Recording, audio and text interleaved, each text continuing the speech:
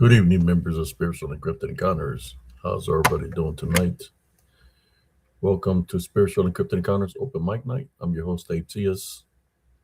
For those that tune in over stream, Facebook, YouTube, TikTok, uh, how's everybody doing this evening? I hope everybody's doing great.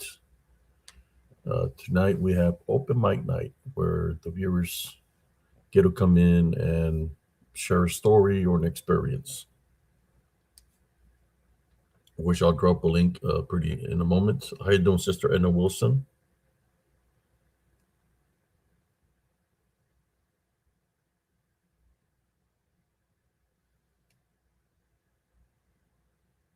Hope you're doing great.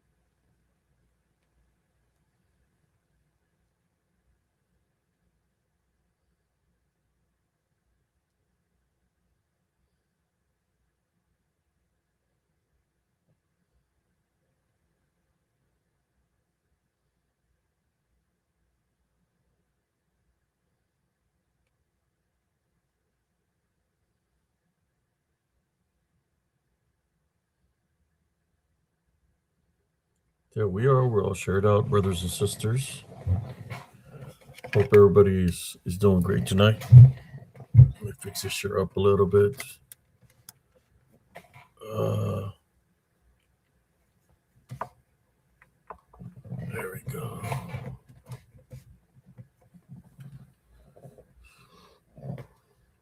Doing we got here. We got Sister Edna Wilson and Sister Amy Creel.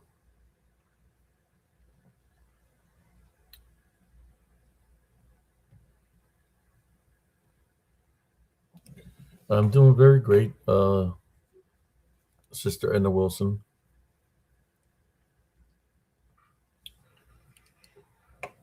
There was somebody yesterday jumping on here talking about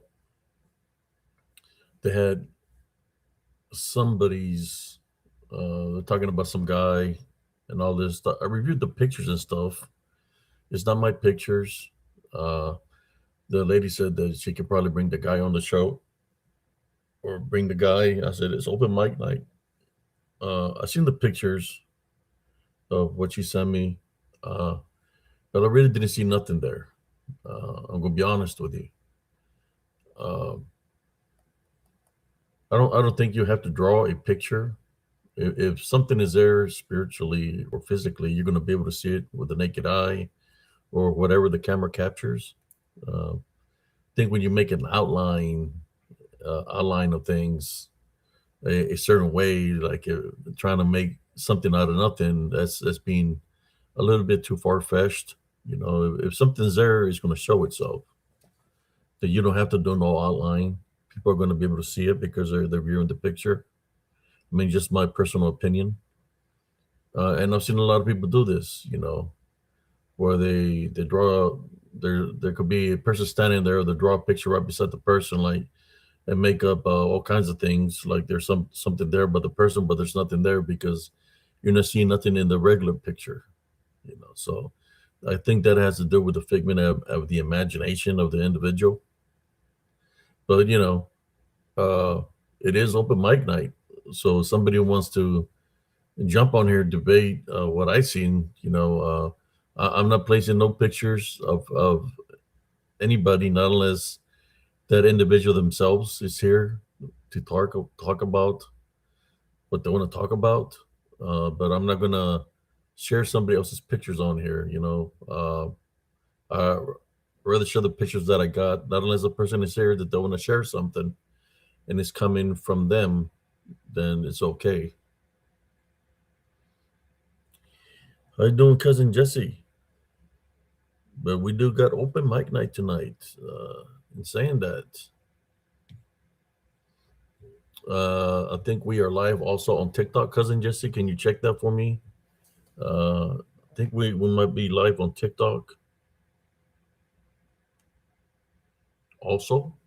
So for those that are out there on TikTok, uh, it's been a while. I've done my show on TikTok, but I'm on there for right now. You know, normally I do one live, and next thing you know, I'm blocked from doing a live. But uh, if there's anybody from the TikTok world, my name is Abe Cias.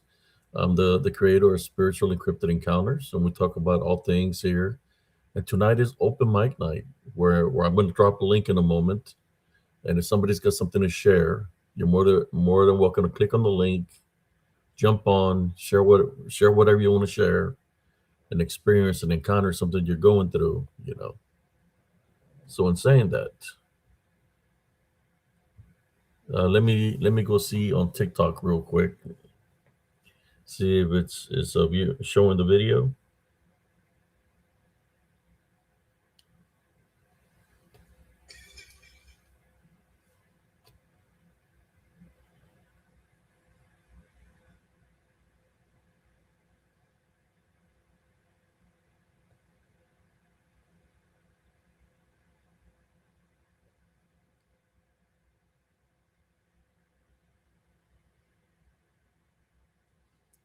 I don't know if it is or not. I think I am live there.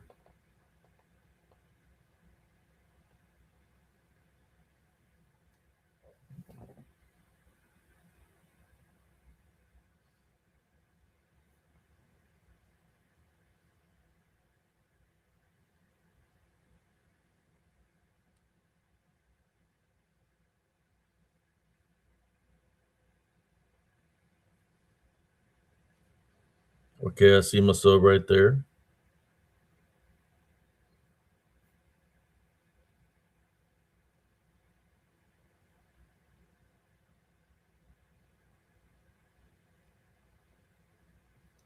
So we are live on TikTok also.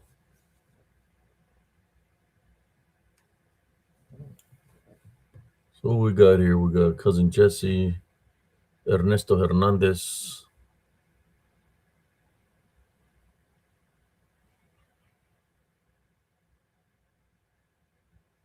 So here you go. I'm fixing to drop the link.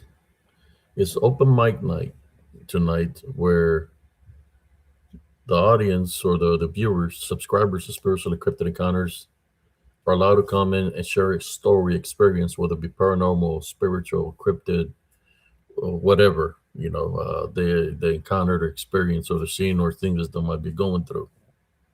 So I'm fixing to get the link and drop the link and pin it. It'll be pinned on top of the chat.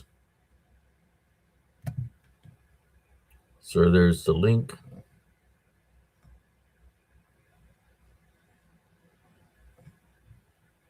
And I'll pin it up on top of the chat. There we go. So there's a link to whoever wants to jump on. I'll keep an eye out to see who wants to jump on here. I know yesterday we shared a lot of photos, in which I can do that for right now. You know, I know it was Werewolf Wednesday, but I was showing some crazy photos. I think I said I was going to share some photos that I cropped. I forgot totally about it. I was going to show it at the end of the show, and I didn't. Let me see if I can.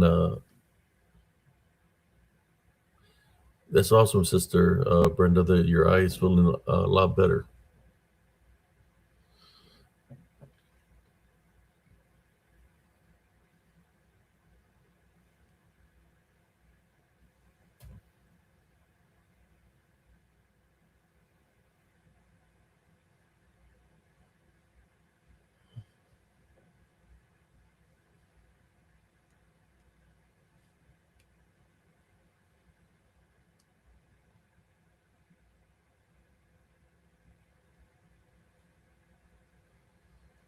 So this is the 4 pictures that I wanted to share last night, but I was going through all my pictures, and I didn't want to go all the way to the front to the top. So I try to crop them so you can see closer what's there. So let me see if I can get the picture so I can share it with you.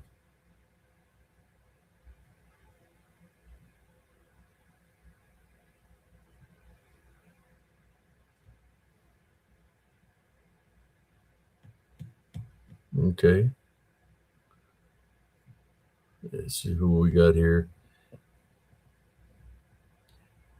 Let me share the pictures. This is pictures that I cropped to get a close look at them that I'm going to share right now. Before we continue. Okay. There we go. Here's one of them. Let me make sure I got it on the right one over here. There you go. There's definitely something. There's two things there in this picture. In which there's something here,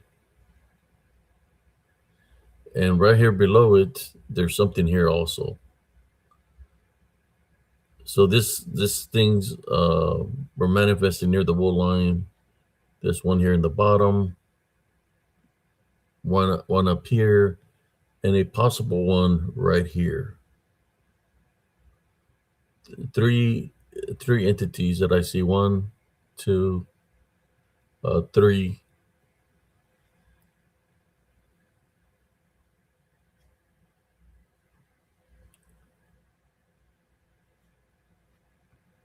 This is from last night.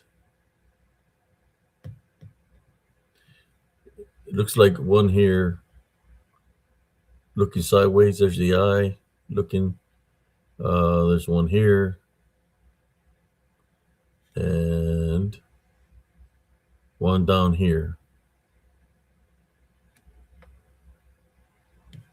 That's from last night.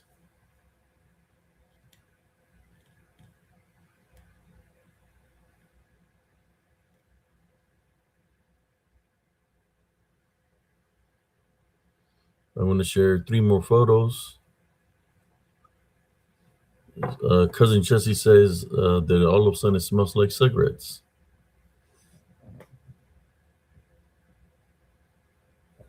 Okay. But you can see the figure trying to manifest right there behind me. One in the wool line and one up on top.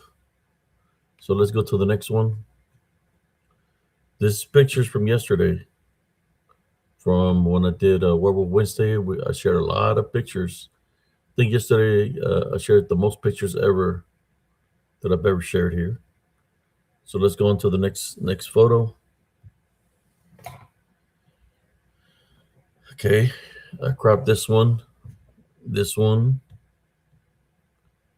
See it right here.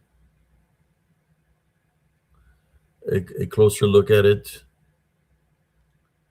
The nozzle. You know, when people talk about dog man, it's kind of like what this looks like. Kind of looks like a dog from the face. I'm thinking it took that manifestation. See the nose?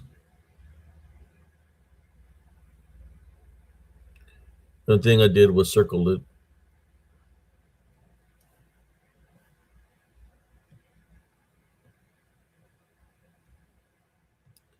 You can see the eyes, the nozzle, the ears.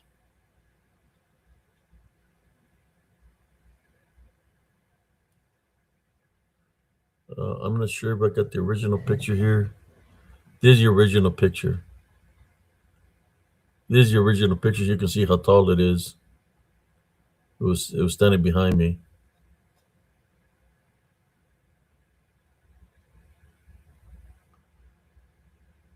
Going back to that one.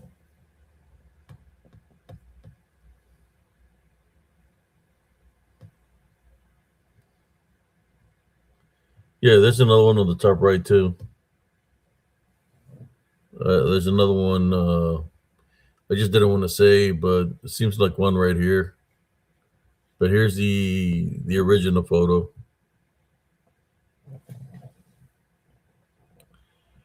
I mean, there might be more there. I don't know. but for sure, this one is right behind me, man. When they manifest, I call them the DDN, disembodied demonic Nephilim. They'll manifest into a beastly look, but you can see it right there, right behind me. I would say maybe like 2 feet away from me, but it sure has like a pretty big face.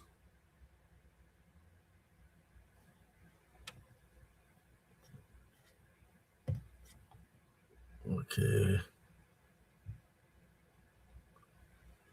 go to that one. Here it is.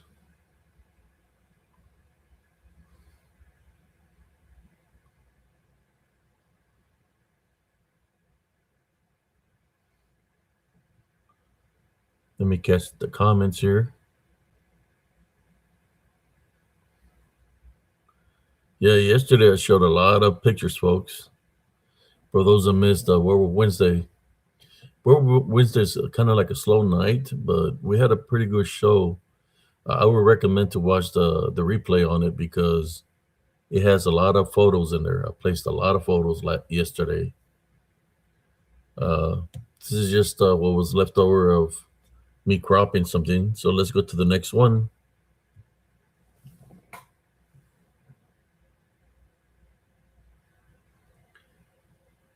Definitely some activity here.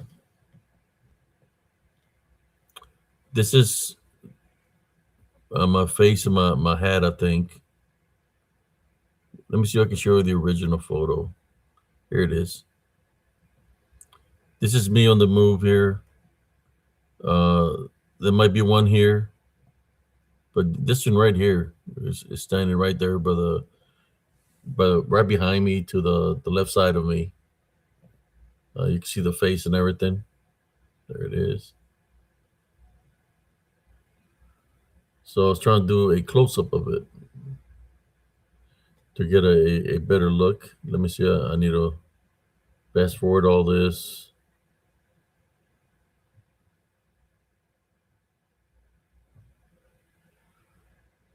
There it is. I'm trying to do a close look at it, which is right here. Let me see how it looks in the big screen right there. Yeah, in a moment, let me share one more photo, and then we'll get to see who wants to jump on and share some stories or pictures, videos, whatever you might have that pertains to you. I don't want to show somebody else contact. There's something that you have that belongs to you.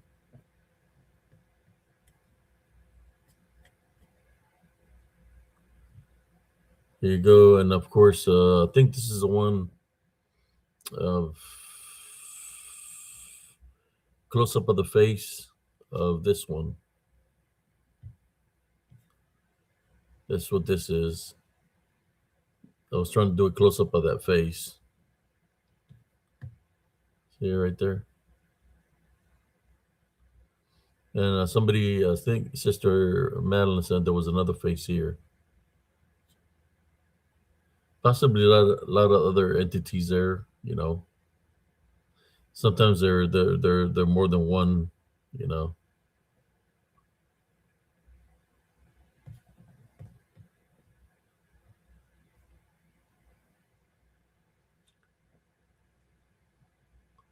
So in saying that,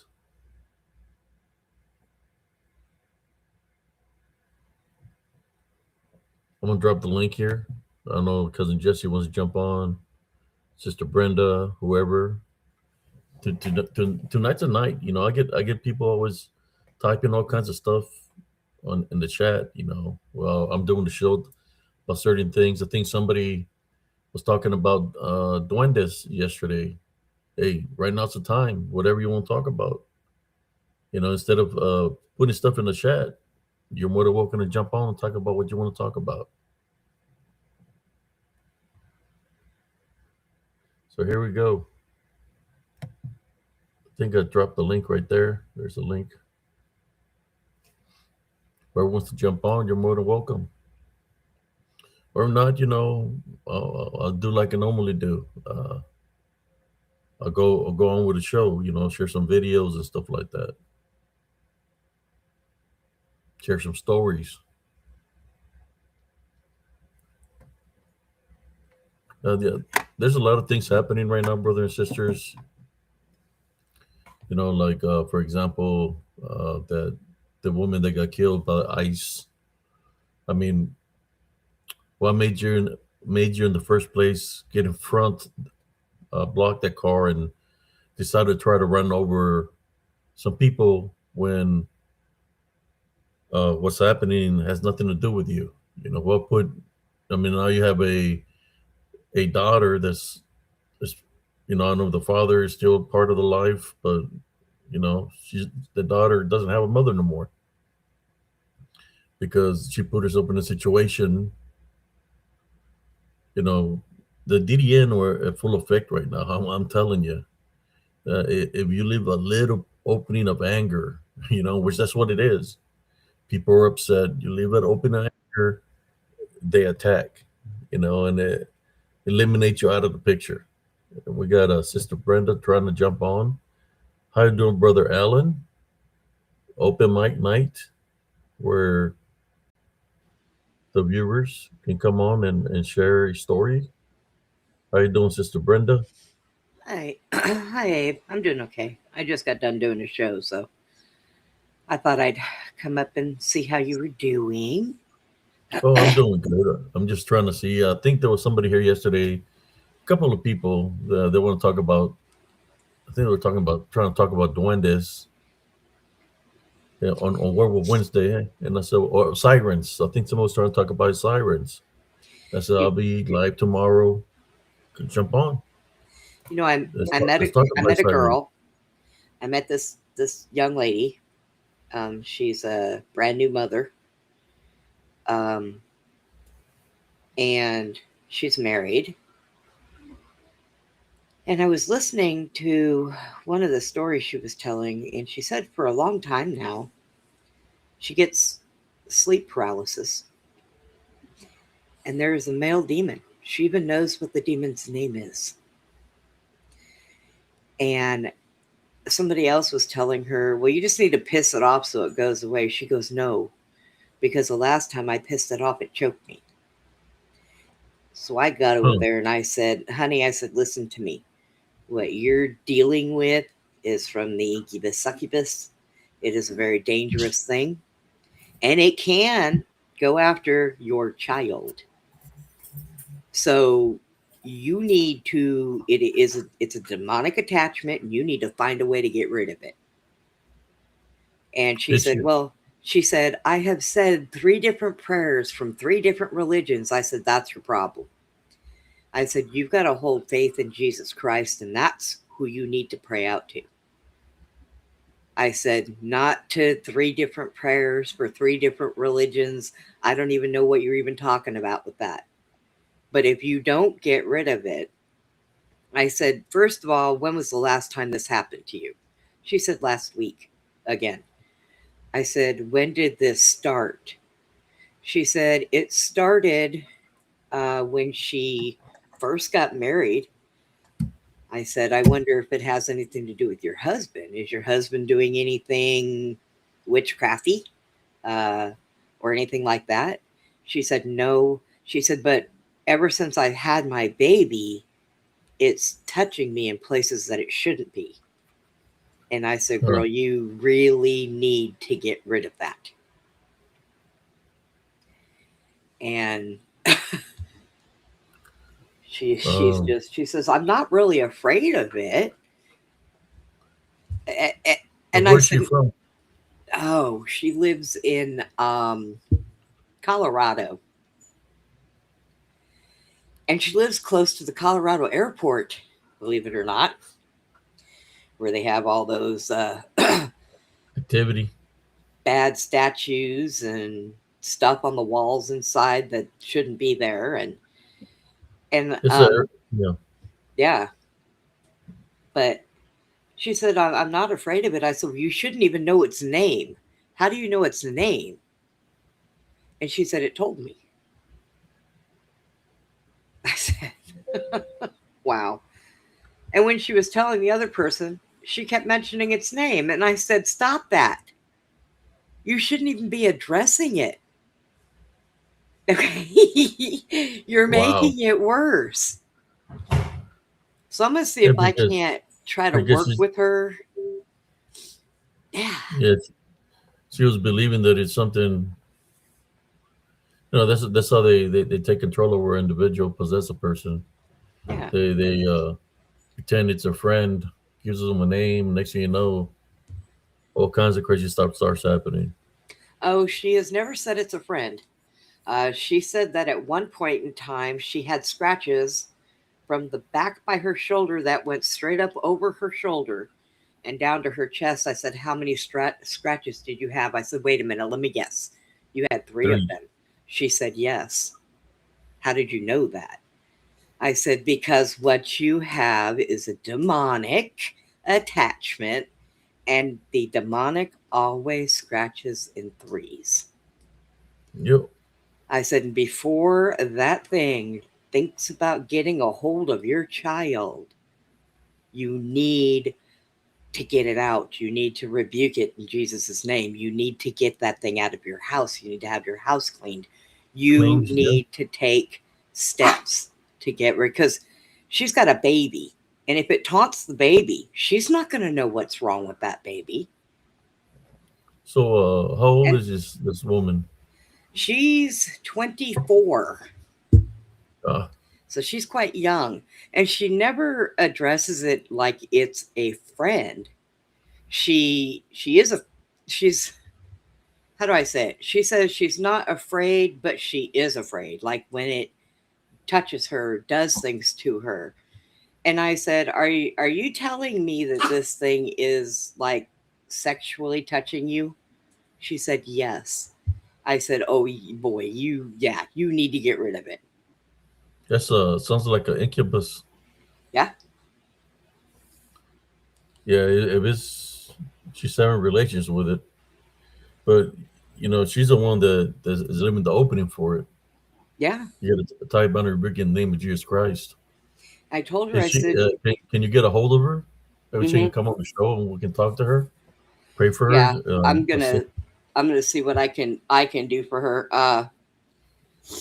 I really want to try to find somebody in her area that can go to her house and help her and deal with it, because with what she says and the way she says things, I'm going to guess, because she has discussed this with other people online before and they've told her what to do. And that night before she goes to bed, she will end up getting attacked the minute she falls asleep again. So whatever it is lingering to where it knows what she's thinking about doing. Yeah, and it's not letting her rest, Right. so it's draining her energy, So I and think somebody, it's gonna take a stronghold, continue to take a stronghold over her. yep. So I think I mean, somebody physically needs to go there, somebody that is very strong in faith. Um, and I think that person needs to be there and help her to get rid of it, um, because that's not good at all. And I asked her, do you sleep in the bed with your husband? She said, yes. I said, and he does what? She said, the only time that he ever woke up when this was happening was something had happened and hit her wrong, and she shook the bed with like one of her legs like spasmed. And when the bed shook, it woke him up. And then whatever was going on with her stopped because he woke up.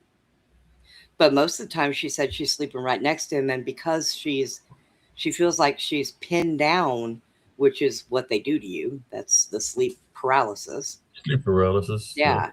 And at first, she said when it was first happening to her, she just thought she was having a dream. She had no idea what was going on until the night that it scratched her. And then the night that it got angry at her and it choked her, she woke up and it was choking her and she could not breathe. So this thing is getting pretty dangerous. And I told her, my daughter lives out there. So I think what I'm going to do is I'm going to try to see if she can go to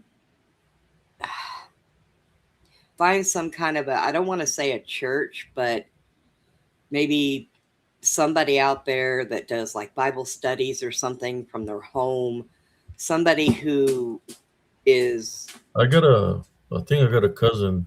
Well, my cousin Victor lived in Colorado, but I think I have there's a priest over there. He's related. He's got my last name, and I think he's in Colorado also. I just need to see if he's over there, but I don't know. Cousin Victor lived in Colorado. Um, I don't know if his other brothers do the same kind of works Victor was doing. But yeah, they need a. She needs to cleanse their home, take yeah, authority over it in Jesus Christ's name, and tell it to leave. But needs to get rid of it. By yeah, her not saying nothing to it, then it's basically it's got a free entry to go into her house. If it's touching her, scratching her, it's because she's not doing nothing about it. You know, she has to take authority over it in the name of Jesus through Jesus Christ and tie it and rebuke it. You know, send it away. Tell it it's not allowed in her house, it's not allowed in her vessel. You know, she's got to make the steps to be able to and do this. yeah, and You that's know, another thing. I had said, maybe I can sit and talk to her to start trying to get some steps done without telling her, hey, look, you need to go and you need to pray this thing away, or you need to rebuke this thing. That way, whatever is there, it's not hearing this happen, but I can start kind of maybe sending her in a different direction. That way, if we find somebody that can go there and be strong for her and help her with this, then, you know, uh, they might have to do something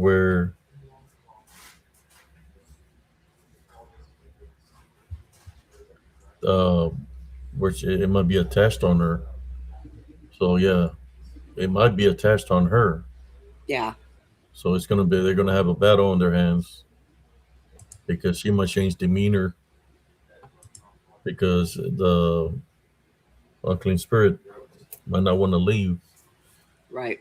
So yeah, it's but yeah, do the proper measures first. Once the unclean spirit comes out of her body and stuff, then target the unclean spirit and get it out of the home.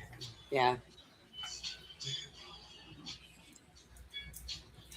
Well, I know that I have to make sure that she doesn't do anything to make make this thing stronger. Yeah, because she's already given it power just by saying its name and by allowing it to do the things that it's doing to her. Uh, she needs not to be afraid. She needs to. I don't know what religion she is. If she has faith in Jesus Christ or not. I mean, you said she did three religions. What were the religions she used? Yeah, that I'm Uh, not sure. I didn't get that far when I was talking to her, so I'm gonna try uh, and find out. yeah, I think why things are might not working is it might be her path Yeah, on the path that she's on. That I just don't know what religion has gone into her home. What is she doing? Is she using Jesus Christ? Is she using other religions that don't believe in Jesus Christ, or whatever the case it is? yeah. I'm just, It, it has to do with her. You know, it you has to know, do these with her young faith in people. what it is. Yeah, and these young people, she started going to, she does online and she's going to law school. So she's enrolled in a college. And that kind of concerns me because these young people, colleges are teaching them no religion, that God's not real and, all this stuff. So I'm kind of really concerned about her. And I think more, I don't know if it's, I think I'm more concerned because she has a small child in the house. You know, I mean, I probably would be concerned if it was just her and her husband, anyways, but the small child being in the house makes it more of an urgency. You know what I mean? because And what's the name that she gave? it started with a K. Um, Okay. KL K. Ah, I only heard her say it once, but I know it started with a K. KH. I'll have to go back and see if I can figure out what it is. But yeah, I just don't. I'm sorry, I ain't calling nothing by name, but I have something interesting that I want to tell you about. So, yesterday, my first husband's wife contacted me to tell me that my ex husband was not doing good at all. And him and I have always stayed friends. And she said that the home nurse had come in. He stopped drinking. He wouldn't eat anything, everything, and they were giving him morphine just basically to keep him comfort care.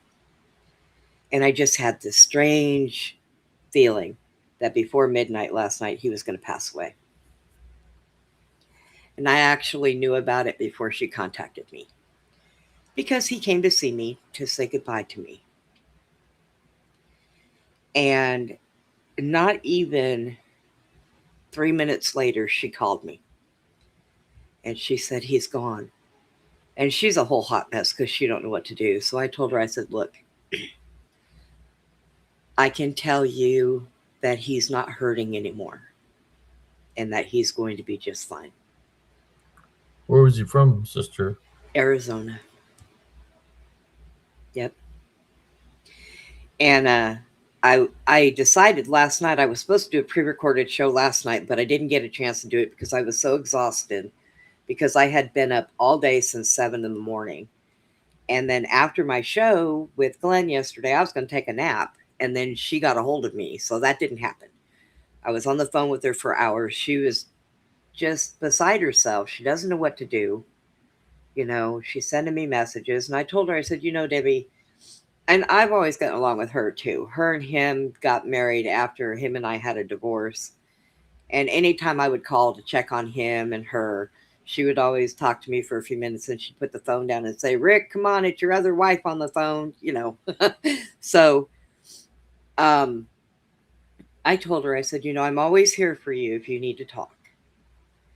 Um, and she wasn't real close to his family. Now, I still am.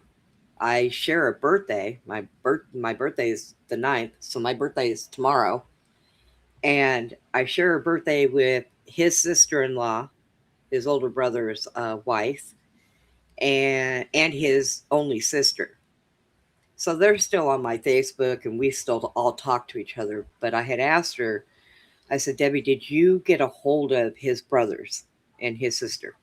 And all you got to do is get a hold of one of them. You don't even have to call them all. And she said, no. I said, you better do that. Because if you don't do that, they're going to be very upset. So she messaged me again today and said they want to come and take him back to Ohio and bury him there. I said, well, are you going to stay in Arizona? She said, probably not. She said, I have family in Michigan. I might go there. I said, then we'll let them take him back to Ohio because they have a family plot there where they have everybody in their family, including his mother. So let them go ahead and take him back there.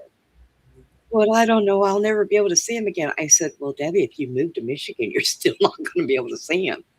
You may as well. And she doesn't know what to do. She is so out of sorts without him, which I understand. And he was actually a great guy.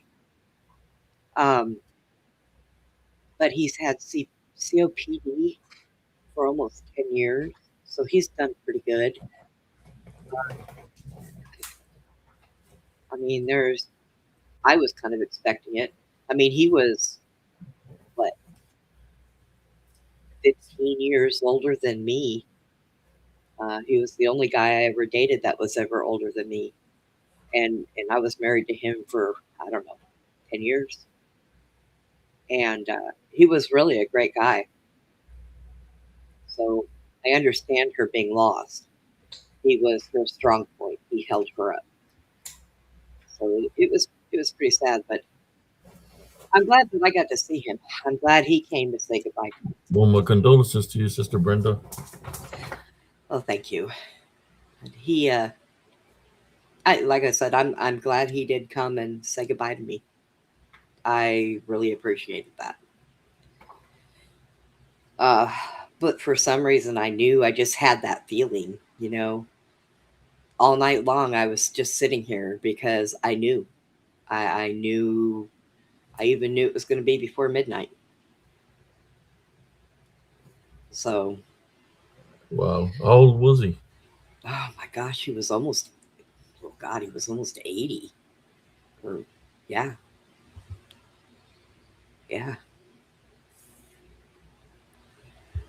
So, but I'm glad that he is no longer in pain. So, which is good. I mean, his dad had the same problem, and when I was still married to him, um, his dad had a hard time breathing, and one day he just got fed up. I guess he got tired of being tired, and he went out on the porch and he took his gun and he shot himself in the chest. Oh, And wow. so I'm glad that Rick didn't take that way out. Um, but I hate that he had to suffer like he did. So, but so for the last couple days, my days have been kind of strange. And then I get up today and I see all of this stuff going on around the world. And right now they have protests in 6 different cities in 6 different states. And they're Yeah. pulling people over in Houston that have bombs in their trunk. And I mean, I'm like, wow, this world has just gone crazy. Absolutely. Yeah, what would they have bombs in the vehicles for? Oh, apparently they were going somewhere to go cause havoc. It was actually the guy had gotten pulled over for speeding. Now, people, if you have drugs or explosives in your vehicle, that's probably the last thing you should be doing. But he got pulled over for speeding and he didn't have a driver's license. So the officer asked if he could search the vehicle. Well, I guess the guy turned around and did not realize that searching the vehicle also meant open the trunk. And when they opened the trunk, there was like pipe bombs and all kinds of stuff in there. And, Wow. you know, I don't know. That's crazy. Check out this picture. I got a picture here I want to share with you. Okay. Let me see if I can send it over. I like your pictures. You get good ones. Okay. Oh, I don't know. I'm going to share this picture just to see what you see or what you think about it. I haven't shared this one because uh, I was kind of skeptical about it, but let me see what we got here. The more I look at it, I see other things there. So let me work on something real quick before I share the picture. okay. Try to make sure it's big enough for me. I'm still only looking out of one eye. I don't have the pain, but I still can't see out of it. All right. Let me send the picture over. Tonight is open mic night, brothers and sisters. Yeah. Whoever wants to jump on.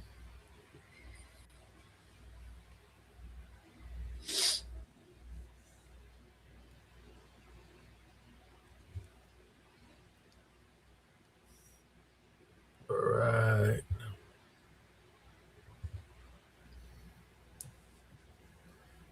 Here we go. Let me share this. This is a picture from when we went to go investigate the last investigation I did. I seen this. I said, well, maybe it's just an anomaly, you know. Maybe it's a reflection of the light or something. But then I'm looking at it. I see something there. So here we go.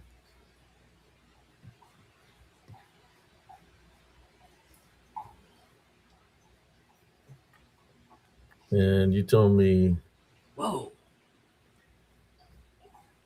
what you think it could be. What I'm talking about is the blue that's in the picture. Yeah, on the ground? Well, there's some on the ground. There's some up towards the air.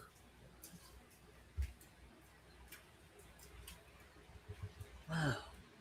Uh, let me. I do What? get a close up of this. Yeah. So what I'm gonna do, I'm gonna try to do a close up. If I have to do anything closer, I can do that also. The section I'm talking about is right here in this area. Yeah. You see the blue that's here, and there's Yep. some blue here. Yep. All right. I'm not sure if I've ever seen anything turn blue like that before. But yeah, I do see it up and just hanging out like underneath Yeah. where that tree is. See the blue is up in the air here. Yeah. There's something here, and I'm gonna do a close up of it in a moment. But there's definitely something there. This blue, I don't know what it is. It was in the picture, and normally the sun is not gonna give you blue like that. No. That's not off the sun. It's literally there in this spot. This blue. But I definitely see something in this area right here, which I'm gonna do a close up of where the blue is. But you see the blue is somewhat up here in the air. Yeah. There's blue on the ground. Yep. You know. I see it in the grass. And then, like Edna said, it looks like something spiritual left their tracks. Yeah. Well,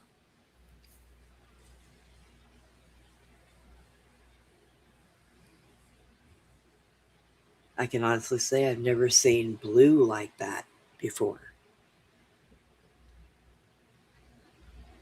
So I'm thinking I'm gonna. I don't know if I should focus here on the ground. I think I'm gonna focus in two spots, but this is the ground here. Yeah. I see it all over the ground. Yes.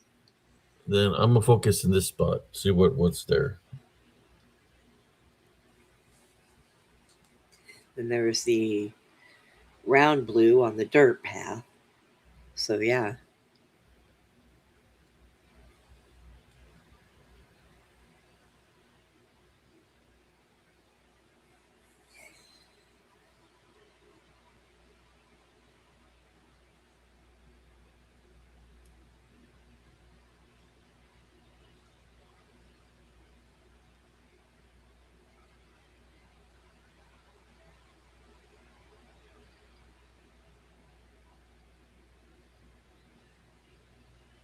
I want to give a little bit of color on that because I see something there.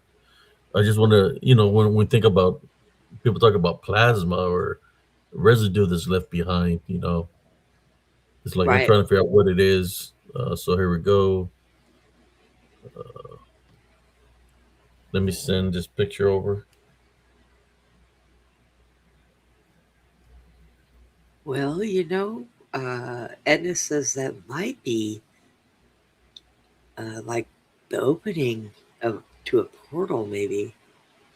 Maybe that's why it's spread out like that. Huh.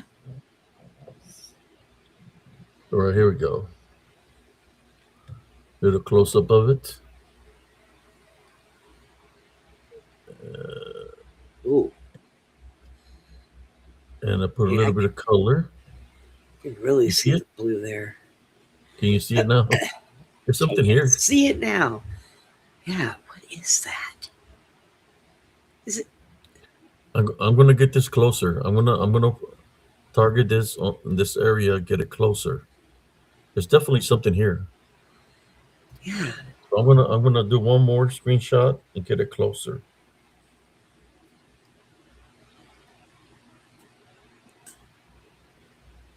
so it can look bigger on the screen over here.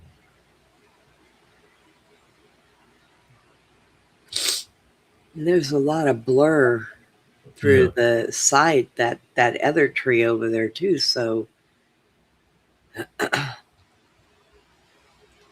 what we got hiding in the shadows?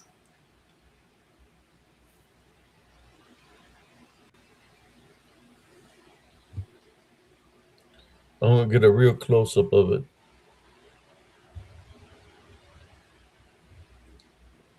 as close as I can. All right. Gonna send that over.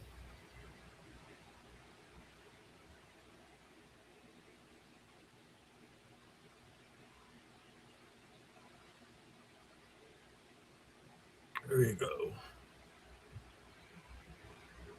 Yeah, check it out. The blue could be something to distract you from what's really there.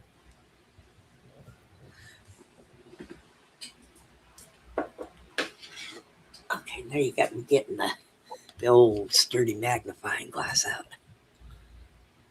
What is that? There it is, right there. What on earth is that? Oh my gosh. Do you see it right here? Yeah. What is who is that and what is it doing?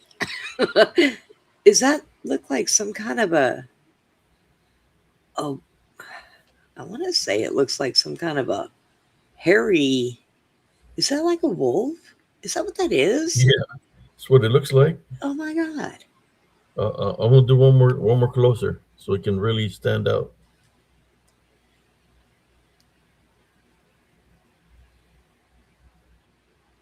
Could be a DDN or a spirit.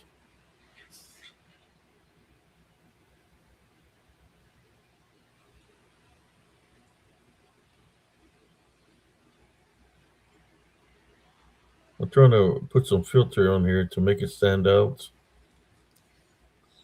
I think this is just gonna. Also, looking through this magnifying glass, that blue goes up in such a straight line Yeah, and around like because it's also above.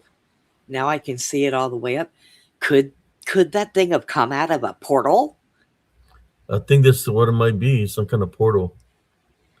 Yeah, So let's because look. there's a lot of distortion on the other side of it, on the other side of that blue line. It's distorted.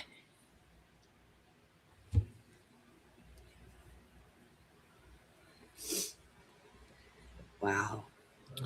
Yeah, sometimes when I get a picture and I can sense something, I wait for it. Give it like a 2 3 weeks, and then sometimes if there's something there, it'll manifest. It'll show itself. Yeah. So let me get to the. I think I did a closer picture of it.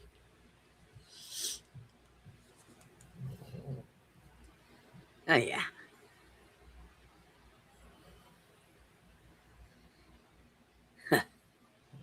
We definitely was backed up and trying to hide from you.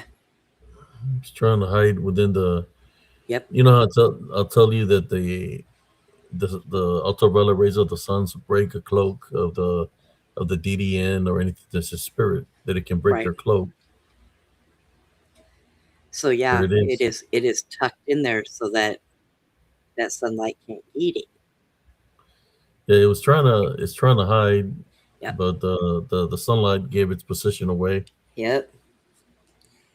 And between that and whatever the heck kind of And portal that and, and was. and then you can see like a little, I don't know if it's a native little girl or something right beside it. Right here. Right there in the yes. I was gonna say something to you about that. See the face and Yep. everything. I see the face and everything. Yep. Arm, you know. But yeah, and it's a little girl with her friend, the Yeah. wolf. Her wolf friend. Possible other things here, but it looks native. Yeah, she does. I'm looking at her through the Magnifying glass. Mm-hmm. I see her eyes, her nose, cheeks.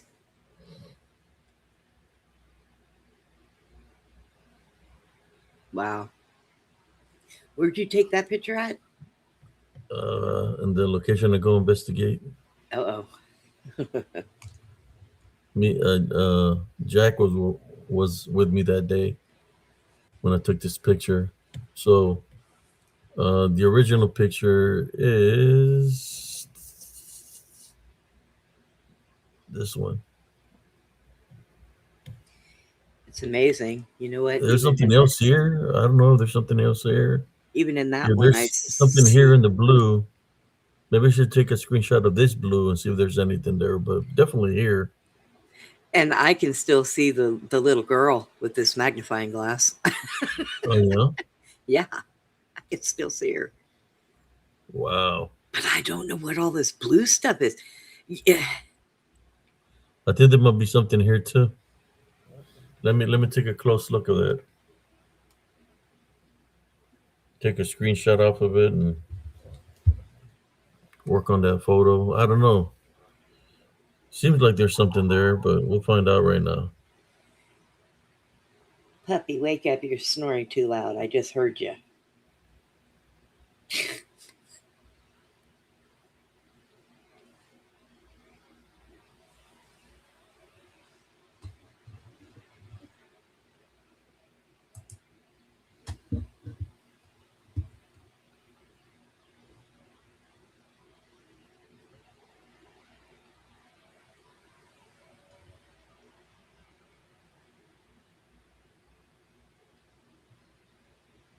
Hmm. I don't know about the other blue, but definitely the one I showed you initially.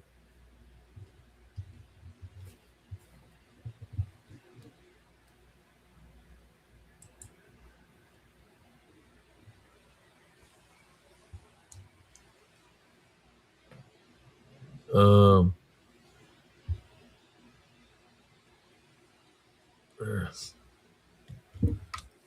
this from the other blue that was on the ground. That is so weird.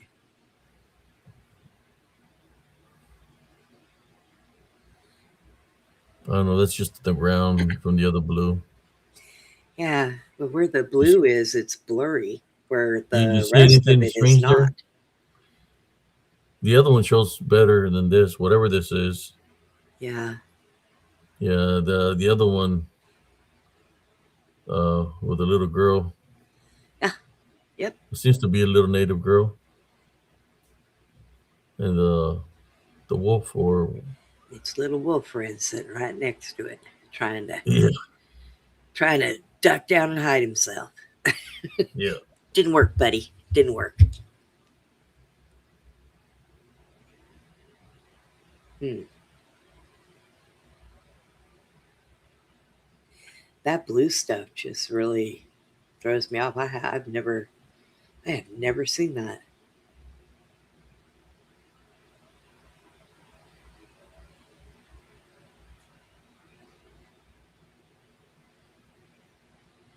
Yeah, that's pretty cool, right? I think that's a good one to make a show reel out of because Yeah, it's like spiritual, you know. yeah.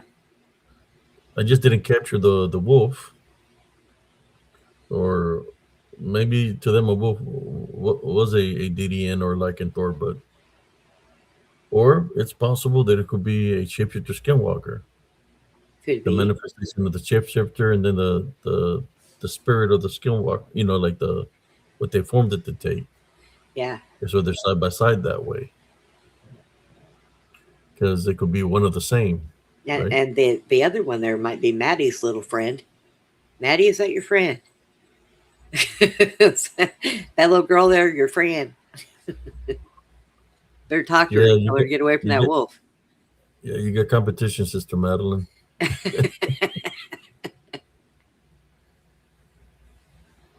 Man, yeah, that blue stuff just kind of blows my mind. I have never seen that before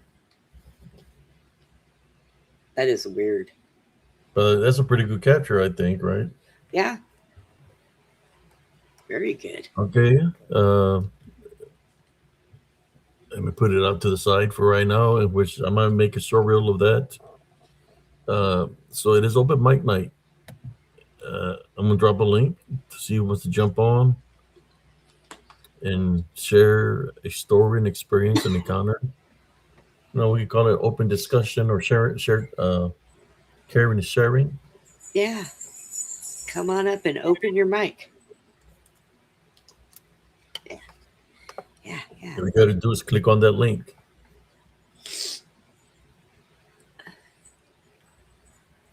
Andreas, are you coming?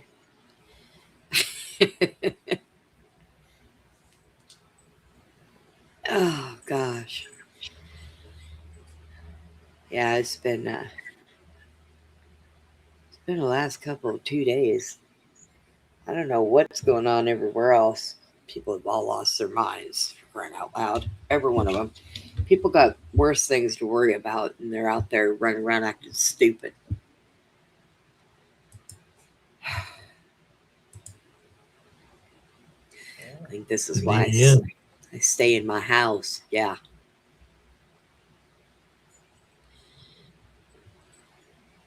I stay in my house because these people are just crazy. So I think it's safer that way. And they still have people out on the streets running around. People go home, go to bed. I mean, really. But I cannot I cannot go against what happened um, with that With officer. the, the woman. Yeah, because I look at what happened to me, and it's kind of the same situation. Um, so, and the last time somebody, actually the same officer, not too long ago, I think it was the middle of last year, he didn't draw on somebody and they hit him and dragged him, and he was hurt pretty good. So this time he didn't hesitate. So people do stupid things. I And mean, the first stupid, of all, she and, didn't belong there. and they get stupid prizes. That's right. She didn't belong there. These people are doing a job, and guess what? Just because you're blocking them or because you're standing across the street yelling at them, saying names, they're still going to do what they got paid for. You stand in between them, and all she had to do was get out of the car. They told her to get out of the car, and that's all they had to tell her. Get out of the car. Had she gotten out of the car, guess what? Nothing would have happened. So I don't know. It's That's what just happens. That's crazy. what happens when you have anger. That's a spiritual opening, Yeah. and the enemy will use that against you to find that opening to take you out, take out the Yep. vessel. So that's she's gone, Yep. Then there was and apparently two more shot in a different state. It's like, oh my God, really? rage and hatred don't equal nothing positive. That's true. And unfortunately, a lot of these people, that's what they're going on, their emotions. But you know what? You know who's to blame for all of this? I'm going to tell you right now. The governors of these cities are going around saying they don't belong there, they hate them, they should be, so it's fueling the people in that state. The mayors, the governors, the police chiefs, they're all talking so much crap. So it's fueling the people and making them angry. They're figuring if the governor is going to stand behind me when I tell you to get the hell out of the state, they're okay. And that is not the way it should work. So, yeah. Hi, Andres. What are you doing? How you doing, Andres? I'm doing all right, fellas. I'm good. I just further celebrating my birthday and my mother's birthday too this week. Today's your birthday? No, it was a few days ago, the 5th. Oh, mine's tomorrow. Mine's the 9th. Yeah. Oh, Happy. all you gotta do is wait like what, 34 minutes, and it's your birthday, so you'll probably be here, and we'll wish you happy birthday. Oh, yeah. I don't usually count the next day till I've gone to sleep and I wake up again. That comes from Happy. many of years of working nights. Happy So belated yeah, it birthday, is. Andres. Well, thank you. Check Yes. it out. I got another photo to share with y'all, but y'all can talk. I'm gonna put this photo up.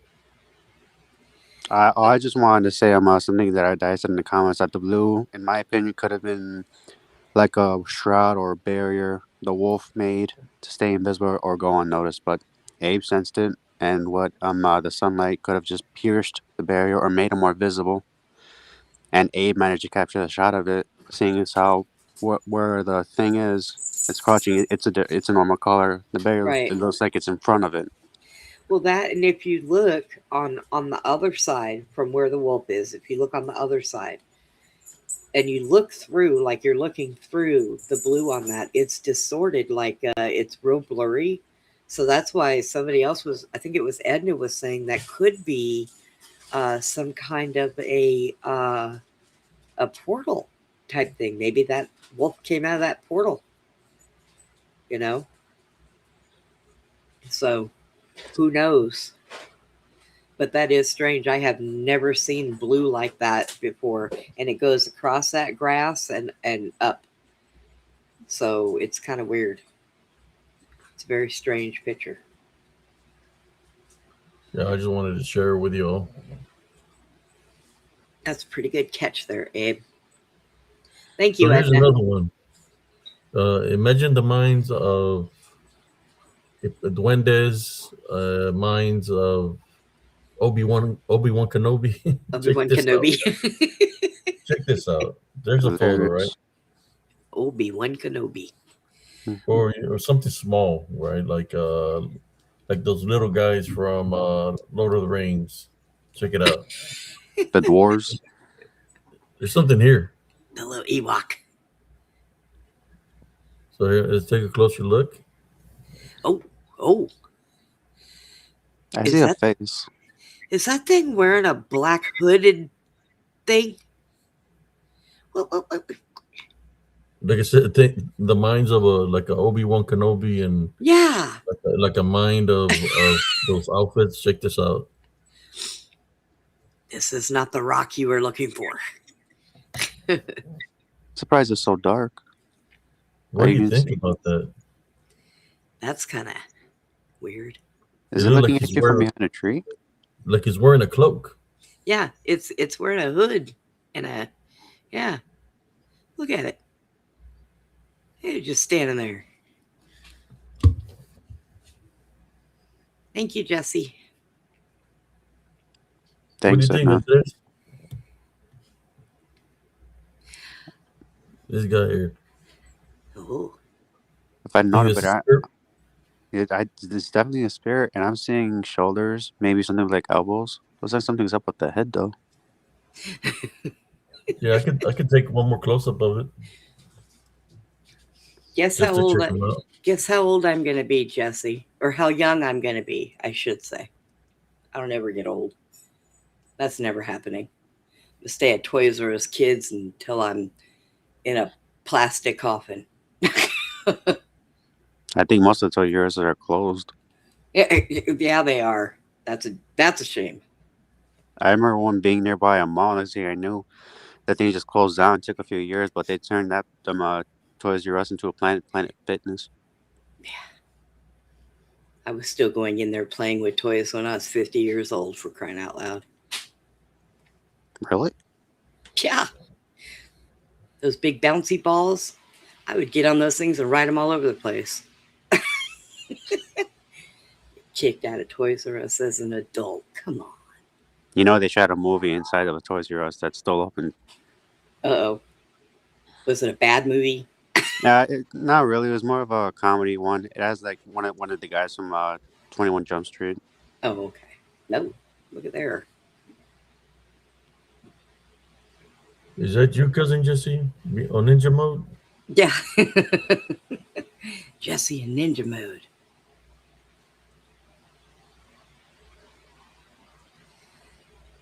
That What do you thing think looks about that photo, Andres? that thing looks like he's gonna sit there so he can just cast spells on anything and everything in sight. Yeah, it looks like he's wearing a coat, but to me, it looks like he has one of those uh long sleeve coats on with the cape.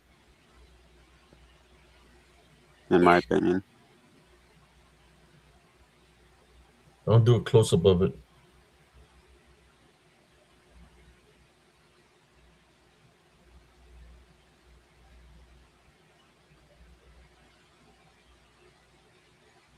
As close as I can get to it.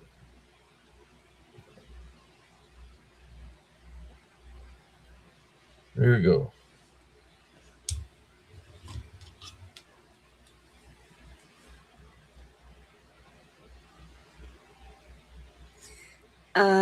Abe, standing next to it, does that not look like a wolf head with the white sides and ears in something white? Wearing, or does it have a pig in its hands? Oh my gosh. I see it. There's a wolf I head next to it. I noticed the pig. You can see like the floppy ears of the pig, and then Yeah. a little bit of the snout. Yep. And it was holding a pig. Yeah. It's holding a pig. And then there's this thing here. So could that be some kind of a warlock or a witch and it's familiar with a it's familiar? But would the dogman be a familiar too? Because that would count three in this picture. Seeing as how it's holding the pig too, or is that just its lunch? It might be its lunch. Let's get real. Oh shoot, my bad. I'm showing the wrong screen. Okay. Is that better right there? Yeah, I can see him. Yeah, I can definitely see him. But to its left side, looking at it straight over to its left side, there is something that looks like a wolf head, and it actually looks like it's gray and dark, the dark gray and the lighter, and it looks like it's holding a pig on the other side of it, Abe. Here? No, the other Other side. side The other side of it. down. Yeah. Now, well, up. Go up. Stop. Now go up. Go down a little Well, bit. Okay, now go left, over to the side. Left to the side. No, right, other side. Other side. right There you there. go. There's the pig and the wolf head. See the pig and see the wolf head. You see the ears of the wolf and its nose and the pig, and then the other thing that's standing there next to it. What on earth? And I'm looking through my magnifying glass, so I can see it real good. And that is a pig, Andres. I see the ears, the eyes, the snout. But it looks like it's holding it with its front hands or paws or whatever. Yeah, it's standing up next to it. This picture can be very confusing Wow. Yeah, because you can see it like somebody standing with a head Yep. here, Yep. or you can see somebody standing from the side with a head here. Mm, But I think it's more like right here. yeah. in my opinion, I think there's actually something smaller that looks like it's hiding inside whatever that thing is. Because there's a Or portion. behind it. No, yeah, behind it. That's a possibility too. It's not that it's on its two legs. It looks like it's peeking out from something Yeah. because it's darker than the rest of the warlock or whatever. I do have a picture here, man, that I haven't shared with anybody. That I'm gonna share it right now tonight. But yeah, go ahead and share whatever you gotta share, Andres, while I work on this photo. Or if you gotta Andres. whatever you want to share. Andreas says, or could that be its lunch? Hey, I ain't wrong. The way he's holding it, it looks like it's practically dinner. It's basically slaughter. Here's my lunch. I'm taking it. And I have to look through the magnifying glass because I'm only using one eye. And yeah, through my magnifying glass, that is plain as day a pink little pig. Period. I'm blind in one eye too, man, and I can see it relatively fine. And I'm taking off. I'm seeing this through a screen on my phone. Oh, wow. Yeah, Well, your eye works better than mine then. but it also helps I'm younger, so that Well, that's there's true. that. That's true. And ow, I haven't been wearing my glasses because I can only see out of the one eye. So wearing my glasses kind of messes me up. So I've just not been wearing them at all. Yeah, And that's good. So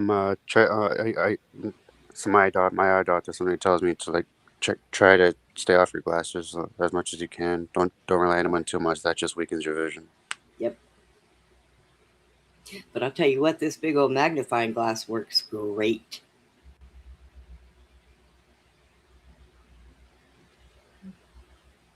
Yeah, but what I was gonna share was that I didn't experience it personally, but my mother did. Uh, she lost a pet, and he was very young, and she wanted to fill that loss, and apparently the pet in question showed her a picture or vision of another pet, and we got him, and he fit exactly the description that was shown to her, and we ended up getting him because it was his. My mother takes it as that was the pet's way of saying, "Get this little guy. He'll fill the hole that I left behind when I left." And how he left was it, it was after a surgery when he was very young. You know, to make sure like so he doesn't have any kittens. Yeah. Oh, So I did like the whole relatives or somebody who passed away coming back to say goodbye. I know what that's like. yeah. I mean, it was nice. I felt really blessed that he did come to say goodbye, and then he moved on. Oh, we got corn on the cob here. We do. There he Oh, is. As somebody named Delilah. I doing corn on the cob. are we sure that's corn in the cob? Because one of the first words you typed in, that's not something he might do unless he's a freaking Mexicano water. No, I think that's him. He's used this Delilah profile before. I Oh. doing corn on the cob. Hey, it's open mic night. You want to come up? You He's want to come having up that. and open mic night? Let me hear your Delilah impersonation. Oh, Spanky. The Delilah from the Little Rascals. ¿Cómo te llamas, way? Does he even know what I just said? But No, he probably doesn't. I said ¿Cómo te llamas, way? oh, Does he even know what I just said to him? probably not. That who? Corn on the cob or me? Him. Well, the only thing corn on the cob knows is no, mommy, no, mommy, no. Eso también. So here we go. Let me share this other one. It didn't say nothing no more, so check out this photo. Not this one, but this one.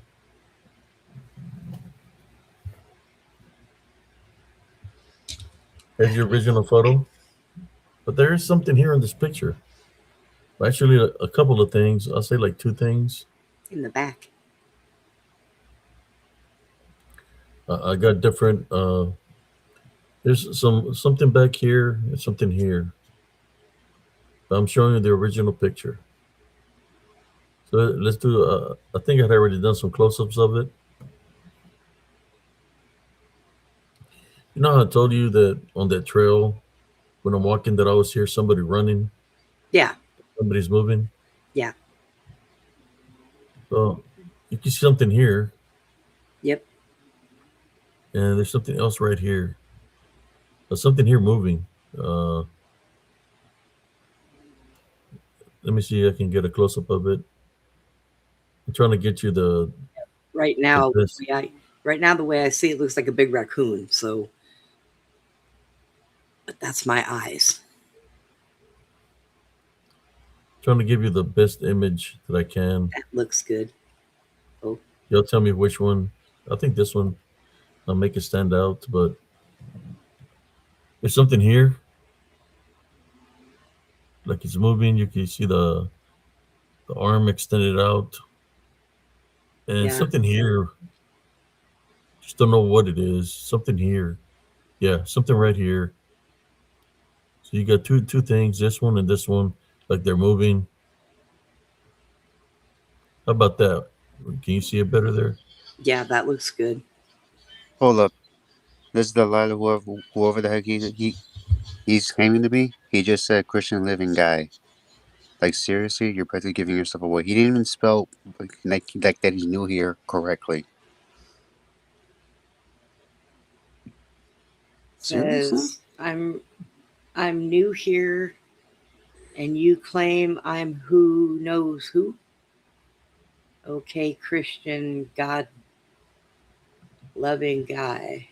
Seriously? In my opinion, that's just giving himself away. Or and if that's not him, that's clearly a troll of some kind. Okay, Delilah, if that's who you are, um, we get a lot of trolls in here and they come in on different stuff and claim that they're new people. So if you are a new person here, then we apologize. And the more that you come around and we know who you are, then things are okay. But we don't wait, not welcoming at all. Bye. And Well, then that's another fine. channels and they're They're cool. cool. Okay, well, go be cool. Yes, indeed. Bye bye, Goodbye. Corn Macabre. Hit the thumbs up on the way out, though. You know Yeah, that's what you Yes. do. I booted him out of the stream. That's Corn Macabre. Oh yeah, Abe. In terms of the picture, I'm not sure, but maybe I see a face with an eye. I'm gonna do two close-ups. Another close-up closer. Okay. Oh man.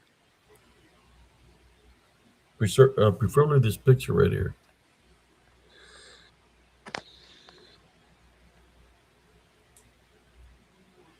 which would be second to the last.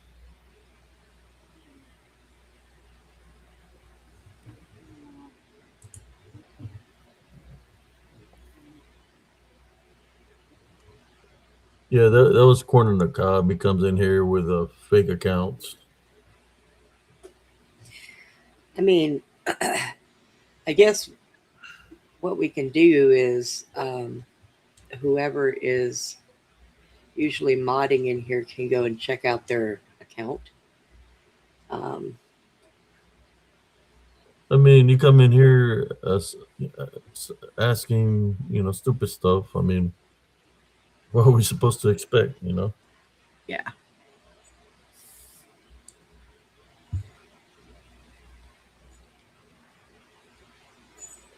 When you start up your conversation with Paradolia, Yeah. Stop doing that. I don't even know what that means. Why even mention it? Que- ¿Cómo por qué, güey?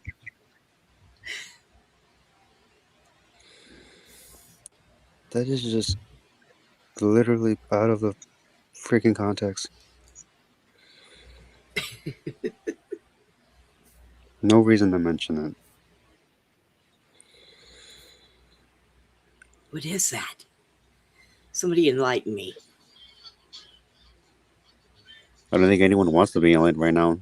That's something not exactly nice. Then you're probably Oh, safer not okay. mentioning it at all. And what? Did you just look it up? Okay, got it. If it's something that's not nice, then okay. I literally just finished saying that. Like, it is probably something not nice, and that's how you know they're a troll. If you start off saying something that mean, why start it? Like, we're mostly focusing on the pictures and trying to decipher what's in them. There is no point. Stay on subject, and most of these trolls try to stay off subject. They want to stray off the path. We True. want to stay on it. as much as we can anyway. Okay, Yeah. here we go. I did some close-ups of it. All right, here we go.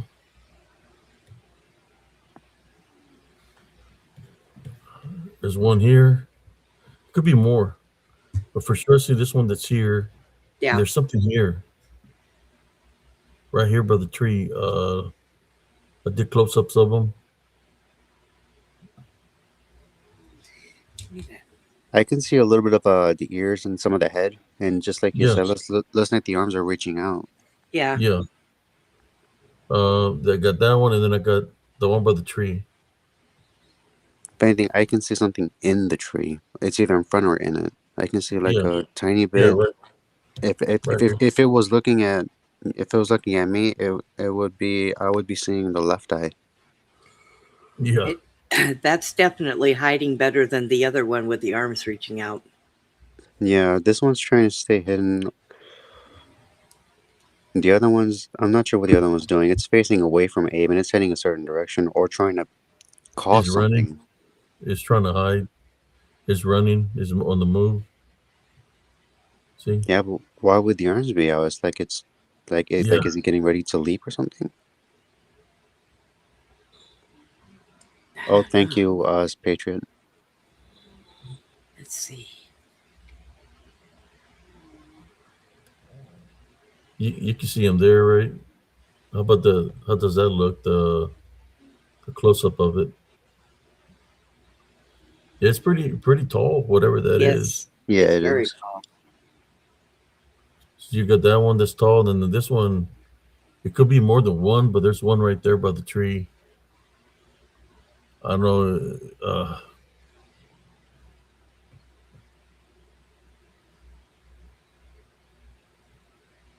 That Like one is right by the harder to tree. see. I mean, you can see a little something there, but it is Yeah, trying to it's stay. hard to see because it's blended in real Yeah. good. But that other big one sticks out like a sore thumb. Yeah, I think the one on the left side is bigger than the one that's more easily seen. It looks yeah, bigger to me. Yeah. it is bigger. That's why I want to compare the height. Like it's way bigger. It's like way up here. Yep. So his cousin Jesse still here. You know when he talks about spirit of the woods. I wonder if this could be a spirit of the woods, especially this one over here to the far right. He might be, but he hasn't said anything in a few minutes. Yeah, cousin Jesse, are you Jesse. on ninja mode? He might be asleep. Uh-oh.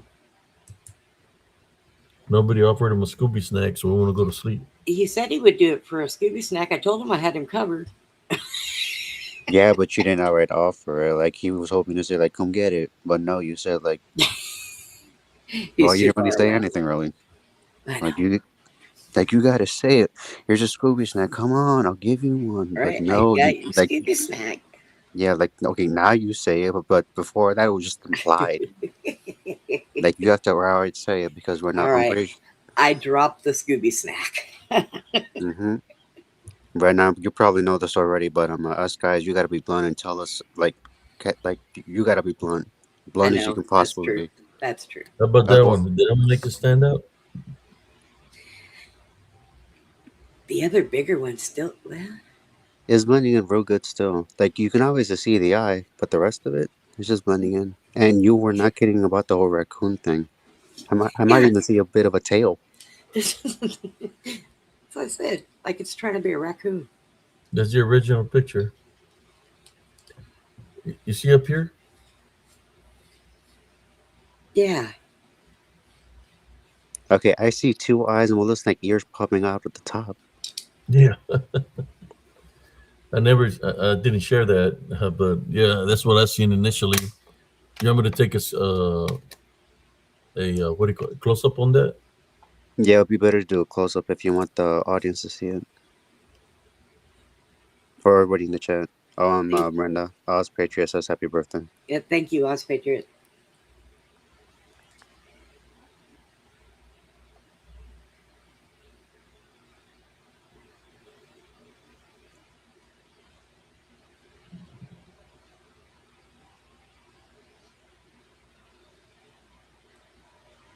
Okay, so in total we have DDNs. One of them is trying their best to stay hidden. The other two kind of stick out. So why is that one the only one staying hidden? Like the other two don't really bother. They just made themselves visible. Yeah, they're like, we don't care. Yep. Well, they're awfully tall, so Well, yeah, it makes sense. But for I can tell most of these things they want to stay hidden until well, until they want to make some fear. But Abe's been coming here for so long, you'd think they'll know him by now. oh, they probably do. I mean, Like most of these things don't really bother staying hidden because they know they're there. But some of these still attempt to try to hide. But why do the effort? I don't know. Like you're basically wasting whatever energy they have for nothing. It's You'll true. you'll That's think they'll true. go for like easier prey, but no, they're going after the big fish. The big fish aren't exactly easy to scare or catch. Sorry Yeah. for comparing you to a fish, Abe. Yeah, there we go.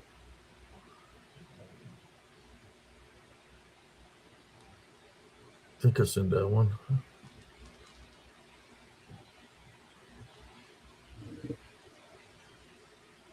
Put a little filter in there so you can see it better. Let me do a screenshot, a close up of it.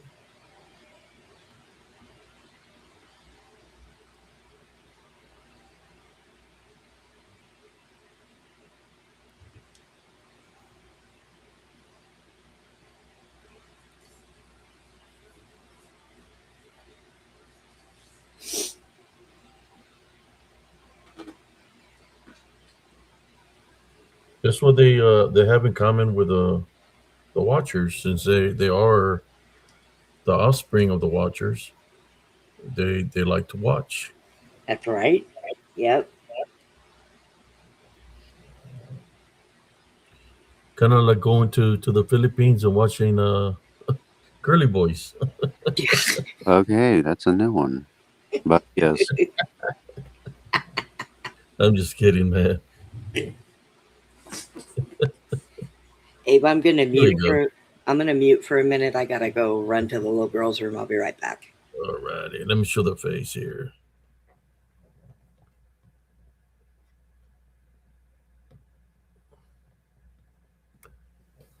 oh It yeah, seems like a face. he definitely seems a little more visible here. You can even see a bit of more of the snout or nose here, or at least an outline of it. Yeah, there's a photo that I totally forgot for Werewolf Wednesday. Uh, yeah, I don't know what happened to cousin Jesse. He probably went to sleep, Yeah, he probably but did. that's He's not pretty off, touching. pretty tall. Where it's at, not unless it's climbed the tree possible. It's possible he could have climbed the tree, or I'm just saying, like it's DDN. They're everywhere, man. They can go through trees, come out on top of the tree, because they're spirits. Mm-hmm. The disembodied demonic Nephilim, they're spirits, so they can do that, blend in.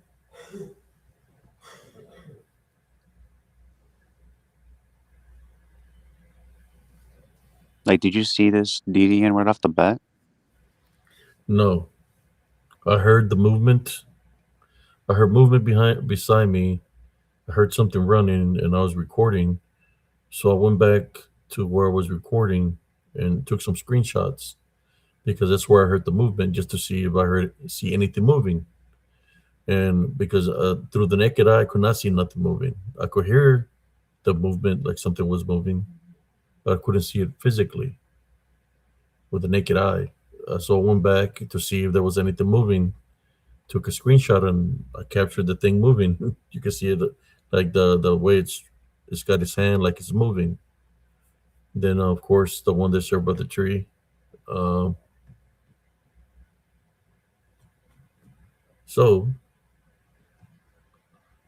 see, like it's moving, like it's going in that direction on the move. and Yeah, whatever's here, and of course, the one in the tree on top. yeah, I was just wondering why it has its arms out in the first place. Well, like, was it? Well, like, my opinion is it looks like the thing's getting ready to jump, or it's just trying to move the trees up. But why would it need to do that if it's a spirit? yeah, it's a spirit. So I They was just, move with the elements. They move with Mother Nature itself. But look at that one up there, man. That's a cool one, right? yeah, it is a cool one because you can tell right off the bat, everything on top is bright with the sun. That's the only thing that's dark, so it stands out. Yeah. Uh, Now let me send it that one's to more the there's the original. So if it's this tall, that's huge. That might be even more taller than this one yeah, or that one, but they're in the distance. So there's one. I think there's one here by the tree, and this one. So there's three there. So you get this one. You can see some kind of form. This one looks more like when people talk about Sasquatch. That's what I'm thinking. The way its form is. Check it out. We talk about Squatch, Squatchy. yeah, you can see what you mean with the that one right there. Like the Yeah, one in the tree, you can tell looks more like a dog man because you can see the two yeah, ears that are on top of the head. This one, it's hard to tell. yeah. The one is blending in real good here by the tree. It could be not It could, just one, possibly two. hmm But yeah, this one looks kind of like AP, Squatchy, whatever. Oh, the Moss Man. I'm just playing. hmm But yeah, this one is way up on top here looking. There he is. But Oh, you know, Alan, yeah. I just want to say something from the chat. Alan, from the chat says Colleen is part of the Dogman Triangle. Apparently, that's an area in Texas. I believe that because that's where I live. Wait, what? Really? Yeah, yeah, that's that's where where I used to live in Killeen. yeah, that's where Elms Groves is. Yeah, Oh, I was not aware. That's on now. yeah. Yep. Elms Grove, Fort Hood, Texas, the base. I told you that I seen all the activity on base. That's part of the what they call it the Dogman Triangle. Me, I don't consider it a triangle. I consider it more of shapeshifter skinwalker activity Yeah. because of the natives that used to inhabit the land, and then them finding the oldest native uh, burial ground or grave site in Salado, Texas. Yep. That's older than all the ones that's around the world. That's how old the activity is here. You can say it's ancient.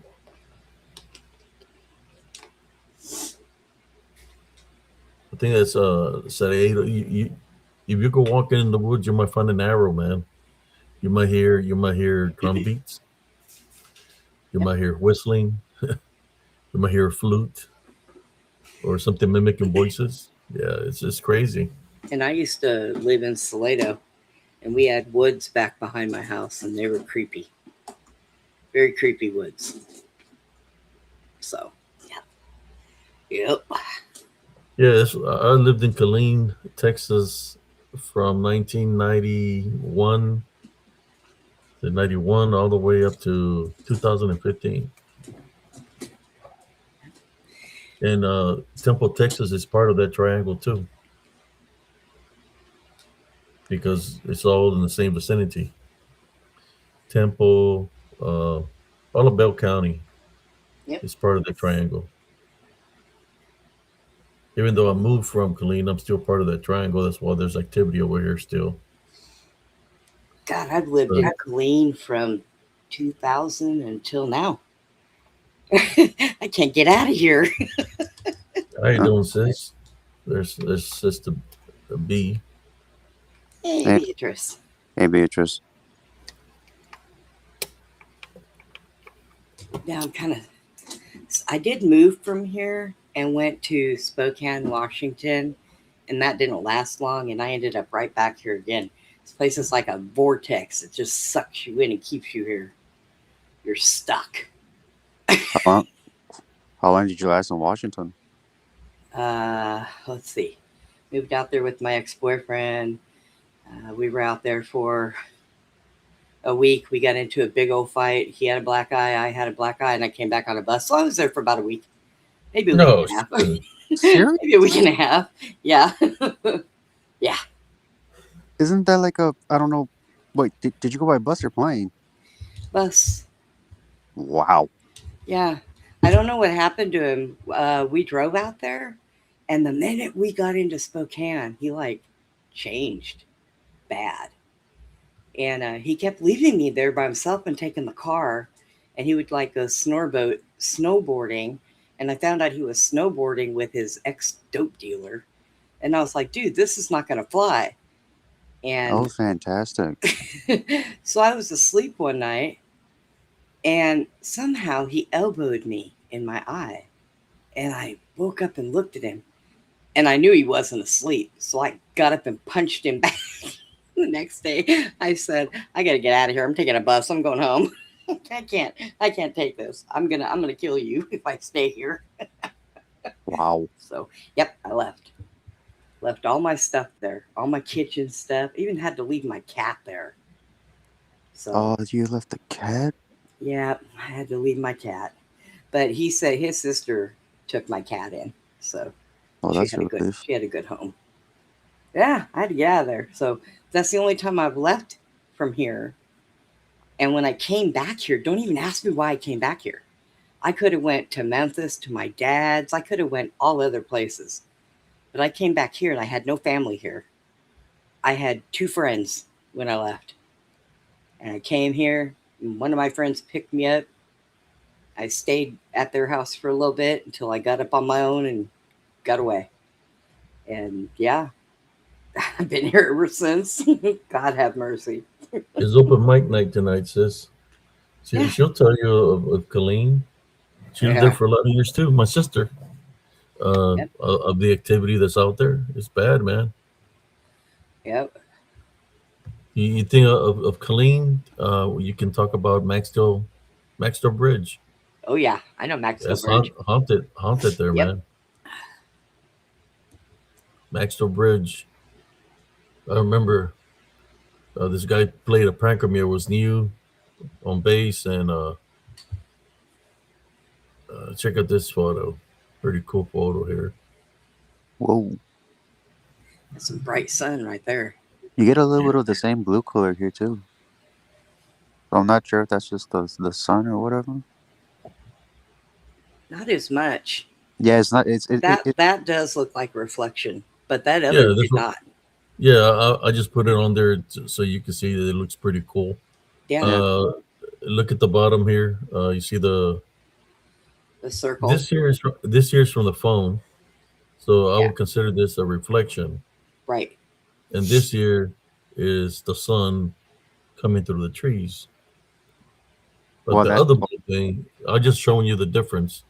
Yeah, Right? you can clearly see the rays of the sun, like it's heading Yeah. towards, and it goes to different colors. That's why Yeah, that's why it makes the DDNs visible. yeah. Boy, I got to start opening my blackout curtains during the day more. I need to start getting more sunlight. God, I need to go back outside and get my tan. I look like a pasty little white girl. Oh my God. I need some sun. Ooh, we're almost gonna hit the 2 hour marker. I'm Yep. Holy, surprised we had nobody want to jump on tonight. I You have know. all these people all week. When I do Werewolf Wednesday, people jump on Werewolf Wednesday talking about they want to talk about duendes, they want to talk about sirens, and I told them come over tomorrow. We have open mic night, and guess what? There were no show. I Yep. think your Tuesday night open mic night is got a lot more people. Yeah, Well, it makes more sense. Like it's right after Monday. That's the beginning of the week where everybody just gets off the weekend. Yeah. And When, right now it's Thursday, so people that are working, they're dragging their behinds. They yeah. can't wait till Friday. I don't know, Abe, if you did an open mic on On Tuesday and Friday, it'd probably get bigger crowds. Oh well, But I if got there's the Lechusa one on Bruja on Friday. I should have made that one for Saturday because that's when they will attack on the Sabbath day. Yeah. But I go out on Saturday, so how you doing, sis? Hey, bro. Hi, everyone. How's everybody doing? I We're doing just, okay. I, so far still I alive, just, so I'm grateful for that. Yeah. yeah, I just woke up. I always go to bed early, and it's only 11 o'clock. Oh God. How you doing, Uh, Miss Tessa Marie? hey, did your sister just get kicked out? Oh. Ooh, it could be her connection. Internet connection? Hi, Yeah. Jason. I'm not seeing missing time here. That's He's cousin. up there. That's Jason. I call him Jason. That's okay then. I'll that's a, take your that's word for it. that's a hard habit for me to break. So there was this lady yesterday that jumped here and told me that some guy named Matt he's got a he Oh, that's uh, from Jewel or yeah. What she was saying was Matt was somebody who, if I remember correctly, that he helped some extraterrestrials, aliens, get here from their dying world. They crossed them over onto here and helped save them. And apparently, he wrote a book and he had some pictures. She said never that if you gave her your email, he would get in contact with you, and that he might show up today. But like, she was here earlier in the chat. Not sure if she's still around, but I got that's no, Julie. I didn't see her in the chat today. I've been oh this looking for her. this was way earlier. I'm talking like around the beginning of the stream, maybe 15 to 20 minute mark in. Yeah, are you talking about Julie? Yeah. Yeah. Oh, okay. There's a fresh link right there, sis.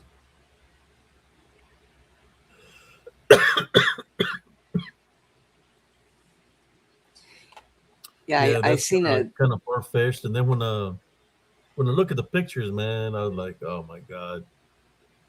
I seen But a I don't want to disrespect the guy, man. I don't want to put his picture on there because that's her pictures. That's why I said, look, if he wants to come on the show and he wants to share his pictures, he's more than welcome. But I'm not going to share somebody's pictures, yeah. you know, Um, that Jay, belong to them. Jason Not had unless sent they want me to share them. I'll share them.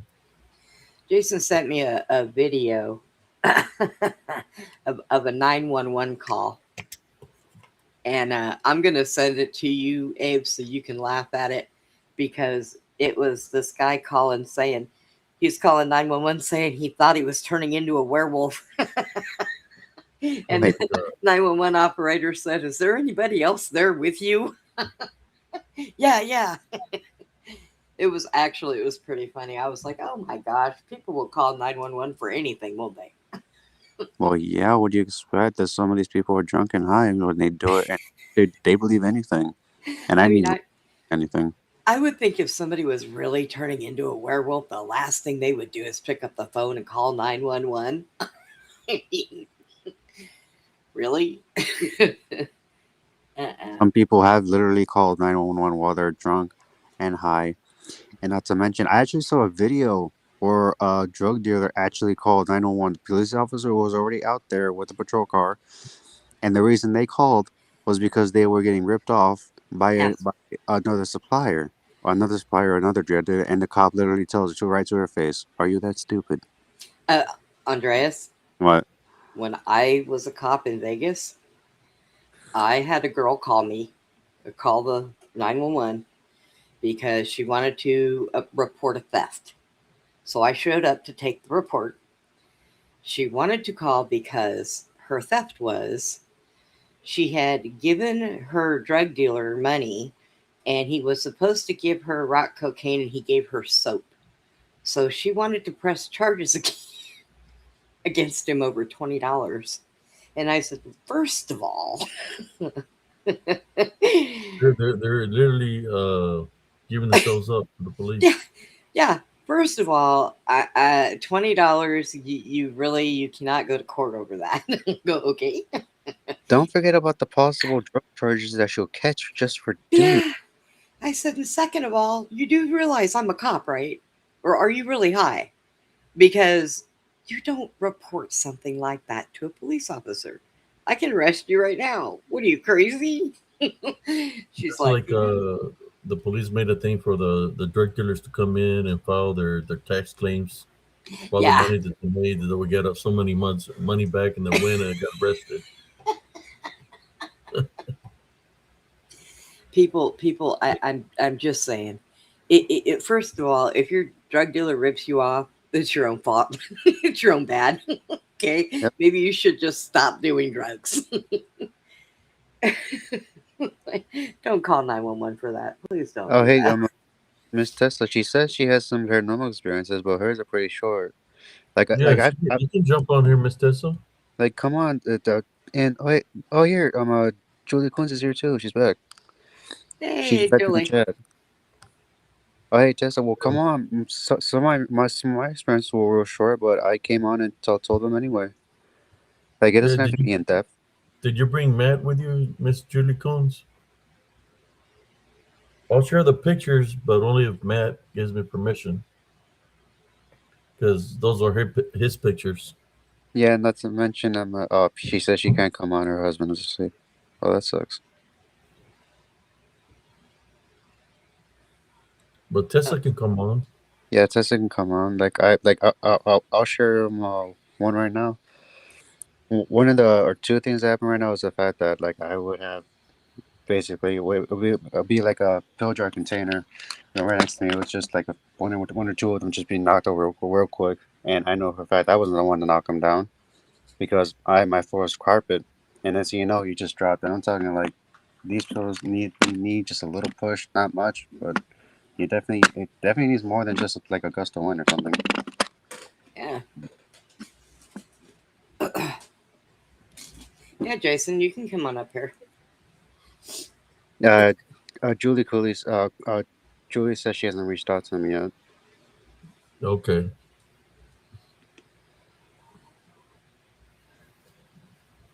My goodness. I got all kinds of stuff in the mail today sent to my house. I got 9 different flavors of Pepperidge Farms cookies somebody sent me for my birthday. I got Chinese almond cookies. That I do not need cookies, but okay. Why not? Brenda, Brenda, hold on for a sec. Julie, no one here is mocking you. It's just we have our own different opinion for things. Like you heard it on the show before, and you heard it from PHRG too. These demons and entities, they love to masquerade as something they're not, and when somebody accepts those things at face value, it opens the door for them to be easily manipulated. Nobody here was mocking you. It's just most of the people here believe mostly in demons and angels. And for us to believe in something extraterrestrial in that regard, it's a little difficult because we've heard it before. And I've seen you all the time in PTRT, and most of these demons or aliens, they tend to be demonic in nature. The most famous being the Dracos, the reptiles. And I know about those because I've seen those when I was young, and I seen them in a habitat, which was under Area 51. So I know that those things are around. So you just sometimes you have to make sure that you're aware of a lot of different things that are around, whether they're demonic, angels. You just have to know the difference, and some people don't. Some people just like they're the first ones to run outside with a sign if somebody says there's an aircraft in the air and say welcome to Earth. You don't know what's going on there. I've seen the pictures, Sister Julie, but I'm not going to play somebody else's pictures on here and then the audience is going to debate on them. And if the person's not here to defend themselves from the pictures or say what happened in the picture, then it's kind of like I'm putting myself in a situation. You know, I've had problems already with people where I can be talking about something here, and they say that I'm talking about them, in which I'm not even. We had that, right, Sister Brenda, Yeah. with an individual that said we were talking about him. We never said his name once. You know, No, he's got the pictures, Julie. He just said that he won't show them, but if he comes up here, then he can show them while he's here because he can plainly say those were my pictures. or claim what's in the pictures. Yeah. This I'm not going to share his picture without his permission. That's what I'm trying to say. Okay. Well, yeah, pretty much. Well, again, Julie, this was never an attack on you. If you feel that way, pretty sure we're all sorry. It wasn't an attack. It wasn't an attack. We're just stating what we believe it, and we've heard it before. That we're just not sure of everything, but we do know one thing that is fact in terms of the spiritual world. There is good and evil, which is God, and would be, and the opposite of him is darkness, which is light. I mean, what he's light, and then there's darkness. The darkness represents evil, and most of these entities are demonic in nature. So anything that it doesn't claim to have light, they don't have God with them, like the angels do. So it's not the fact that it doesn't exist. It's just that in our core beliefs, we know that demons and angels are real, period. But when it comes to the aliens, there's either two things they can be. They can be of good, of light, which is of God, or they can be from darkness, which is evil, and obviously is associated with the devil, which is the adversary, the deceiver. And Yeah. that's exactly what evil is going to do, deceive. So we'll, we'll hear him out, but that is the core beliefs of most of the people here. But we obviously keep an open mind. And No, sister, I'm not mocking you one bit. I'm just not sharing somebody else's pic. Now, if there were be your pictures and you wanted me to share your pictures, I would share them. But you were talking about Matt and Matt and Matt, so that's why I said bring Matt and I'll share the pictures. You didn't get a hold of him today, so next Tuesday you want to bring Matt, and he gives me permission to share his pictures. I'll share them, but I'm not sharing somebody's picture without their permission. That's all I'm saying. And another thing too, let me just say this because I've said this to Abe before. Abe can only testify to the things that he encounters himself. If somebody else encounters something different, well, that's their story. And there's no problem with them coming on and sharing them here. And Julie, I'm going to ask you, is the guy who took those pictures, is that your husband? Is that what we're not, or is that what we're misunderstanding?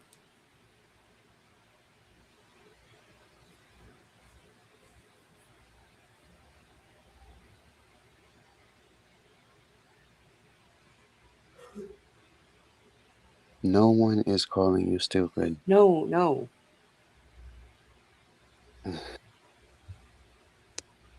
No one ever said anything like that.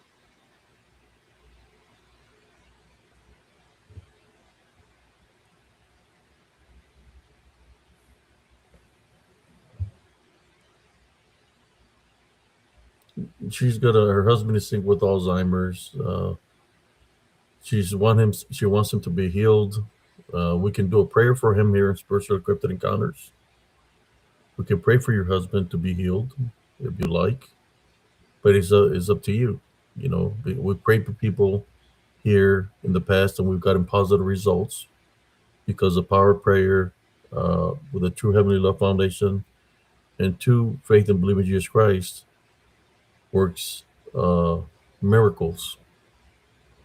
We can pray for your husband if you like.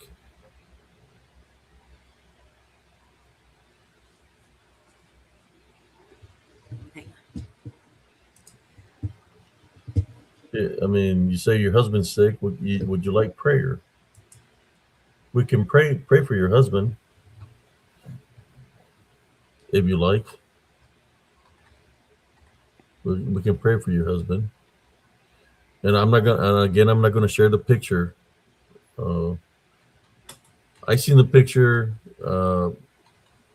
If Matt shows up on the show, I'll share the picture of Matt. You know,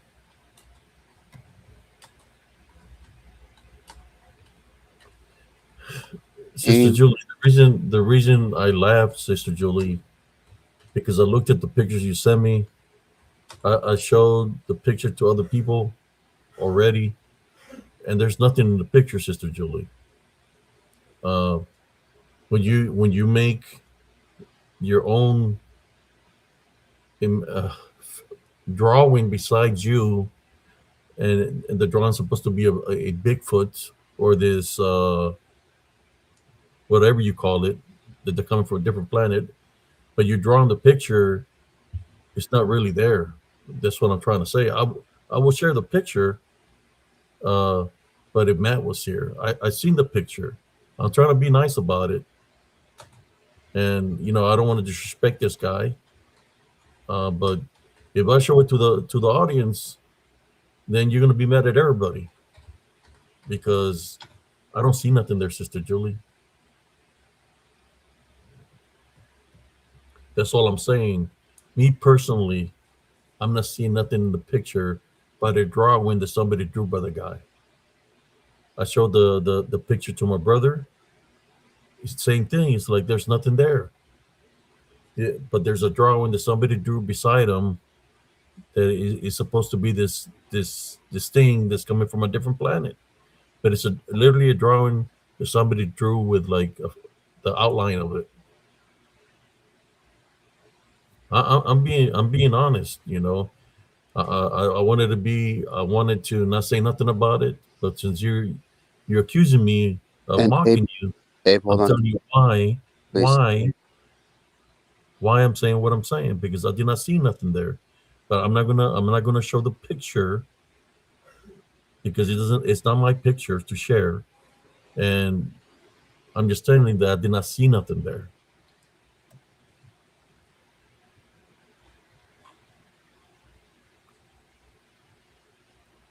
You don't have to bring them, Julie. Don't bring them. No one is going to mock him here, Julie. It was never the intention to mock him or you. Sorry if it came off that way, but like I said before, people have different beliefs about different beings, and you should know by now the beliefs that Abe has. All That right. he's this. This is so Julie's saying this and that. My sister saying post a picture. All right, that's what you want, Julie. You want me to post a picture? I'm being nice about it. You know, I'm being nice about it. Well, let me show the picture, folks.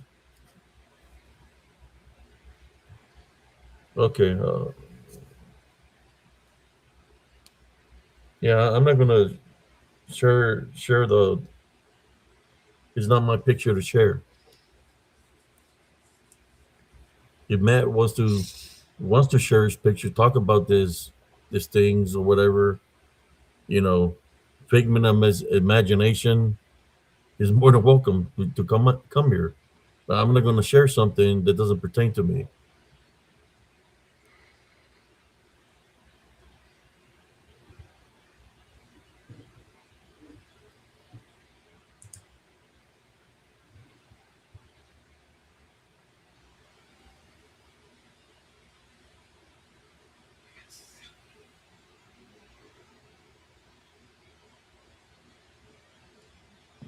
Julie, that planet, the group of the planet I was saying, they wouldn't happen that he wouldn't happen to helped billions of energy beings to Earth, would he? Because I looked up some information about the guy that you mentioned.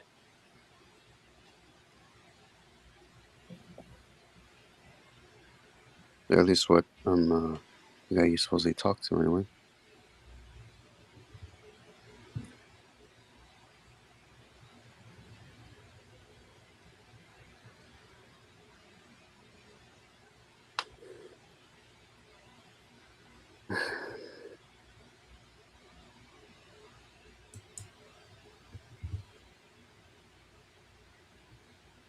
Julie, it was not you he was mentioning. He was talking about Matt. Sister Brenda, would you like to say a prayer for Jeff? What he's going through? What was that, Abe? Because I'm not talking about this no more. You know, we're gonna say a prayer. We're just gonna Okay. move on. You know, Okay. we're talking about nonsense right now that has nothing to do with the show. You know, if Matt were here, there would be. I'm not wasting my time talking about no Matt right now Hey, or the Abe, pictures that you sent me. hey, understood. Brenda, do you want to start the prayer or should I? I This is can. she wants a prayer because apparently we're bad people.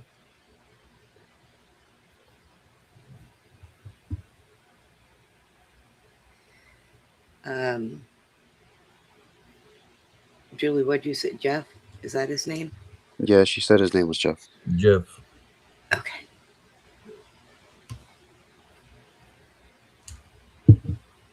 Julie, would you like us to say a prayer for Jeff?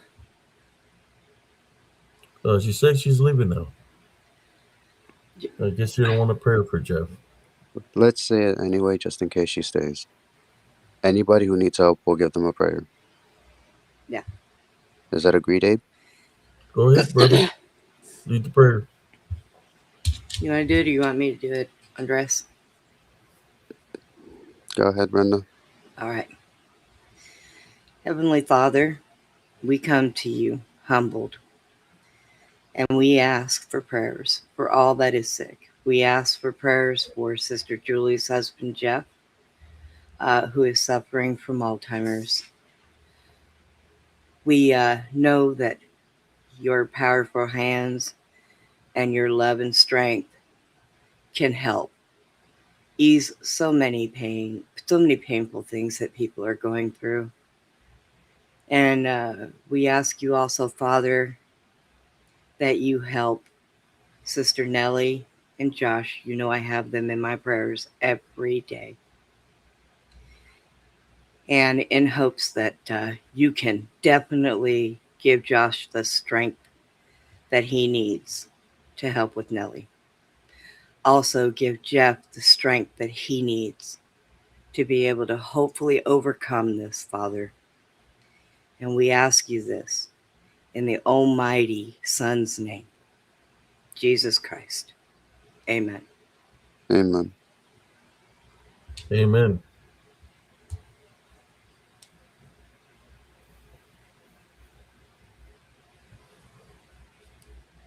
Oh,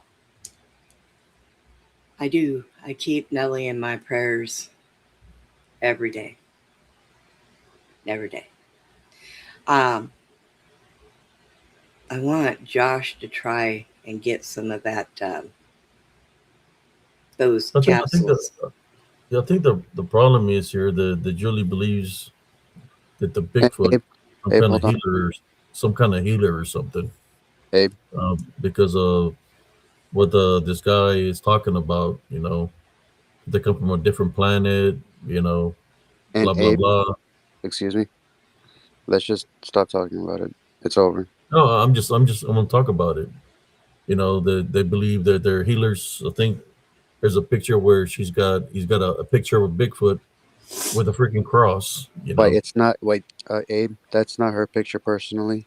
It's no, it. no, I'm talking about it. She got a picture of this. You know, this guy. I guess he's is saying that this Bigfoots are his friends. I didn't see nothing in the pictures. I don't be honest with you. But and then he's got a. He's saying that the Bigfoots that they fight for Jesus Christ and all this stuff. You know, But of course, of what I witnessed being in Bigfoot communities, they're going to try to flip the narrative of the Bigfoots are real, that they exist, and which to me they're not real because they don't exist in the flesh.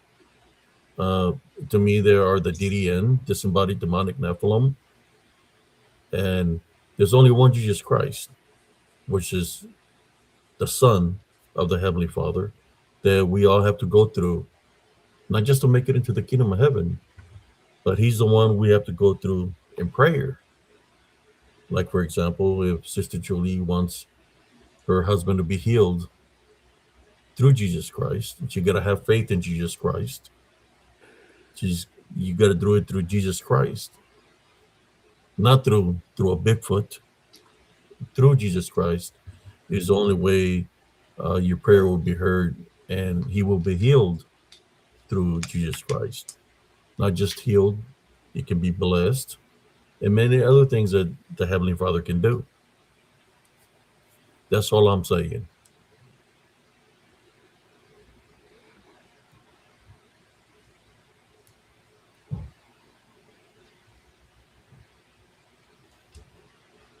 But of course, they're going to flip narratives. I've had it. Look, I've been to groups. I think I was in a group of a Bigfoot. They were called Christian Bigfoot. That's what they were called. Christian Bigfoot, right? So I'm in this group that's called Christian Bigfoot Community. They had like millions of followers, right? So I'm in there and I'm talking about the Heavenly Love Foundation. I'm talking about Jesus Christ. Next, one of the admins contacts me and the moderators, and they told me I need to take up my post about Jesus Christ and all that stuff because that's not what they're about. Uh, that it's a Bigfoot group. And then this other person contacted me and told me, hey, I don't think it's a good place for you because the people that are here, they're infiltrating. They say Christians, but they're not truly Christians. They worship Lucifer. So I took all my pictures down that I had or any post that I posted, and I left the group. I was going to be somewhere where I'm not welcomed.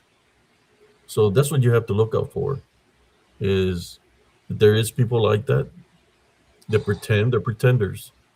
That they'll pretend. We had a couple of people that I had to boot out from here because they were infiltrating, right? Because they didn't know what they believe in, you know. So they get mad because when we speak here, we speak in truth, right? Of what we understand in truth. So people won't get pissed off, Yeah, I've had devil worshippers. I had freaking Muslims giving me death threats through Messenger, telling they're going to chop my head off and all this crap. So I'll tell them, okay, I'll be waiting for you to come over here and try to chop my head off. So yeah, I've get threats all the time. But it's like to me, it's like I don't focus on fear fact. People that fearmonger, I don't focus on that, or people that are trying to cause for me to anger, chaos, or division. I don't got time for that. I got higher works to do. That's all I'm saying. Yes, I was in Germany, in Erlangen, Germany. I was born in Frankfurt. Yes, I think that's where we dropped off was in. I think that's where the airport was, right? The main airport was it Frankfurt? I don't know. I was like 3 years old when I left there.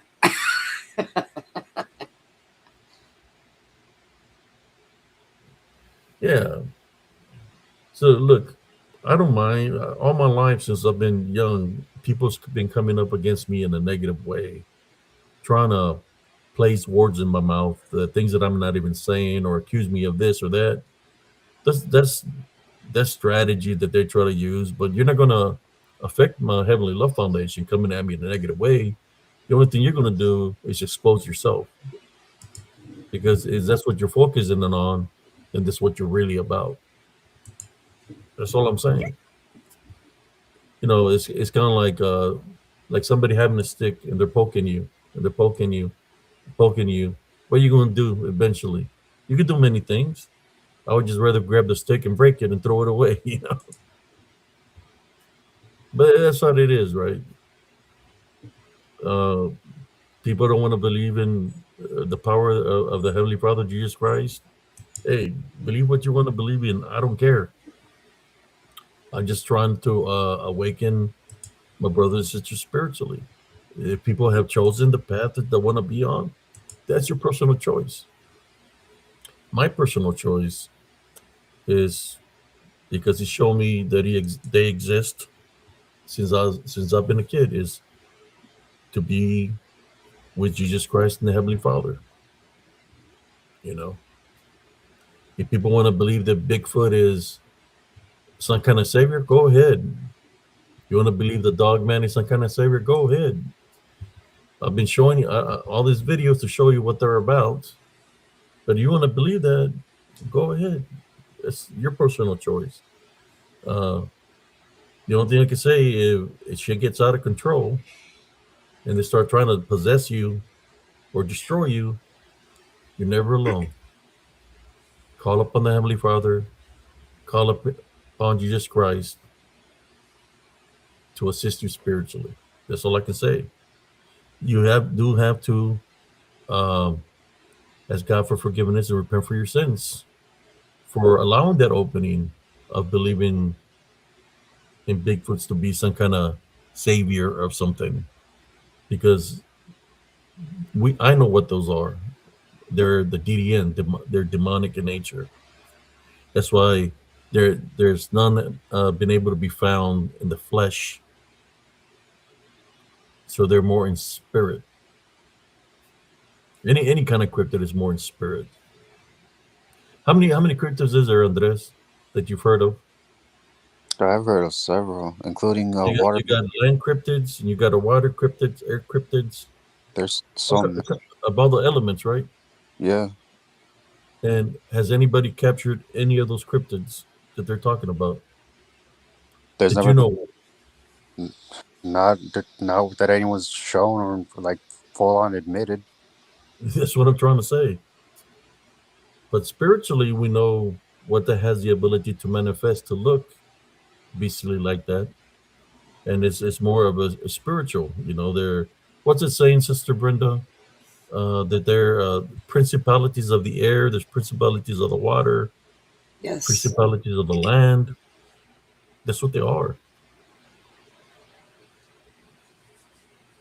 But you know, I don't have nothing against you, Sister Julie Coons, and I'm sorry if you mistook it that I was making fun. I'm not. I was not making fun of you. All I said is I didn't see nothing in the picture, but I will share the picture if he wants to come on and share what he does and explain to us, you know, more in depth of what he's talking about. You know, you're more than welcome. Yeah, they're demonic, man. Look, there was this woman that she was all into dog man. Uh, it was all about dog man for her. And she said she was at the park. She had seen my Dogman Encounters episode 53, and she was walking the dog, and then she said she seen the dog man looking at her and her dog. That the dog got scared, and she went back home. She was freaked out, and she walked inside her house. So she called me through Messenger, and she said that the dog man was inside her house. It's like, what do you mean it's inside your house, ma'am? So yeah, the dog man is in my living room right now, sitting on my couch, and it's looking at me. And then I asked her, when you seen it, did you tie bound and brick in the name of Jesus Christ? She said no. When you went back inside your house, did you say that it's not allowed to come inside your home? She said no. So well, there you go. You left the opening for it to go inside your house. And have you told it to leave your home? She said no. It's there looking at me. So, you know, told her what to do. She had some pure olive oil. Told her to place 70 crosses on the doorways and windows. When she was walking doing this, she was saying that the dog man was looking at her while she was doing this. So then I told her to look at it, straight at it and take authority over it. And tie bind and rebuke it in the name of Jesus Christ. And for it to leave your home, that is not allowed there. As soon as she did that, poof, disappeared. It was gone out of her home because she took authority over it. It's that simple. Then after that, every time it didn't stay there because it kept on trying to come after her, trying to show itself other times that she kept on tie bind and rebuke it in Jesus Christ's name. That's why you got to be careful of the power of belief. And you got to know what to do so those things won't follow you or attach themselves to you to enter your house. I felt that a lot of people contact me through Messenger. It could be one person or two, a dozen people, 24 people trying to give me a bad rep. That's nothing to the numbers of people that I've helped. They know I'm legit. They know I'm real. That I'm out to do good. So, people can try to say bad things about me, but the works that I do outweighs to what anybody has to say bad about me, and I don't focus on what people try to say about me. I just try to do the good works. Yeah, they're demons in nature. I used to go to homes, cleans homes, where the children are being attacked. A friend had a friend.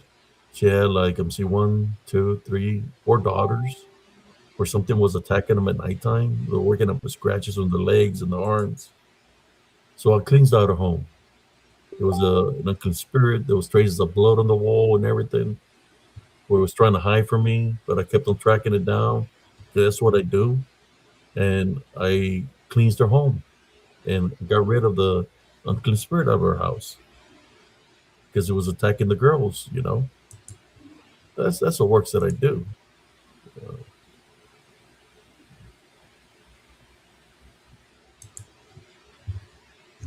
But everybody's going to believe what they're going to believe in. I think somebody had contacted me.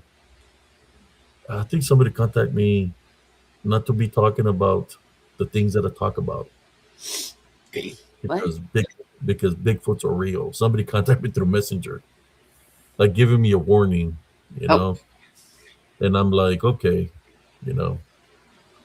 it's like this. I'm a good person, but at the same time, there's people that come at me in a negative way. Not that said that they're going to come shoot me, they're going to chop my head off, they're going to dismember me. The only thing I can say is I've been in combat, I've been in war, so be careful what you're seeking for. That's all I can say. Yeah, I always get death threats by people because they want me to stop the spiritual works that I'm doing. I'm not going to stop. Somebody can try to come and punch me in the mouth, and then they're going to find out who Sarncias is. I don't think they want to deal with Sarncias. And I'll do it with the Heavenly Love Foundation. Hey, Lo. You got a smile on your face too? With a smile on my face. Besides of A that. smile on the face that, that they're like, he was whooping my ass and he was mocking me. He was making fun of me. So now I was maintaining my Love Foundation. I got a question for you, Abe. I want to change this up a minute. I got something I want to ask you.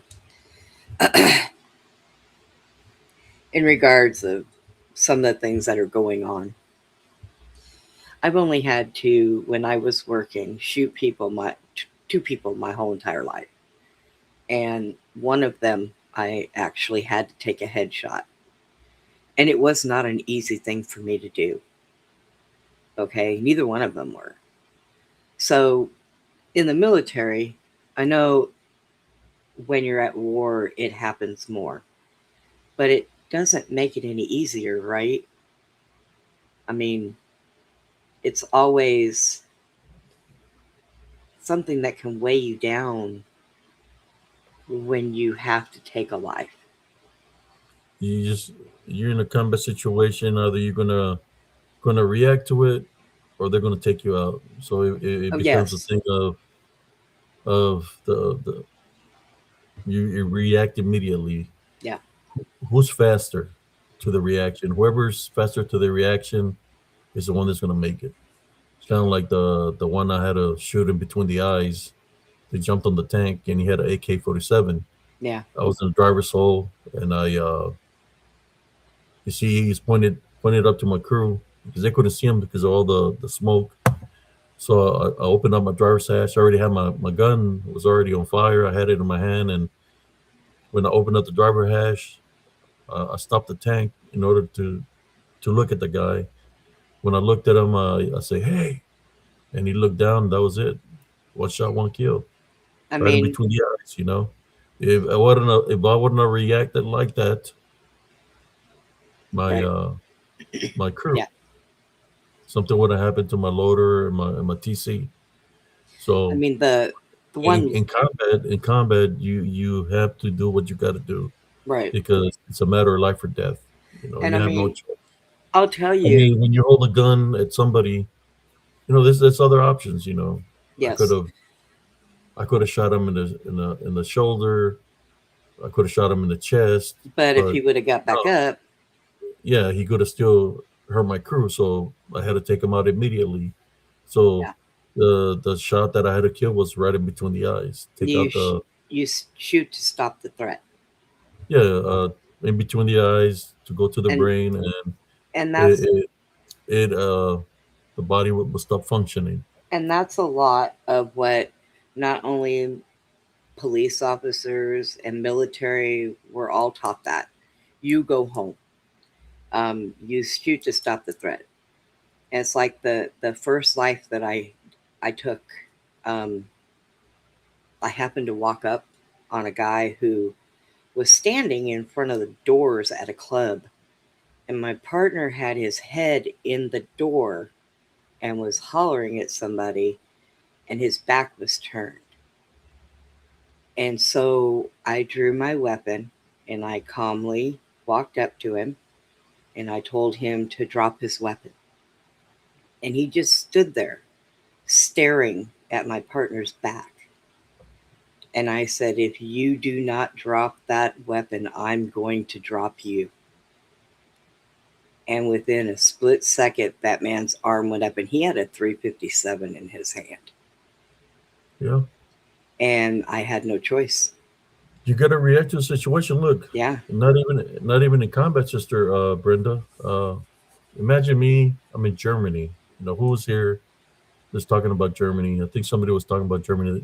I don't know if they're German, but I was in Germany. I was coming from the bar called B15s. I like to leave early, like around 1 o'clock, because I don't be around all the drunk people. right. So, I was walking, and as I'm walking, I was passing this alley. You know how narrow those alleys are over there Yeah, in the cities. And I heard somebody yell at me. And when I looked, I see a pole.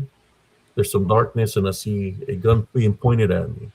The gun is being pointed at me. And I started walking. He's going like this with a gun, like to go towards him. So I start walking towards him, and then the gun he's got it pointed towards my head, and he's talking to me in a different language, and I understand what he's saying because talking to me English or Spanish, and he's got the gun pointing towards my head. So I'm looking at him, and by the gracious of God, there was a light pole behind me. I was looking straight in his eyes. I always look to wherever my enemies are. I always look them in the eyes because you can tell what they're up to when you look them in the eyes. So I'm looking them in right. the eyes, and there was a sparkle from the light. The light behind me, I guess, had like a little malfunction, and when it sparkled, it blinded them for about half a second or a second, in which it gave me enough time to do what I had to do. Right. The sparkle that blinded them from the light behind me, and I Well, reacted to it immediately right. because it was a matter of life or death, Right. and I had to And do what I had to do. That's right. without thinking about it twice. And I want to say, in these situations that are going on right now, to make that decision, whether it's a matter of life or death, it's still not an easy decision. You don't just take somebody's life and go skipping down the hallway like da da da da da. That is not what happens. You know, when you take somebody's life, it can impact you. Yeah, you got to live with that for the rest of your life. Yes, yes. You got to live with it And for the rest of your you life. know, the I had to do police. what I had to do to that gentleman that pointed the gun toward me.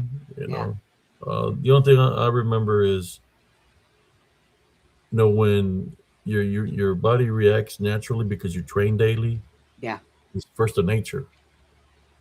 yeah. So when I came back to reality, I said, "Hey," I told my platoon sergeant, "So and so happened over here at this location. This guy pointed a gun in my head. I defended myself." So we went to the location.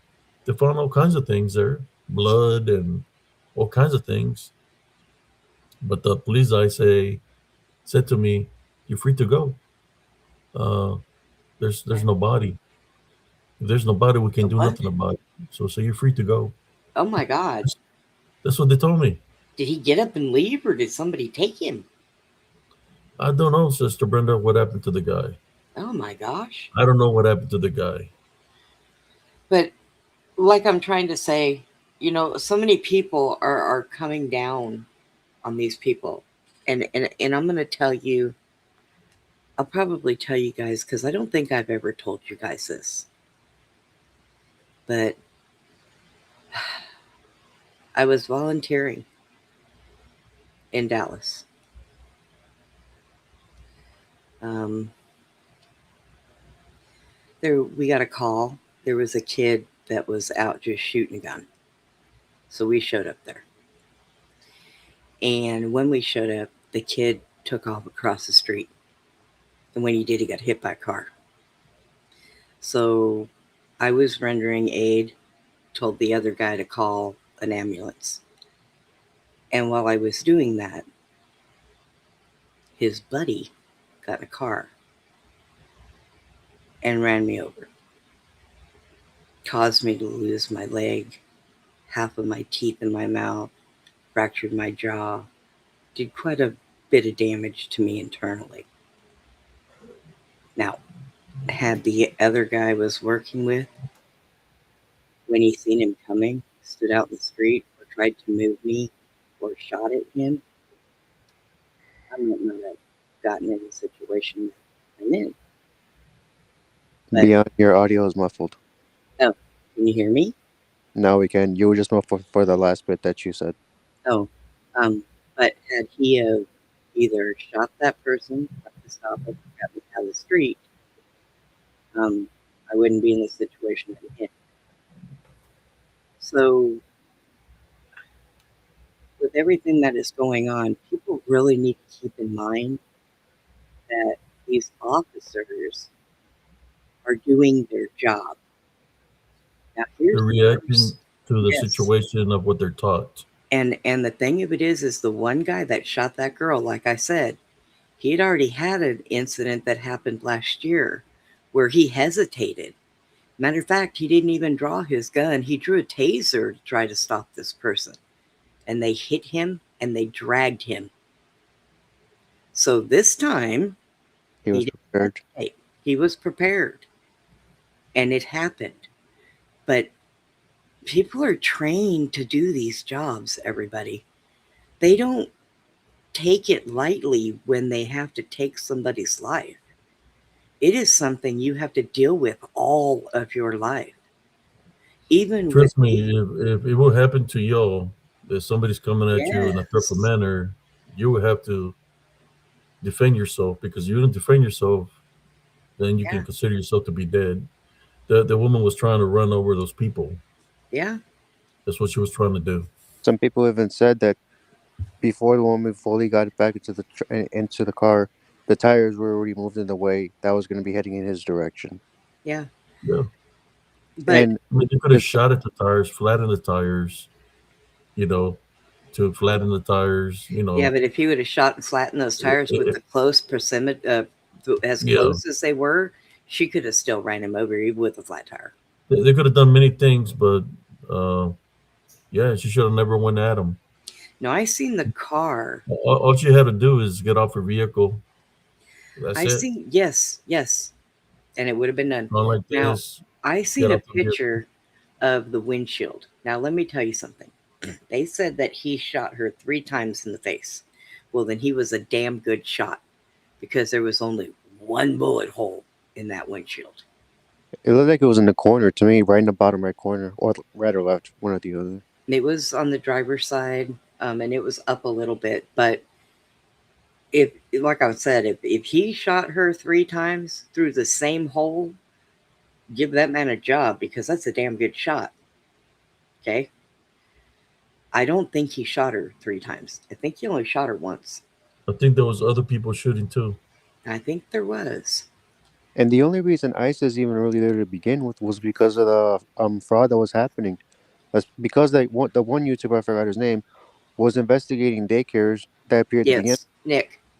The only reason that ICE was as heavy as it is now was because Somalians were coming into the country and bluntly taking billions of dollars for how many years Yep. now? That's Yes. the only reason they were even there. Yes. And people were just a few days ago upset about it. ICE is coming here to come in to get rid of who's actually lying. The one that's doing the exact same thing when I forgot who the people from Venezuela and some other countries were coming in, and they were taking all the hotels that Yep. Biden's Yep. administration came in. They're just repeating the same process. Well, and then people are saying that they don't think it's right that ICE agents are going door to door. I'm going to tell you people why they're doing that. They're doing it because these crazy people are hiding them. That girl was there and she had been stalking the ICE agents all day. She was going around every time they went in a neighborhood. She was driving in front of them, honking her horn, ringing a bell to let people know that ICE was there. She was text messaging people a couple blocks over. They have a whole system there when ICE is in the area. This is not just some random woman who happened to have been driving. No, she was blocking their paths so that people could hide the illegals that were there before ICE got to them. So that's why they're doing the door to door now. Because and it's their own fault. And yes, Lawrence, you're right. She should not have been there. She should not have stopped them. And if she felt she had to do that, well, then when they told her to get out of the car, she would have gotten out of the car. They would have moved her to the side. They would have moved her car themselves, and they would have left. She'd still be alive. But this whole thing is crazy, but people think that it's okay. They think that these ICE agents want to kill everybody. No, they don't. Because you know what, if they did, they're arresting violent criminals that are over here. Okay? I'm pretty sure it would be just so much easier on our country to save money to just put a bullet in their head and get rid of them than to put them on an airplane and send them back home. That is not what these people want. But you get people that play stupid games and they win stupid prizes. I feel sorry for that woman's kids because she had 3 little kids. Now they got to grow up without their mom. But if their So mom, who was she trying to impress? her girlfriend, her significant other, I mean, who was she trying to impress? I mean, it's what they do out there. They have a whole big system. there's openings, spiritual openings. Yeah. Now she's gone. Who's going to take care of her daughter? Well, her kids will go to their father, I think, they said. Because Yeah, the only other it's crazy, person that right? was in her life was her significant other. And, you know. Good night, Nevaeh. Take care. Oh, good night, Cynthia. Good night, Sister Cynthia. That's the first time I see her pop up there. Oh, she popped up like I don't know, 30 minutes to 40 Yeah, minutes. I'm thinking there's problems happening here on Restream because that's the first time I see her pop up on there, Sister Cynthia. I would have greeted her. Yeah, there Yeah. was something happening earlier because I had I got kind of booted slash left because the chat for me was just like it wasn't reloading. That's why I hopped off for a few seconds. Someone told me that right now YouTube and a lot of the internet companies are doing some kind of a switchover, and they said that YouTube is going to start charging people to stream on YouTube.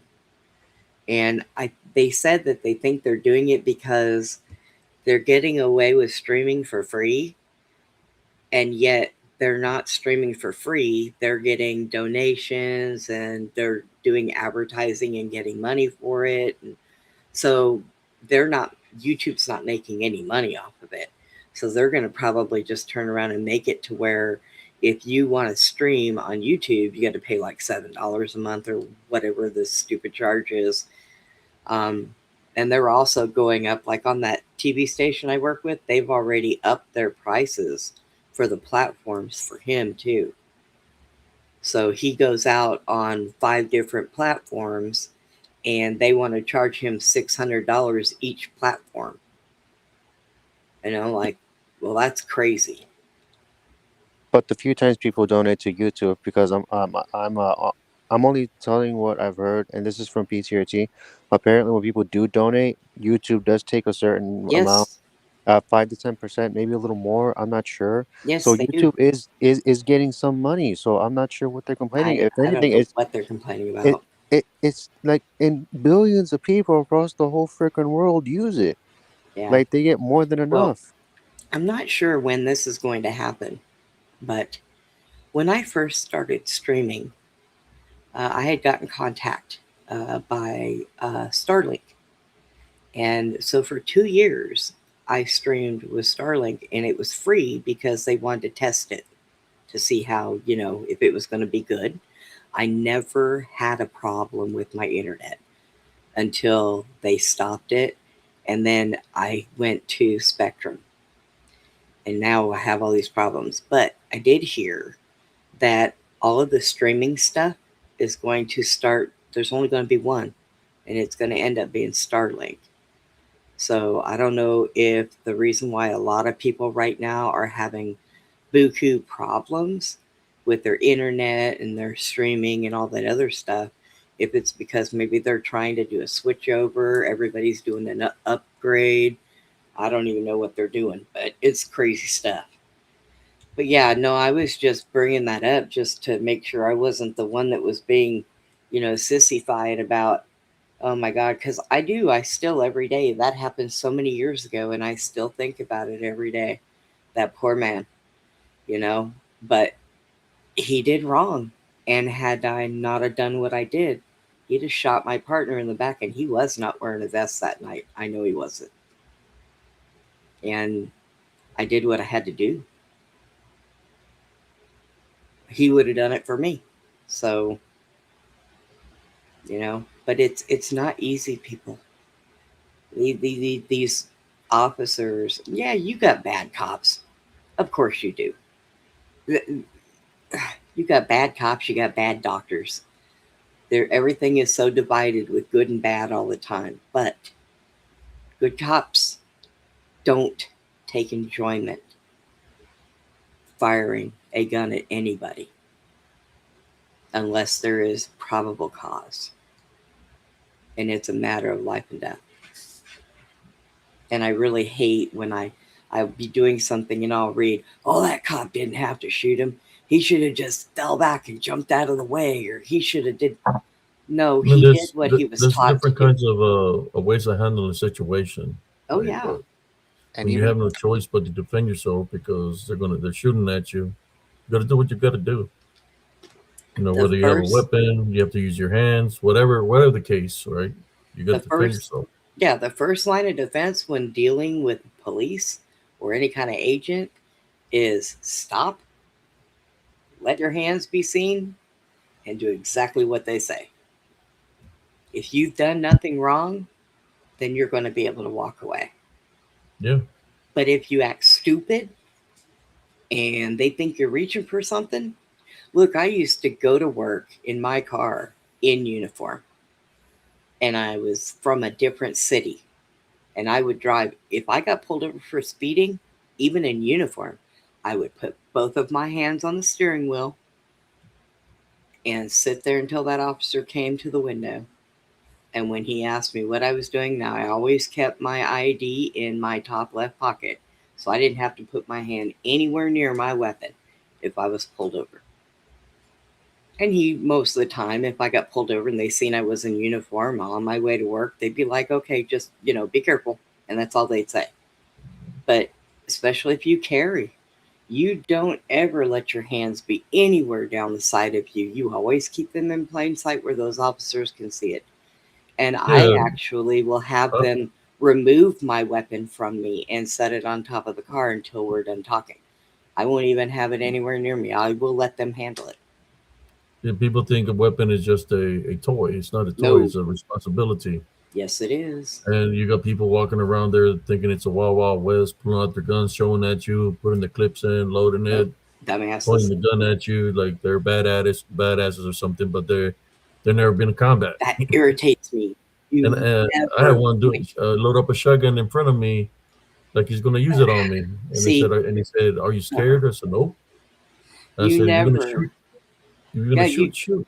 you never point a gun at anybody, whether Yeah, you think it's loaded or unloaded. It could always be loaded. You don't know. You don't ever point a gun at anybody. Doesn't matter if it's loaded or not. Don't do it. Don't make it a yeah. force of habit. Mm-mm. The reason I didn't have a weapon is because of my son. He was small, and I remember what happened to me with my grandfather's shotgun. That he told me don't go in the closet because el fusil está cargado. The Right. shotgun is loaded. And I went in there and I'm sitting there and looking at the gun. It's probably like, man, say like 5. And then out of the darkness, there's this figure. He looks freaked out from the face, like it's burnt. And he tells me, pull it, pull the trigger. And I didn't even know what it is. Oh, I would say of what I've experienced, something unclean, unclean spirit, demonic. And he's telling me pull it, and it goes like that to the trigger, like to pull it. And he's telling me, and he's telling me to pull it. No, and I'm looking at him. Then I go to the trigger, and I'm right by the shotgun. And when I touch the button a little bit, it goes off. yeah. Ew. Hits me in the head. I'm knocked out. Oh, So Lord. I just hear him going there, and they think that the shotgun went off and took my head off, and but no, it just knocked me out. Luckily, it just knocked me out. And they asked me why did I pull it, and I was telling them that the thing that was in there told me to pull the trigger, and my grandfather banned me from that room, not to ever go in his room again. When my daughter was probably about 3, um, me and my ex used to go to the range, and we would take her with us for one purpose and one purpose only. She wasn't allowed anywhere near the weapons, but we took her so she would get used to the noise. By the time my daughter was 5, that's when we sat down and started teaching her safety and that those were not toys, that they could hurt things. By the time she was 7, she was out at the range shooting with us. Um, she was a pretty good shot, and she definitely knew safety because she learned that right off the bat. But then, when she became a teenager, she decided that she was afraid of those things and wouldn't touch them. But I could go to work and come home, and I used to have a stand in my living room. It was like a coat rack. And my ex and I would take our utility belts off and we would hang them up there with everything on them and go to bed. I never, ever had to worry about my daughter touching those things ever. And nobody was allowed in my house when we were asleep, so I didn't have to worry about anybody coming in. But if somebody came to my house that had kids that I did not know, then our guns would go in the bedroom and the bedroom door would be locked because I don't know what they had taught their children. But I've always shot guns all my life, target practice, whatever. So to me, it was more beneficial for me to be able to teach my child safety and respect for a weapon than to always just hide it because, you know, I'm going to tell you guys something. Burglar comes in your house and you've got a gun in a gun safe, they're not going to wait for you to take that shit out. If you tell them, hang on a minute, hang on, and you're trying to get a gun safe open, they're going to shoot your ass right where you are. So I've never been one that believes that you lock them up. Now, I keep them in my house now. I have one that sits right here on my desk. But if somebody I knew had a child that came in here, that gun would be moved next to me and way in the back of my desk where that child could not get to it because other people don't think like me, and I know that. So I know they didn't train their kids like that.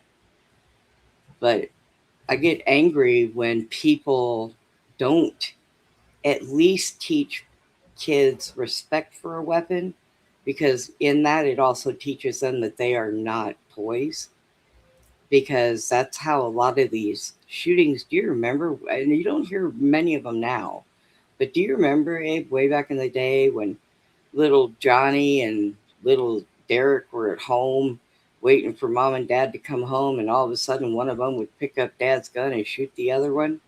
Yeah, That shouldn't it's have been still happening. it's still happening right now. Some kid and some young kids, his friend shot him. He's in the hospital right now. Yeah, Shot him that in the head. I really think that parents that want to have weapons in their house for safety reasons, they really need to teach their children respect for those things because they're not toys. They can kill somebody. And you know what? I used to have, you know how I learned how bad those things were? My dad got out a video one day,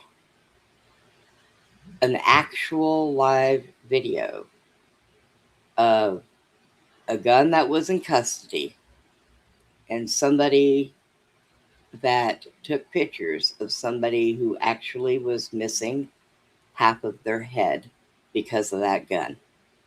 So I knew that thing would be dangerous, even at a young age, you know?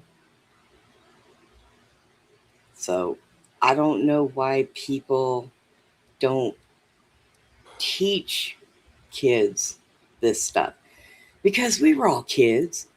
If your mom and dad told you don't go in the closet because you get into the stuff that's in the closet when they got your Christmas gifts hid in there and you know that's what's in there, and they tell you don't go in the closet, what are you gonna do when you're a kid? You're gonna go in that damn closet, aren't you? Yep, that was me. Yeah, you know. So it's not. You don't tell kids don't touch that because you know what, they're gonna touch it. That's just a kid. I used to tell my daughter would watch me cook on a stove when she was a year and a half, and I would tell her that's hot. But until my daughter put her fingers on that burner, then she realized what it was. Brenda, hold on for a sec. Yeah, Abe, looks like we probably got another troll in the chat. Yeah, he's going by the name Eric Fernandez. I have no Mhm. idea what he means. Like the same thing with a guy or with the guy earlier. He's out. All right, I'm sorry if I interrupted you, Brenda. oh no, that's okay. I didn't understand. What I booted him out. point that he's trying to say? I don't get it. Wow, are you slow? Oh, sorry. Even Law said, huh, Eric? I'll tell you what. Them people just have nothing better to do with their time, do they? Doesn't seem like it. And we got two people that tonight. Yeah. Have you pissed anybody off at the roach camp lately, Abe? Uh, you know how that one goes. Have you They been? get they get Uh, pissed off on themselves. yeah, I was gonna say, have That's you what they just do. been have you just been ignoring them? So now they got to come over and try and stir up shit again. Yeah, I ignore them. Yeah. Hmm. We had a troll. There was a troll on Bonds and Moves. It's another paranormal channel. A troll Yeah. was also there that showed up because Wolf also decided to show up on their panel today. We had a troll who went by the hand of Kid Flash, and he made a comment about like what Wolf was talking about being a freaking circus. Oh, jeez. Like, are you kidding me right now? Hi, Isaac. Hi, Isaac. Yeah, that's ridiculous. It That is, is, you and I know, responded to his comment, so telling if you think this is a circus, then you should have some money on hand, cause all right, basically, he should have some money on hand, cause he has to give it, cause he didn't buy a ticket to this circus. yeah, Like you, like why even be there if you're just gonna make up nonsense? There's a reason to what this community is talking about, and most of these trolls try to treat it as a joke or try to make money off of it. Either make fun right. of Yeah, try to make fun of the competition so they seem stupid in some way, but they're not. And they actually make more sense than you actually do yourself because at least the competition tries to put all this stuff together and tries to get to the points and what's happening. You're just Yeah, trying to make a buck off of it.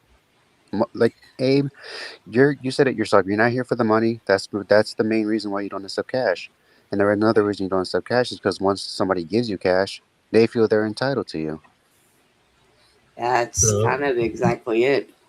But for me, So, I don't take the cash because of the offer I got a long time ago. Because of the Ouija board, my sister was that Ouija board I burnt by the demon. What he told me, and that's why I refuse to take any money from anybody. Now, this is a blessing. It's a blessing, but I don't because what if the thing that's trying to bless you is a demon? true. So, True. I made a deal with him already. Look, it's taking my money. Well, I Abe, got him where you I want you are coming up on 3 hours, and I have to get sleep because I have a show tomorrow. Yes, I get to spend my birthday going on a show, doing a show, going and mailing stuff back to Amazon, and I think I'm gonna nap tomorrow for once. him. Well, happy birthday, Sister Brenda. Well, thank you. Yep, happy birthday. Thank you. And you guys have a blessed night. And I'll be in the chat till you decide to call it a night. I just Alrighty. gotta chill out for a little bit. All right, see you in the chat. Okay. All right. Thank you, Good Sister night. Brenda, Thank you. for being on there. Yeah, I think I'm gonna go back in the chat to All right, to brother Andres. Thank um you uh, for being on the show. yeah, as usual, I'm gonna thank you for letting me on and all that for No talking. problem. Thank you for your service, man. And I'm gonna be in the chat too. All right. Alrighty. See you. Thank you. We're hitting almost at the 3 hour marker. Uh, look, I used to be on all kinds of other channels, or should I say, people's groups, where I would I get invited. Uh, some of these people that invited me to the groups, uh, I left those groups because I was being targeted. It's when I first started doing sharing my videos, my pictures, people making fun of me. Oh, that's pareidolia. Oh, that's matrix scene, or there's nothing there. So people were targeting me in that nature or whatever, which that's fine because not everybody can see spiritually. So some of these people, my pictures of what I see were better than what any kind of picture that they were trying to put out there. One of these persons done said bad things about me. I left a group. I was part of a group. She calls herself the dog whisperer or something like that, or the whisperer. I left the group because I placed a picture in a showreel where a picture, and they all just started attacking me. So I left the group. I guess last year before the year finished, she started talking mess about me. So I had to address her, and I addressed her. But yeah, she's one of them where there could be something there. So it's one of the people that draws the outline of something, like something's there. Uh, so that's what she would do, right? She said she hears things. I understand how that is because the spirits are amongst us.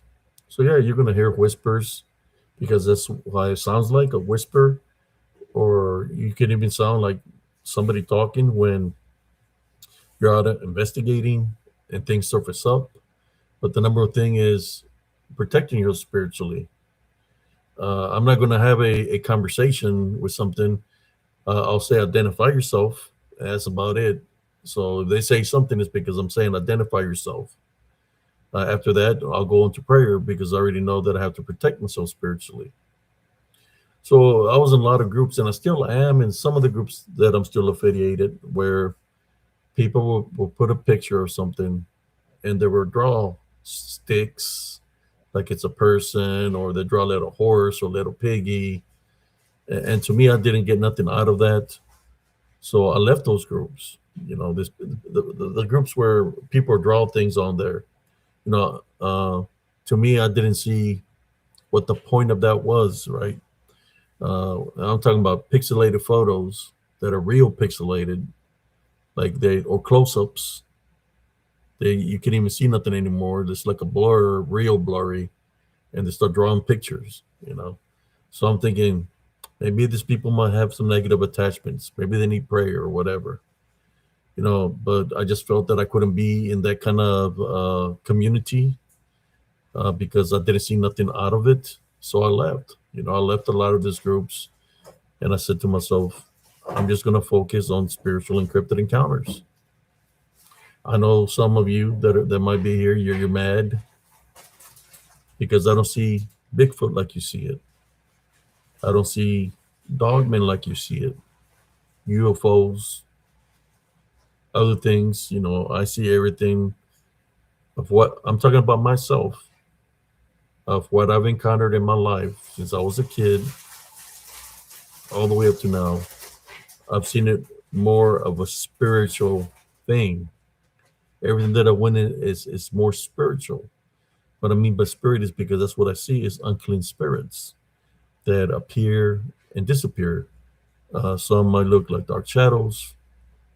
Some might manifest that you could see something, but they look, how should I say, see through. But they manifest to show themselves temporarily. That's why I know what I'm dealing with is something in the spiritual realm, spirit, unclean spirit. Especially if they're saying things like, "Let's get them now," "F you." Uh, so when people come at me saying that I'm mocking them, man, you don't know what mocking is because that's what the DDN do. See, the DDN fall under many category. DDN, when you talk about cryptids, put them with the DDN because that's what they are. Bigfoots, dogman, any cryptid you can think of, it falls in that category. If somebody's doing some kind of mocking, it's them because that's what they feed off, right? They want somebody to get upset, somebody to say something negative. I'm not going to say something negative to you. I'm going to talk nice to you. I mean, at one point in time, I was doing that, but I'm not doing it anymore because I don't see uh, why I should get upset with anybody. So I just rather talk to you nicely uh, and maintain my Heavenly Love Foundation. I'm not here to You know, for enemies, enemies are going to always be around. There's nothing I can do about that. You know, it comes with the territory of fighting along with Jesus Christ. It's part of that territory. You know, it's about our faith and belief of maintaining our faith and belief till it's time for us to cross over, because the faith and belief that we have in Jesus Christ and the Heavenly Father, that's what's going to guide us into the kingdom of heaven, which is important. All these other things that people were trying to distract you, they're trying to get you to believe in, they're throwing you off course, man. I'm here to tell you, they are throwing you off course of where you're supposed to be spiritually. You got people, you know, we don't even have to talk about Bigfoot. You know, people get mad because I talk about Bigfoot. But to my defense, Bigfoot community hasn't been nice to me, you know, because I bring the spiritual aspect of things. So the Bigfoot community has been coming at me for a very long time. I'm talking about years, because of bringing the spiritual aspect out of it. I just don't believe that the Bigfoot is a flesh creature. If you look at all the videos, all the footages that you can think of, even to the Patterson film, it looks fraudulent. People in costume, AI, uh, staged, whatever you want to call it. There's no Bigfoots. They haven't been found now. What I have seen is this DDN that I speak of, which was the offspring of the Watchers, that their bodies got destroyed, or they killed each other and they got destroyed during the flood. Their spirits remained because they couldn't go to heaven or hell. The spirit remains because it wasn't created by God's. There wasn't God's creations. That's what we're dealing with. Is their spirits, the unclean spirits. That's what they are. The DDN, disembodied demonic Nephilim. I'm telling you, that's what they are. You know, whether you want to take my word or not, that's on y'all. You want to continue to believe what you want to believe, hey, that's your choice. But here in Spiritual Encrypted Encounters, I said to myself, maybe if I just take cryptid off and just I could put spiritual and DDN encounters. How about that?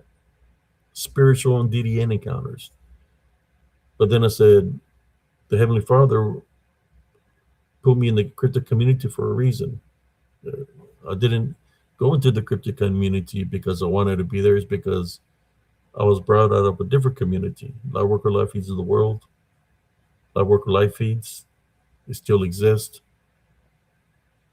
Somebody's wife was there. Her husband was into cryptids. She showed them a photo, and they brought me into the cryptid community. So for anybody that's saying that I'm here in the cryptid community because I'm trying to cause problems, you're lying. I got brought into the cryptid community by somebody's wife that was on Lightworker Feeds of the World, and the husband told me to contact Big Kunduf. I didn't even know who Big Kunduf was. I didn't even know what a cryptid meant because I'm a spiritual guy. But it was the cryptid community that targeted me, came at me in a negative way, permanently deleted my Facebook account, they deleted all my videos and pictures of my group, Positive Spiritualist, because that was originally the name of my group, Positive Spiritualist. Right? And I always talk about I was maintaining a Heavenly Love Foundation there. So I created Spiritual Encrypted Encounters. The reason I put cryptid is because it was the cryptid community. They want people to think that the cryptid is flesh and blood creatures. So that's why it's called Spiritual Encrypted Encounters. And I'm going to continue to do the works that I do. It doesn't matter who people send my way.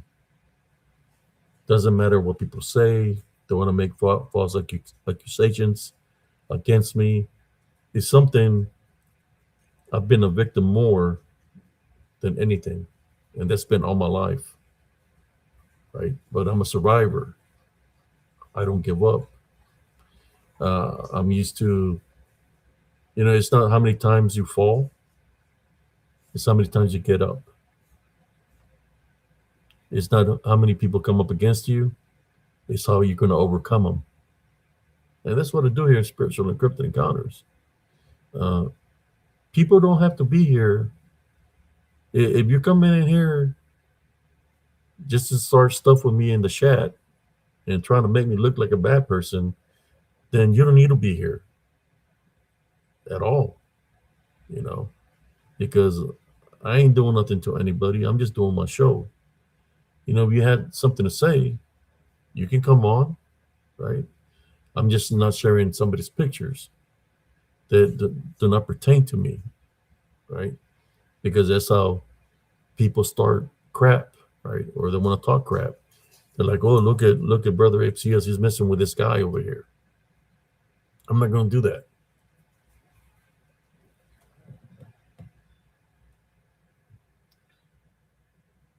Yeah, don't be coming in here talking all this nonsense and then try to flip it like I'm a bad person when I ain't done diddly squat to you.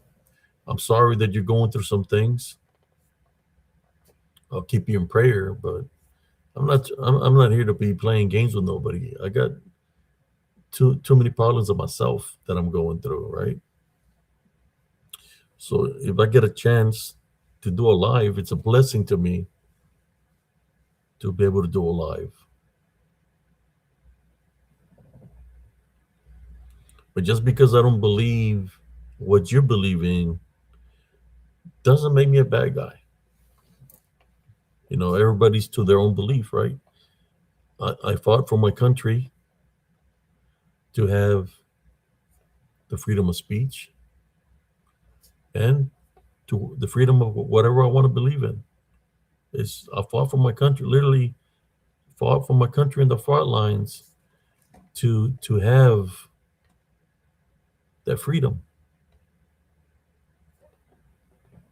And I'm not just talking about the freedoms. I show evidence. I show pictures. Trying to make a difference. I could be doing a lot of other things as a veteran. I could not be doing this show. I couldn't just worry about myself, just focus on me and not just care about nobody, because veterans are supposed to have PTSD and they can't get along with anybody, blah, blah, blah. Well, I'm not that way. At one point in time, I was struggling. I was fighting for my life because it wasn't things of the past that was affecting me. It was just DDN that I speak of that were attacking me. And my sister is witness of that, of the things that I was going through, because she's seen the spiritual attacks, and she just didn't see the spiritual attacks that were happening to me.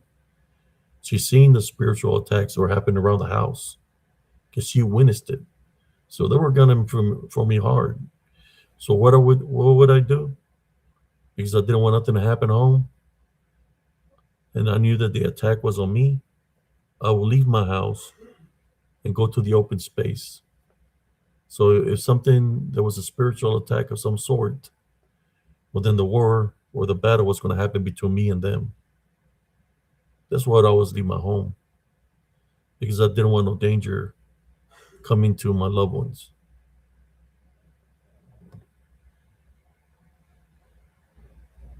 So if you haven't been through what I've been through, or through my sister's been through, she remembers. She remembers all the things that were happening to me. But what's good about it is that I overcame it. I survived it. And here I am talking about it. For those that want to learn how to overcome something like that, I've been through it and I overcame them with the Heavenly Love Foundation. But the key, yeah, here's a link, sis. You want to jump on? Yeah, it wasn't me by myself living in the house. My sister was there with all her kids, and I was there with my son. So they witnessed things too. This DDN, this demonic entities, whatever you want to call them, monthly spirits, they just don't want the head of the household. They want the whole family. So they'll come for everybody. They'll try to come for everybody if they can.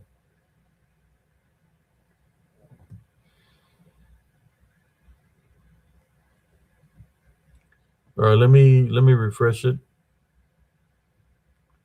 Yeah, it's been acting weird.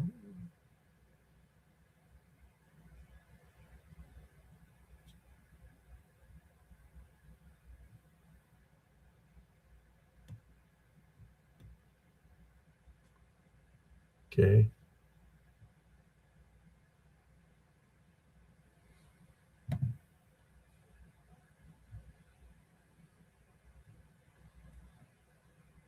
There you go, sis. See if that one works.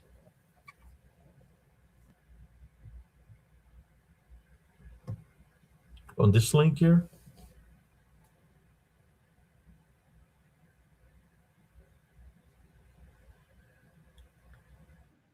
There we go. Okay, that one didn't. It didn't boot me out that fast. All right. Yeah. So look, I'm not trying to be mean with anybody or anything like that. Just don't try to come in here and pay me to be a bad guy, because I'm not a bad guy at all. I can be bad when I need to be bad, but I'm a good guy, good person. Yeah, like all the kids saw it too. Yesterday, Lupita had called me. Was it yesterday? No, the day before yesterday, and we were talking. Can you hear me? Yeah, I can hear you. And we were talking. She wanted to bless the house because things were happening to EJ, that things he was seeing in his room. So I sit on the phone and we were praying while she was blessing the house and stuff. And it took about 45 to 50 minutes until she blessed the house. And that whatever was there, they want to leave because it was in EJ's room. And we're praying, and at the same time, she started yelling and telling it that,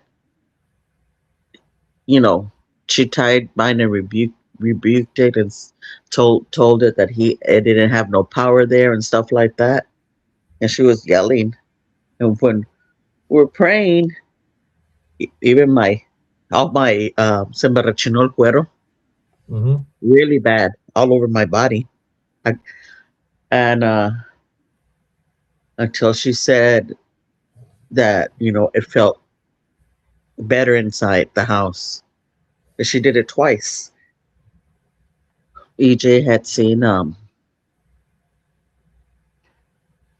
hand. Well, he said he was falling asleep, and somebody whispered his name in his ear, and he opened his eyes, and in the closet it was a little bit open, and he saw a hand opening the closet door. He got scared. But that's not the only time that he's seen that. He's seen it when he was playing video games sitting down. It was coming out from under the bed. Oh wow. Yeah, the same hand. So, I had told her to bless the house and stuff, and I stayed on the phone, and she blessed the house. I was praying with her too. The first time that she did that, I remember when the first time there was a lady crying while she was blessing the house. I was on the phone with her and I could hear it. But yeah, like over here, once I blessed the house and I type bind and rebuke whatever was here, I don't see anything inside the house anymore. And my bed doesn't move anymore. Hey, you Um, gotta cleans. That's what people don't know. Yeah, Cleans your home. You yeah, take authority over what's in there. Get rid of it. That's what you do. yeah, yeah. Your house, your But space. I mean, outside too. I mean, outside still see things, but not inside the house. They're not allowed in the house. But yeah, and Gaio was telling me yesterday because I was telling him what was going on with EJ. He says, "Yeah, mom, you don't remember that one time when he almost burned because I guess the fireplace got on fire or whatever." Oh yeah, Yeah, he was telling me when EJ was small because Ernie was over and he was asleep, and that you you you called Gaio and you said, "Look," and that there was a shadow yeah. like hovering on top of EJ. And he says, "Mom, there was a shadow figure. I saw it, Mom. I saw it." He was Yeah, telling there me. was the fire had caught in on his toy, and there was a big flame. It looked like a figure, a fire beside him, and I No, started smacking that but, that, that fire with a but blanket. he was saying Shut it that off. was one time, but the other Yeah. time there was a shadow figure on top of him.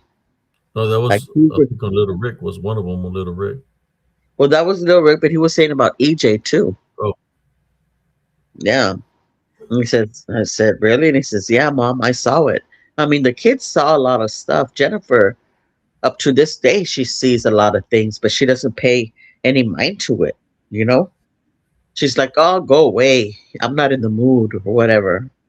Like she sees, like I told you, she sees her dog. That one day she saw the dog go inside was coming. You could hear it coming down the hallway and went right there where her hand was, hanging off the bed and was like rubbing the head or licking her hand or whatever. And then she's like, I'm not in the mood, buddy. Get up on the bed and go to sleep already. And he was there. And then all of a sudden it just like walked started walking down the hall. And then she heard her mother-in-law call Buddy from outside to come inside the house. oh wow. Yeah. And then that one time where something got on top of her and she thought it was a dog because it was Buddy. But then he said the whole bed moved when the dog jumped up on the bed. And then it moved again when he jumped off the bed. But she said, Buddy. And then Buddy, she was calling him to come lie down, but Buddy was under the blanket. Yeah. She sees a lot of stuff. She sees a lot of stuff. Then Ryan will see the Hat Man all the time. Right, He would call him Freddy Ryan, Cougar. That's Ryan what he was would into call the him. cougar. It Yep. was But it was, the Hat Man. He and would see that him all the was, time. Go to his yep, room. yep. He was so afraid of it. He didn't even want to watch Freddy Cougar because he would Yeah. see a real life Hat Man that would come to his room. But it would look like Freddy Cougar, Abram. Yeah, it Yeah. would take the form of Freddy Cougar, the Hat Mhm. Man, and go mess with him. And these Or demons take the form of anything that you're scared of. They do. They yeah, take a form. anything that you see, TV or whatever, they'll manifest to that form, Yep. Whatever you're scared of, they'll manifest themselves to that. or to whatever you believe in, it can manifest Yeah. to that. I mean, it could be someone in your family, that they can manifest like them, and it's not really, it's a demon. It's not even them. It's where Yeah. double hanger term comes from, but it's the unclean spirit It's just a manifesting. demon, yes, that manifested to them. Just like when I saw mom, and it wasn't her. It looked like her wearing the same clothes and everything, but her face was really, really evil. Yeah, You know, so it wasn't her, you can but tell. it You can looked like tell her. if that's why you put the spirits with a test. You talk about the Rick and Jesus Christ, but you can Yeah. tell it's not them because if they're already gone out of this realm, out of this earth, bro, they're gone already because they've died. Then the manifestation has to be evil. So that's why you Yeah. put it to the test. Yeah. You tie Brother Rick in the name of Jesus Christ. So check it out. It took the form of her deceased mother. So what else? What is it saying it can do?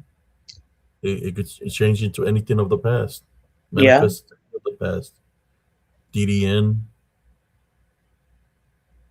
Anything.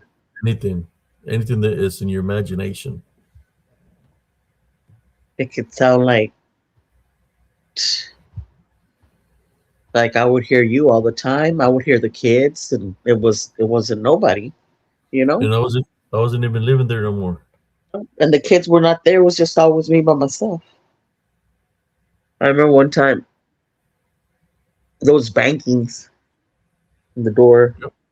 You know how we had a curtain on the very top bankings, but nobody was there. It was just me. It was just me, and I would hear footsteps, and I would hear your voice. I would hear a man clearing his throat. I would get up and I would go look, and everything. It was nobody. I would tell him. I would tell him that I wasn't scared, that they didn't have no power there. They didn't have no power over me. And I would type by and rebuke them, and that they had to leave. But it was like they wouldn't really leave because it was like really bad there. Well, But I that wouldn't show area, them to you. the land, I believe they said it was all native Indian burial ground at one Yeah. time. 'Cause So I would keep on hearing them drums. drum beats coming out of the woods, brothers and Yeah. sisters. Boom, like war drums. I guess that's what it sounded like, but there were drums. You could hear the drums at nighttime. Yep. Boom, boom, boom, boom, boom, and like boom, boom, boom. And then I was like, okay, maybe it's water. No, The there were pipe, drums. and it was in the pipe from the. They had a drainage for the AC, and it wasn't that. It was Mhm. coming from the woods, It was actual drums. You could hear them. like drum beats, war drum beats, Yeah, they would start low and then get a little bit louder and louder and louder louder and louder and louder. in the middle of the And night. then like you start hearing bangings on the walls, boom, boom, or something like pow, pow, pow. And then you hear something running on top of the roof, Yeah. something heavy, because you can hear the metal go.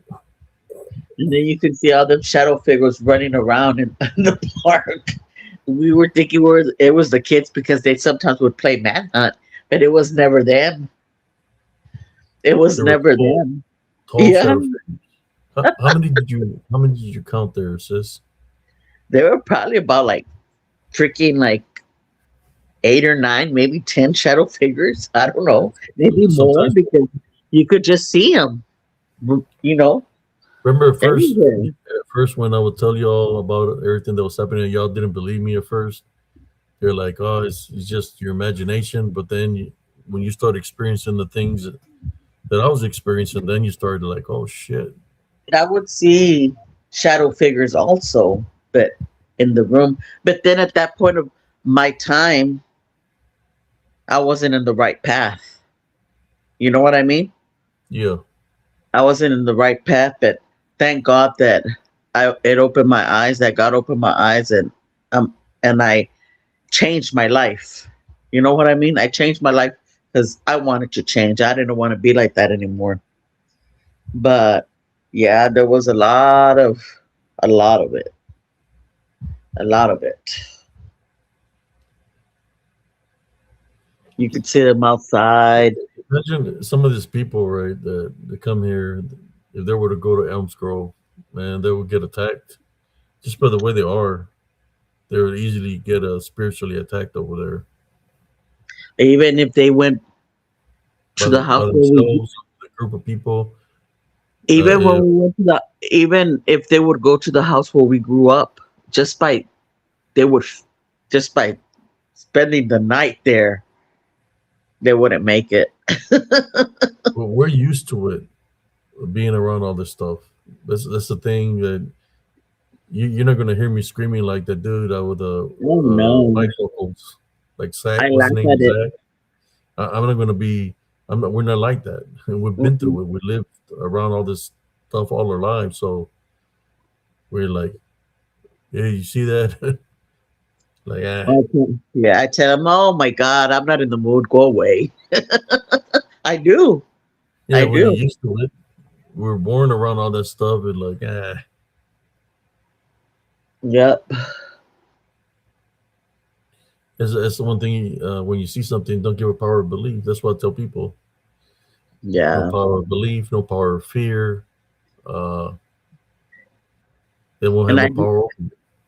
like you say, I do believe also that Dogman, uh, what is it, Bigfoot, everything is just the same thing. They're all demons manifesting into something else. I Watch believe out, that. sis. Don't say that too loud because people. Oh, I mean, we've Yeah. seen we've seen how they look, the manifestations that they take.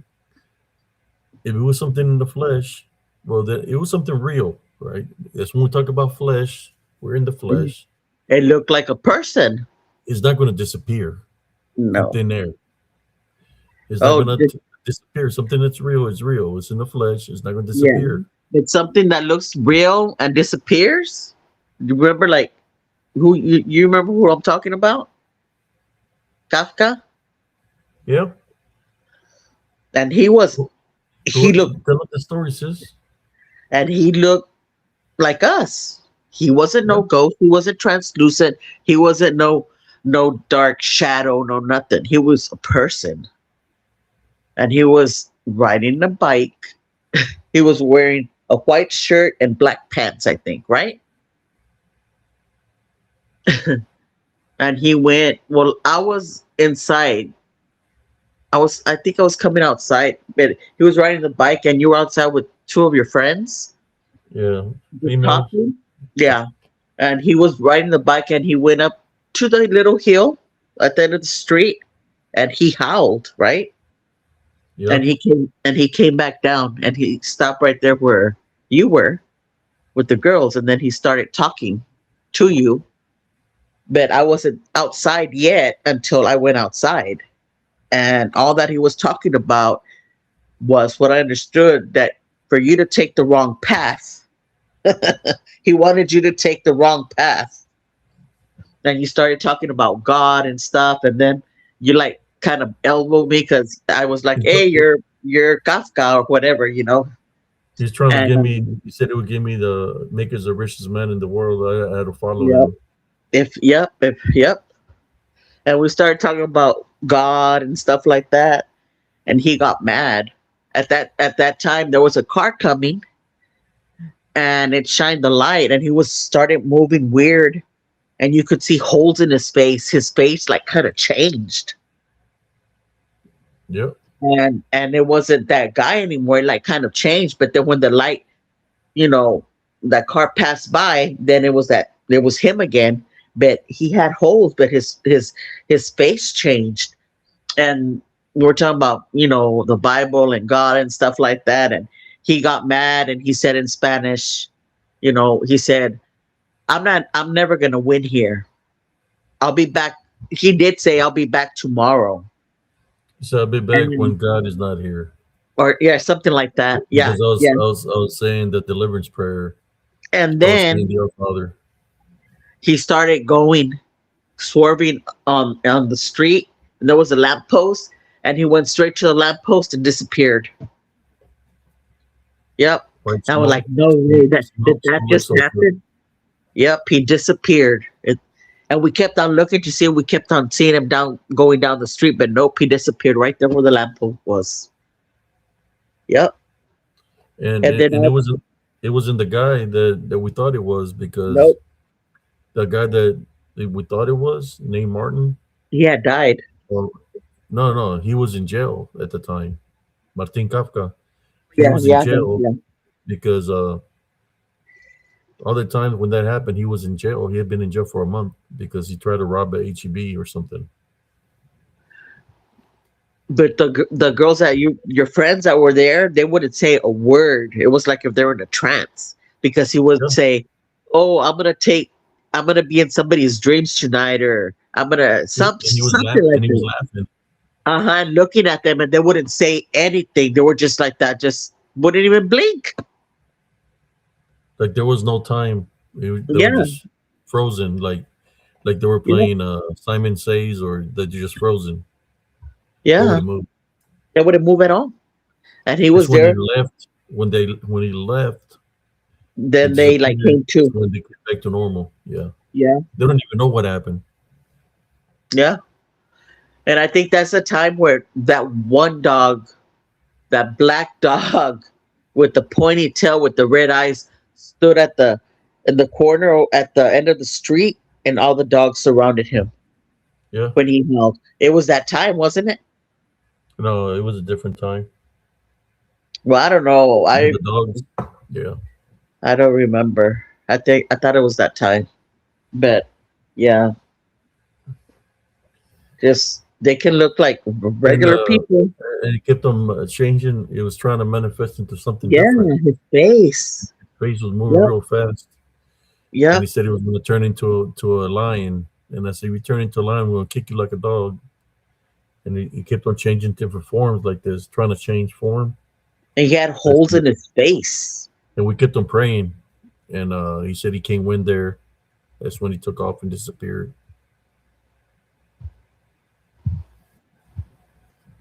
Yeah.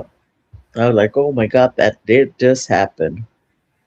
But that was it was at the same time that I was playing with the Ouija The board, Ouija board. Yeah.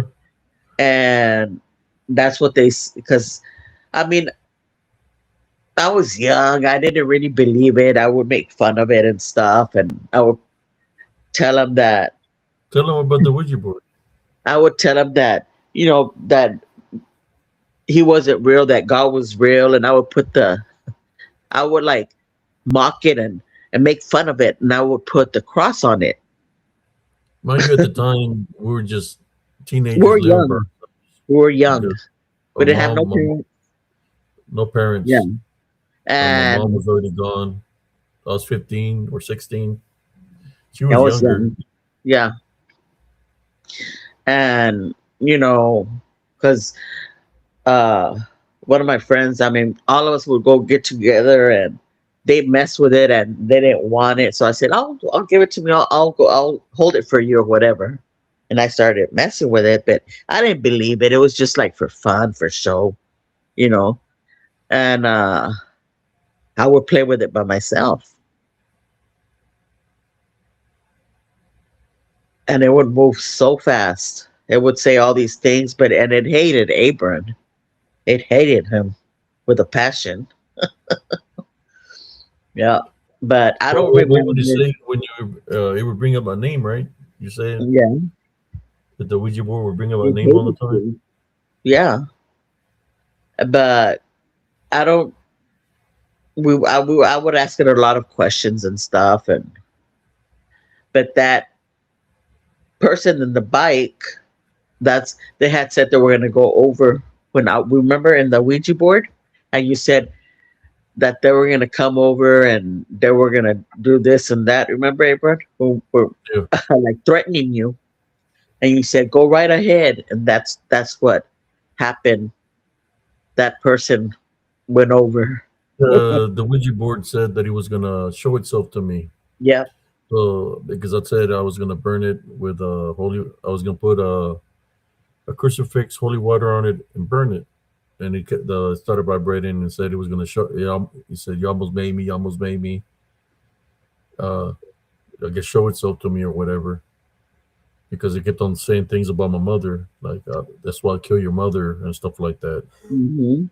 So then I grabbed the Ouija board and I burned the You sucker. I burned did it. Yeah. exactly what I said I was gonna do. And it took a Uh, while to burn. It didn't want to burn. It did not yeah, want to burn. all And, this and the smoke that came out, it looked like dark, it manifested into something. But it was like you could hear it dark like, black smoke. yeah, but you could hear like if it was like somebody was screaming, right? Something like that. Where the Yeah, board was trying to burn. but they didn't want to burn. They didn't want to burn. It took a while to burn it. Yeah, and then that's what happened when that person showed up. But yeah, Yeah, so he showed up like about 2 weeks later, and that's when all everything happened. He said that so I said, "What are you doing here, man? You need to leave. Just stop disrespecting my friends." And that's when he told me, "I'm going to give you a clue. Just because you place a crucifix, holy water on me, and burn me, don't mean you're going to get rid of." It. yeah, So the only thing I yeah. could think of was a Ouija board. That's what he So said. basically, it was telling me, identifying itself to me that it was a demon that was in the Ouija board. Huh. Yeah. And the kid that got rid of the remaining, he got affected by it. Remember when he took it to get rid of it, to dump it? Canada. What was his name? El hermano de Johnny. Johnny. I can't remember his name. The one with the curly hair.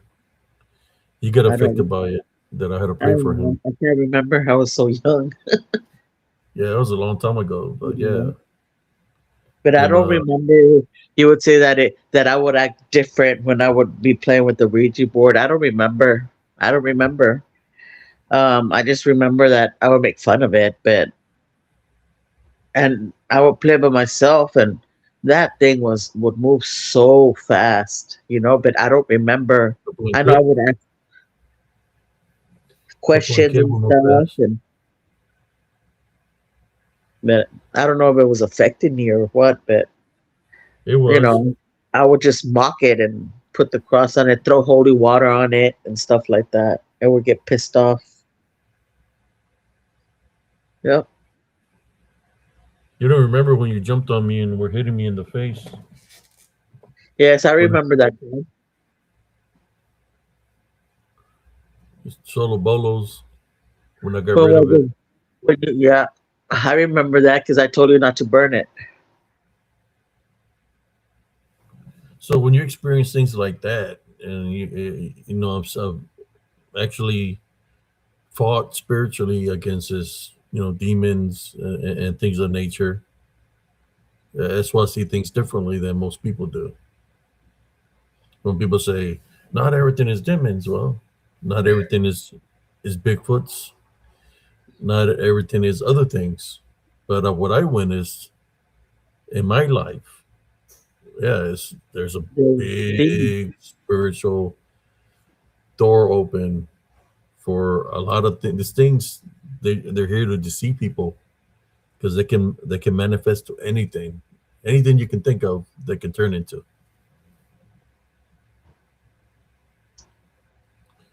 any genre you can think of. They can turn into. That's why they and they're in spirit, so they can be right beside you. You can even see them, so they have that advantage. Then they have the advantage of different manifestations, different voices. yeah, They do have a lot of upper hand over us, but with the spiritual good discernment, we're able to see what it is, and we can yeah, fight spiritually through Jesus Christ. but you like me, like I know that automatically when it's something bad, Yeah, because you know, and when it's something, you know, just like say just a spirit that wants to be helped, or they want, to be guided to the light. yeah, or like something that happened to them and they haven't found them, or when it's something like that, but when it's, and then the difference, the difference.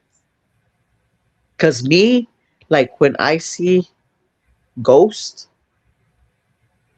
they're not translucent. They look like a normal person.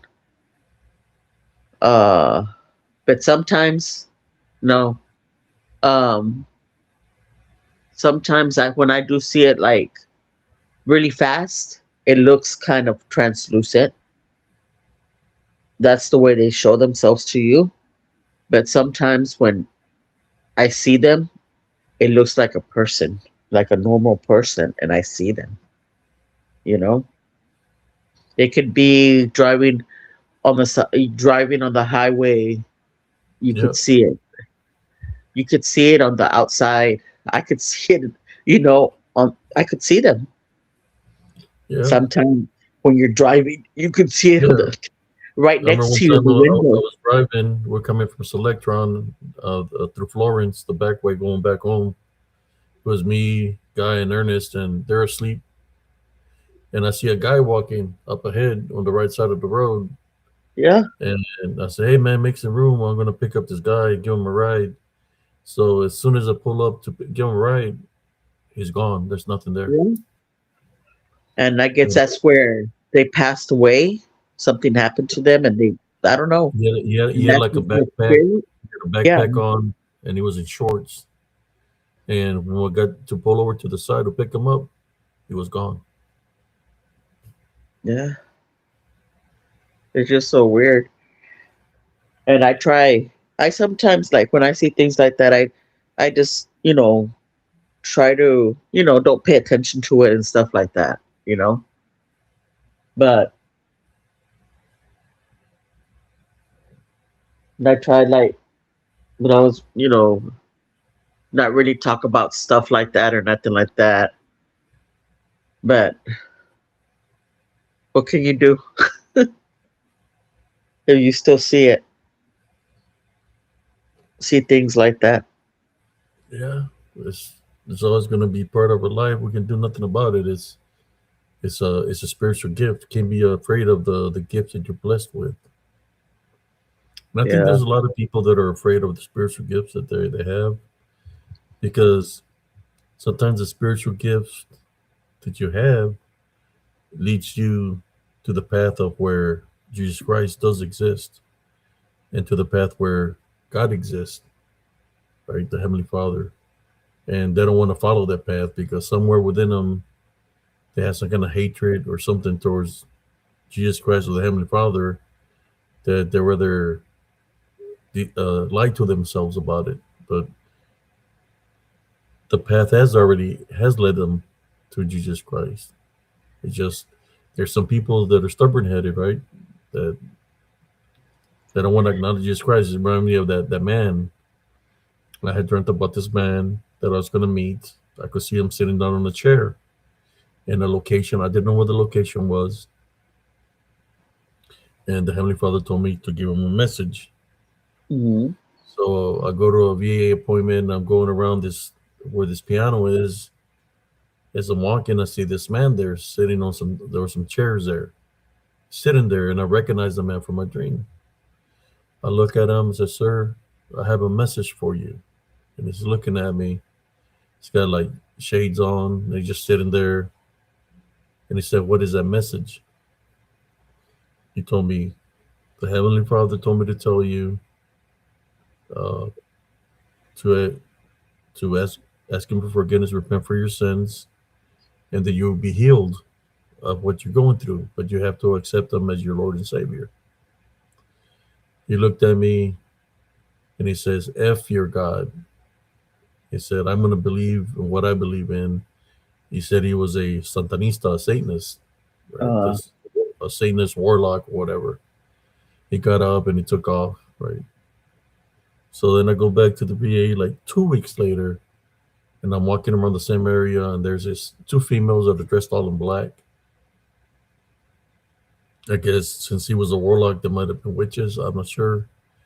And they had a picture, and they were crying, saying that their father had passed away. And then when I look at the picture, it was the same man that I spoke to, and I asked them, "What did he pass away from?" They said that he passed away from cancer. So he just didn't want to accept Jesus Christ as Lord and Savior. If you would have accepted Jesus Christ as Lord and Savior, he would have been healed. I know he would have been healed from that, but he chose to believe in who we wanted to believe in. Uh, but if he give you more time on this earth to live, and he could heal you. But yeah, that guy, he died 2 weeks later from when I tried to help him. Have you? And this was a dream. No, this is real life. The Oh, dream, the dream happened that I was going to encounter this person. I encountered the person at the VA. So I sat in the chair right across him, looking at him, oh, and okay, okay, I okay. said to him, "Sir, I got a message for you, a heavenly message. Well, I just got a message for you." When he asked me what is that message, and I told him the message, he told me "f you, f your whatever," and he got up pissed off and he took off. 2 weeks later, he was gone. But I know that the Heavenly Father would have healed him if we would have accepted him as his Lord and Savior. I know so because I've seen it happen. I've seen a guy with it was missing his liver, right? The one Yeah. that is a liver, and he got healed that day. His liver got replenished with a new liver because Oh, he accepted Jesus Christ as his Lord and Savior. He got healed. Healing, I've seen it. I've seen it where people, the priest had already read him his last rites because he was supposed to die that day. I yeah, seen him come out of the ICU room with his family in hand and walking out of there. The doctors have all this X-rays and MRIs, and they're like, there's no way that he could have a new liver." A new liver replenished without no surgery. yeah. His faith, because Have I prayed for that gentleman. I asked him. I went up to him because the priest had read him his last rites, and that little girl was crying in the lobby. It's when when Brent was in the ICU room. There's a yeah. little girl crying. I asked her, why are you crying? And she was saying that her dad was going to die. So I told her, can you take me to where your dad is? There was the Follow her. one that was across the room from him. Yeah, he was over there in the corner. The Yes. priest was there reading him his last rites. Yeah. He left. The family was crying. And I went up to him. I said, can I talk to your husband? I went in there and I asked him if if I were to ask you to do something, would you do it? And you would be healed. They said, depends what it is. I said, well, the only thing you need to do is ask God for forgiveness, repent for your Mm. sins, and Repent. as you repent for your sins and accept them as your Lord and Savior in true faith and belief in them, you will be healed from your ailment. And say, yes, yes, yes, I'll do that. I'll do that. That's what he said. So when he asked God for forgiveness, repented for his sins, and we were praying, and he was praying also in true faith and belief. That's the key. The true faith and belief in him is what made the miracle happen because he opened up his heart, his temple to the Heavenly Father to come in and heal him. So yeah, he walked out of there with a new liver. Yeah. I remember when I was really sick and I was in the hospital for what, a few weeks, but I don't remember anything. I guess I was in a little coma. Um, I remember I was just gonna tell the doctor something and I threw up all. I just threw up, and I know it smelled and it was yellow and green. I don't know, and I had gone septic, and I remember that's what I remember, and then I remember a face, a skeleton face. It was just dark. It was darkness, and all I could see. It didn't have no eyes. It didn't have no nose, no teeth. It was just all black. The holes were black, and that's all I could see. And I remember I saw. Lupita and Ernest, that they went to go see me, but I could see them. I guess I was like floating on the top. I could see them, see them Hmm. sitting down, and that's all I could remember. Just that face. And I was really, really sick. I almost died, but I remember I would like sometimes open my eyes and I would knock back out. And that one time I opened my eyes and I saw that nurse. Did I say the story already? That nurse in that white dress with the little hat with the cross from back in the days. She stood at the door. It was a white lady, and she looked at me and she smiled, and then she walked towards me. I was, in and out, and she looked at me and she touched my shoulder. And she says, "You're gonna be all right." And then she smiled again, and she started walking. She stopped at the store and looked at me and smiled, and then she was gone. And that's when I started seeing a light trying to take over the darkness, going back and forth. And that was when I saw the darkness, they were fighting, and the light took over all the darkness, and I could see mom with all the angels with the wings, and she was in the middle. They looked so beautiful. And when I went home, I was telling you about it, and you said, "Come here, come here." And you took me to your room, and you said, "I would pray for you every day." And you had angels on your nightstand. And just the way I saw those angels, that's the way the angels were shaped. Yeah. But it came, it looked like mom.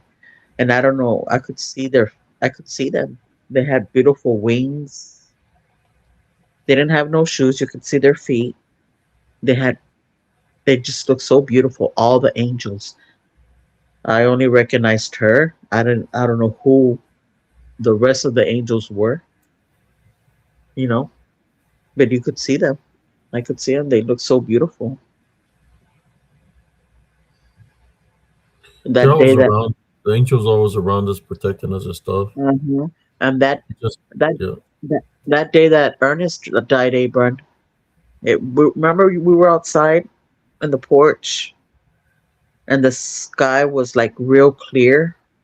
I don't know Hmm. if you were there, um, but it looked like a angel fly up like that. You could see the wings and the body in the during the day. Somebody else was there with me and was like, look at that," and it looked like an angel. It looked like a person, an Somebody angel. said like the nurses on Silent Hills. Yeah, it was a nurse like that, You know those sets to go up and it with had the the red cross, cross on it. the red cross, and the. I guess that would be considered like a head nurse back in the day. I don't know, but it was one of those nurses, and then like when I was like better, I asked one of the nurses. I was asking for that lady's name. I said because she was real nice and she was talking to me. I wanted to know who she was, and she asked me what was she wearing. And I described what she was wearing. She says nobody wears a uniform like that here. I'm like, really? And she just looked at me. Yeah. That Uh, was in Metroplex. no, that wasn't, Oh, it's and kind of white. that was Scott and White. Yeah.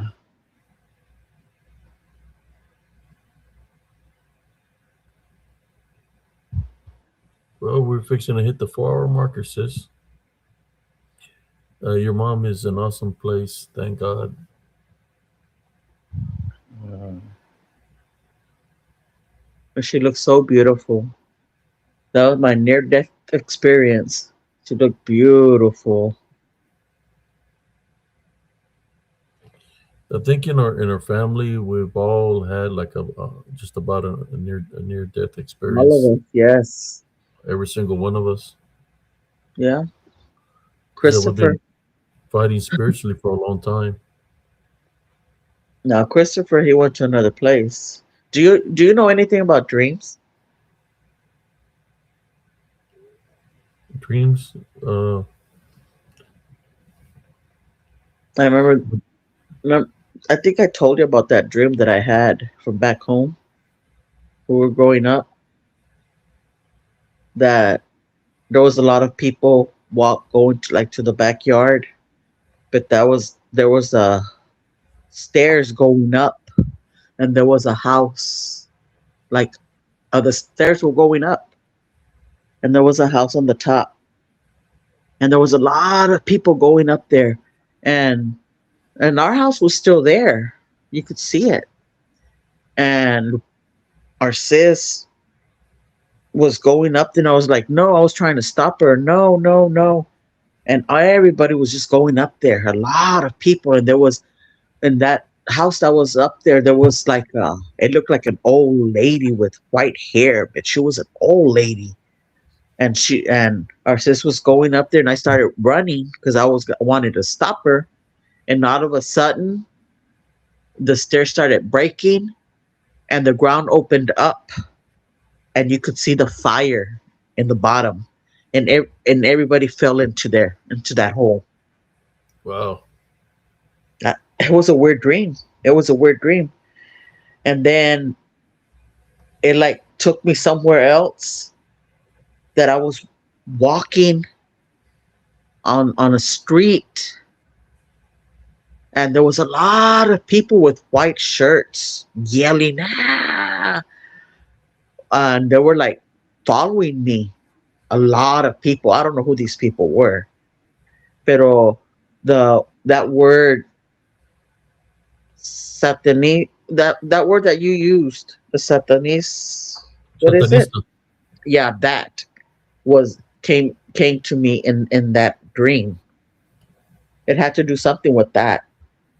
But they were like chasing me. All those people were like chasing me. And I was just walking. I was walking fast, and then I woke up. I don't know what it meant, but I saw when the stairs started falling into that hole. I could see the fire, Abram, the fire burning. I saw it. I don't know. If it was, I guess it was hell. I don't know. It was just weird. And then I had a dream too about it was me, and I think it was you, but it was like way back in the days, like of the um, I want to say cowboys and Indians, because I was dressed in one of those dresses, and we were in a like I want to say not a carriage, but in that like the little house in the prairie with the horses and stuff. Yeah. And we were going fast because somebody they were chasing us, and they were chasing us, but whatever was chasing us were like demons. It was a weird dream, and they were chasing us, and we went. There was this house, and we went into this house, but then all of us there was like shelves everywhere. There was bottles everywhere, and the ground the inside the house it was dirt, but there were shelves. Like if they would do, I want to say like something bad because there was a lot of bottles of everything, and there was a table, but then we could hear something, and when we walked towards the back, it turned into a cave, and that cave there was a demon in there, but it was like caged. It was like caged, and I just woke up. I don't know. They're weird. The dreams that I have are weird sometimes, but I remember them. I don't know if it was like something from our past life, because I myself believe in reincarnation, Do you but ever type on and rebuke the dreams in Jesus Christ's name? I do. I be praying. That's when I wake up and stuff like that. But I know I I think it was you with me. I think it was you.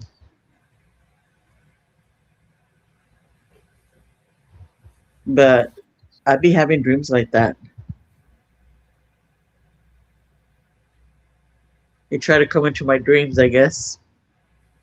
See, that's why when I have open mic nights, this is the kind of stuff I want to talk about that Mhm. we're talking about right now. For people to come on and share their stories, their experiences, just talk. But for some reason, you always get other people coming in here, trying to disrupt the show. But that's okay. And naman ako sa mala trying to Yeah, not make everybody's me perfect, angry. right? Yeah, So yeah, but I do believe in Jesus Christ as my Lord and Savior, and I will continue to believe in Jesus Christ as my Lord and Savior. that's right. I remember when I was younger, I lost my faith when I was younger. I did.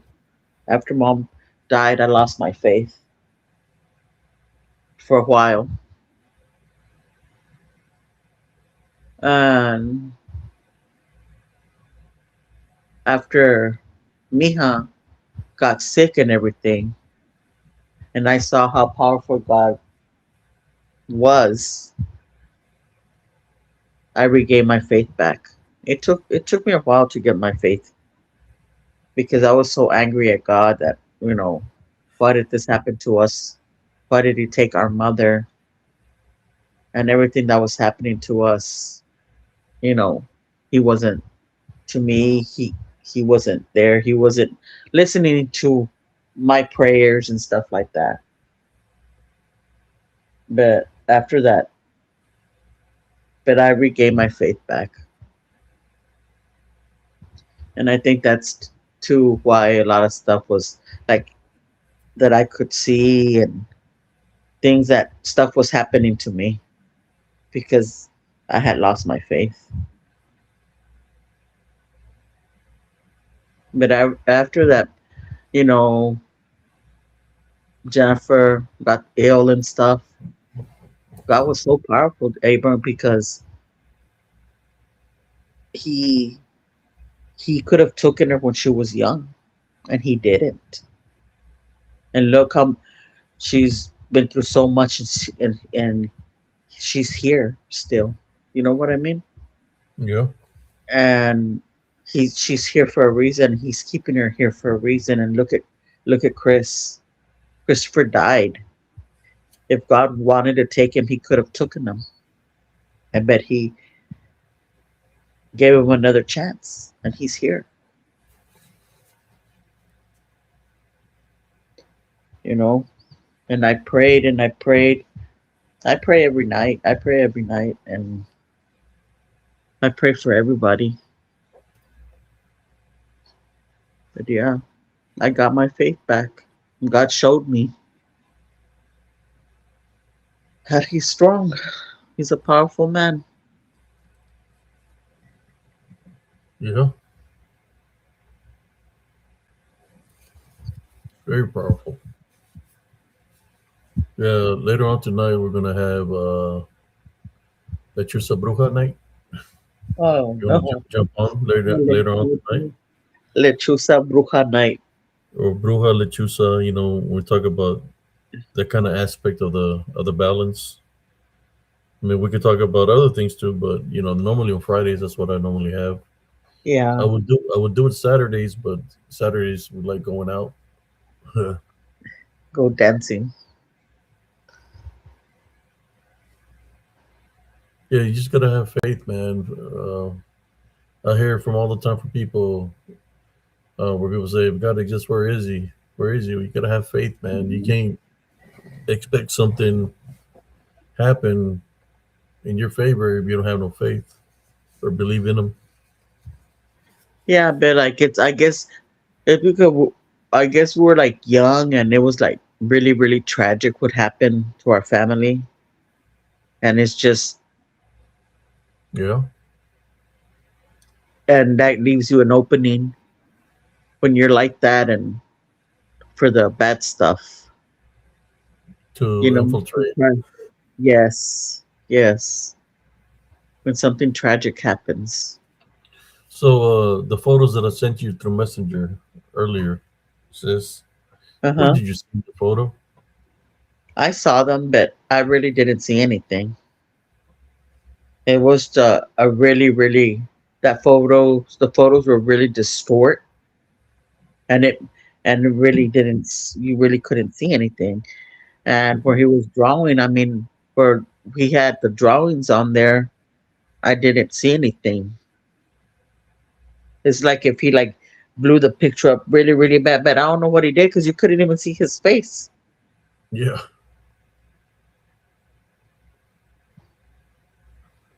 There was really nothing. like Maybe, crop. It was yeah, unless if he would have just, try to do it a little bit smaller and not distort it so much, maybe you could see something. But you, there was nothing. I didn't see anything there. so I'm asking you what you're seeing because I wasn't gonna put that picture on here I know, because I don't respect nobody. but They'll I think think I'm what she picking was, on somebody. I don't. I think what she was saying was that y'all thought she's the one that did it.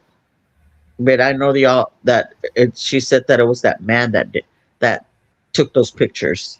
Yeah, I know that's what it belonged to. The reason I didn't want to share it because I mean, there's to me, in my opinion, there was nothing there. So I'm not gonna share something to Yeah, somebody or say something like que no miro nada, and then they're gonna say I'm making fun of the guy. yeah, yeah. That's why I didn't put the picture up.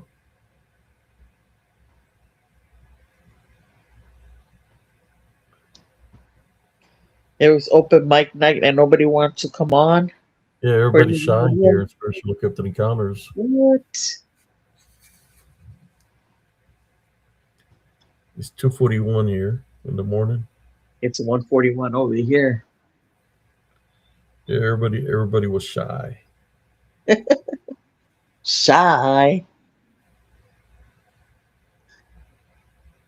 But that one guy that was on here the other night that he said that he heard that he was in a cornfield or something like that. That he said that he all those the birds and all the what comes out at night the what do they call those las no eran chicharas. Cicadas. Yeah, that's all the noises around him. Yeah, But he said that his phone died and he that the bird landed next to him or something. I wouldn't be out yeah. there. I think I he's would, going through a lot too right now yeah, I wouldn't because be out there in the cornfield. from No way. the way he was talking, Yeah, he's going through a lot. Spiritually, that's yeah, what happens. I see that. Yeah, I wouldn't be walking in no cornfield late at night. No, no, no, no. You'll be seeing all sorts of things. Oh yeah. Ooh, no way. Sometimes the night plays games on you.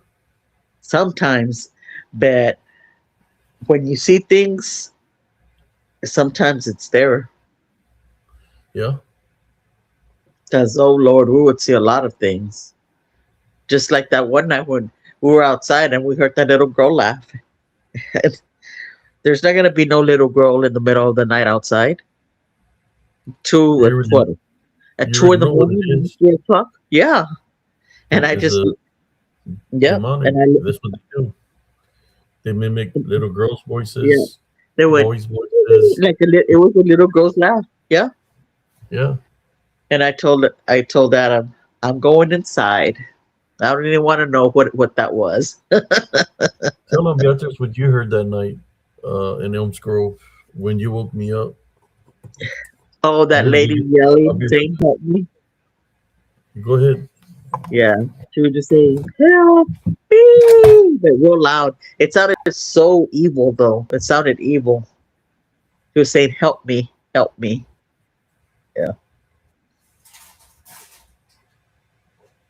yeah. I didn't want to know nothing about that. That's why I woke Abram up. Nope. But not even that. When I was with Angie during the day, there was this man, and you could feel it. You could feel it that he was something bad, and he was walking towards me and just looked, and he kept on. He like kind of stood there, and I was just looking at him because I was outside. I had opened the door, and he kept on walking, and I like kind of ignored him.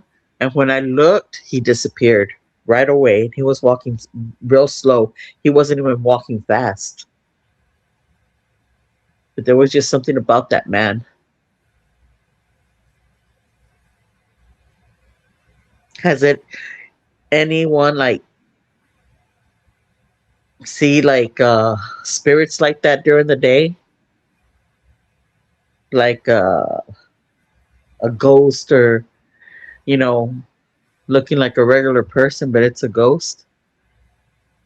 When I like where we're in the car, I could see them when I would drive over there or even up here, coming up here to Arizona, I could see the spirits, like the people that had like died on the road or whatever. I could see them. Sometimes they would come up to the car. There would be just like right there, right on the window, looking at you and stuff like that.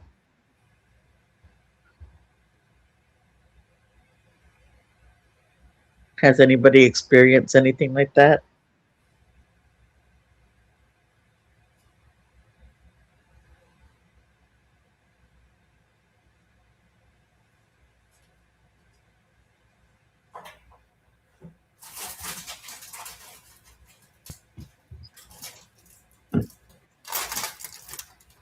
Abel's probably getting a snack.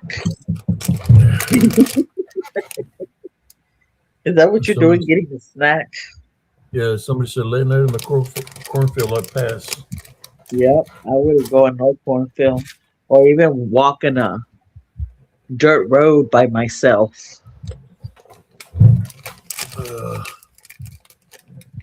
Uh, somebody says, how did the hat man look like? Oh, the Hat Man? He was just all dressed in black with a top hat. He had like a suit, but like from back in the old days. I want to say like Jack the Ripper suit. I don't know, back from the old days. And he had a cane, Like Sherlock Holmes something like that. or Jack the And Ripper with all and the black? he had a cane. I couldn't see his feet, but I saw he.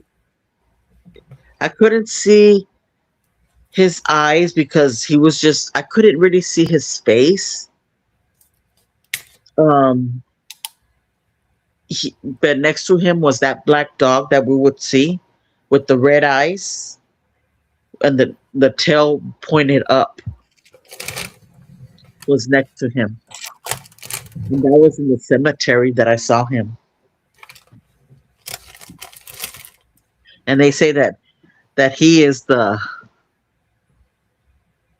D, El Chamuk, because even my aunt, I had told my aunt about him, and she said that everybody sees that she saw him at that cemetery too, but not only her, other people have seen him in that cemetery too. Just the way I described him. He's I from a remember he was, different era, time era, probably from like the 1800s, 19, 18, pero 1900s. es el Chamuk, yeah, something like that. And he would come to my dreams, and he would come in a carriage. was a black carriage, and he would just stand there and he would like say, "Come on," with his hands. Yep. You would come in your dreams. Yeah. But we're young when mom passed away. Yeah. And that's the same hat man that will come to our sister's dreams and would she would tell me that he would beat her and she would have bruises, Abram. He would beat her up in her dreams while she was asleep. Yep. And I dreamt him like about a while back, but I already said that he was like trying to come towards me, but I was praying and stuff and I woke up. But I haven't seen him ever since.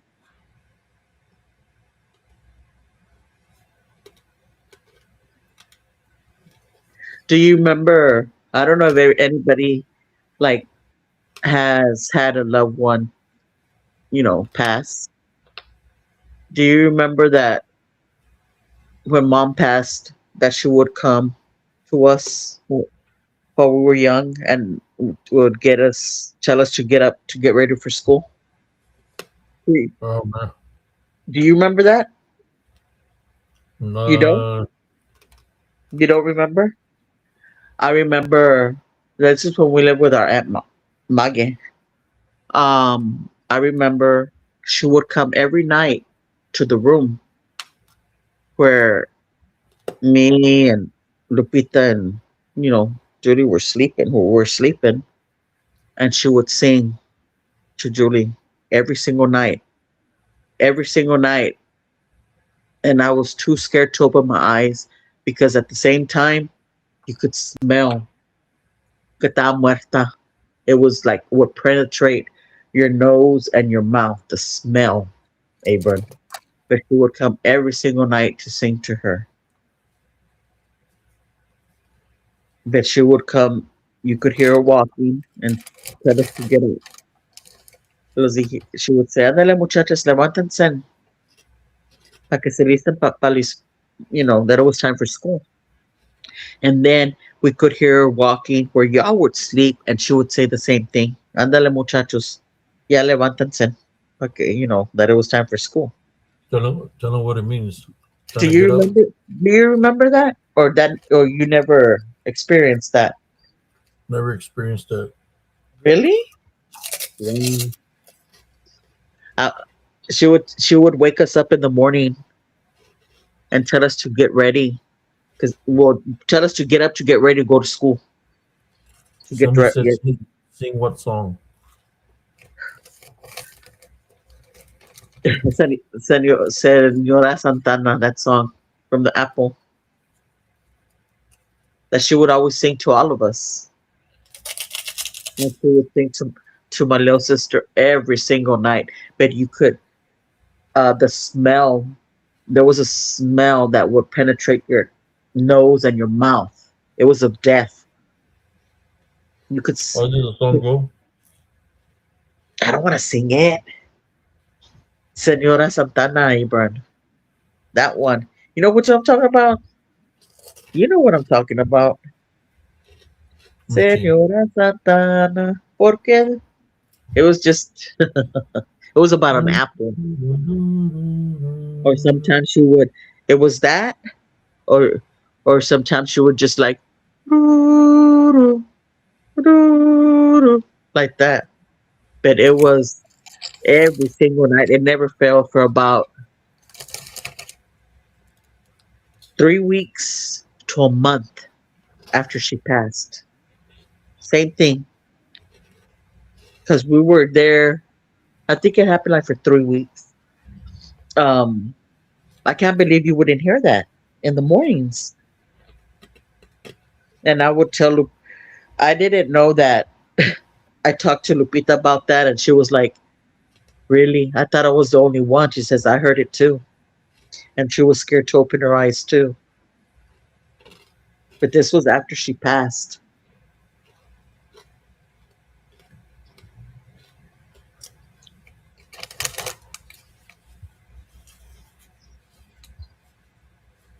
Somebody said it's a beautiful day in the neighborhood. Ah, no, it wasn't that song. A beautiful day for a neighbor. It wasn't that song. But wouldn't y'all be scared if you would hear that every night? Pero she said, towards the end that you could smell her already, Abram. It that's just like that's kind of the smell that we would smell, but it was so strong.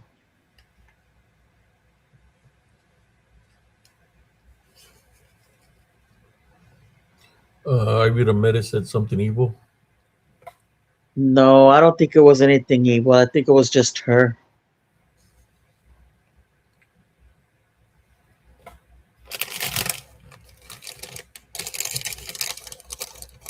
He, he would wake us up to get ready to go, to go to school.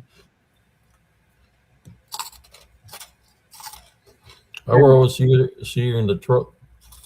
Yeah, man, I would see her in the house too. But Abram, I can't believe y'all wouldn't hear it.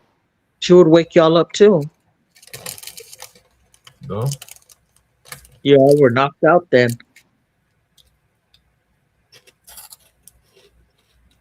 I remember I would hear those three knocks. But this was like the day she died. I could hear the three knocks, Abram, over and over again at Minerva's house. hmm With Penny's right there where they lived in that loft. I could hear it in the window. It would get everybody was asleep. I remember everybody was asleep in the same room, and it would get louder and louder the knocks. No, it wasn't that day that she passed away. It was the day that we were gonna bury her,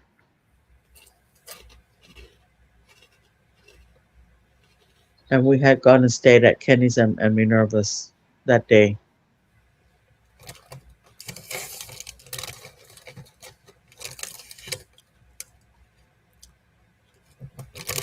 I was asking anybody, you know, if they had any experiences like with ghosts and stuff like that.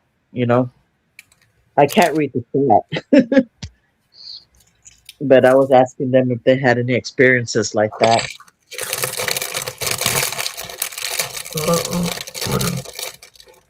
I don't know. I used to see all kinds of things all the time because I could see since I was a kid, so I was always running to ghosts, Yeah, ghosts and unclean spirits, the Chiquito uh, Dimitri, dark shadow figures, big dark shadow figures they're around that the house.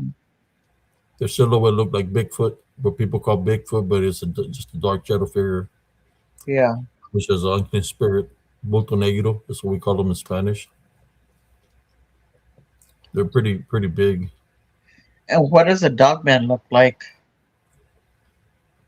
Just a perro? Well, they say the dog man has like a face of a dog, but to No. me, it's just a name that somebody gave. Yeah, because I remember I saw What? some. You're not gonna see a dog man with the face of a Chihuahua No, no. I I remember I had seen. or a face of a wiener dog, I don't know, but the I saw word something. lycanthrope. That's what it is. No, I had seen something, but it was really, really tall. I said, "Oh, is that a deer?" But it wasn't a deer An because elm it was. scroll. Yes, it was like really, really tall of like the post, but it was like I want to say halfway of the post that was there. Um, it was really tall. It was huge. It was standing in its hind legs. Deers don't stand up like that, do they? Was that? You said deers don't stand up like that. Uh, but the only time they stand up if they're fighting with another deer, but No, not this like one was that. just standing straight up, Yeah, not that like that. and it The looked like hind an legs. animal. Yeah, it looked like an animal, but it wasn't because it wasn't its hind legs, just Where standing was it at? right there where like where we lived, like right across the street where that mobile home was. But what was it? The guy that lived there, but there was a lamp post right next to it. So that was a what? Oh yeah, It where Maria used to live. was- yeah, that white man. Yeah. Yeah, right The there. ski? Yeah, right next to that. I would see it all the time.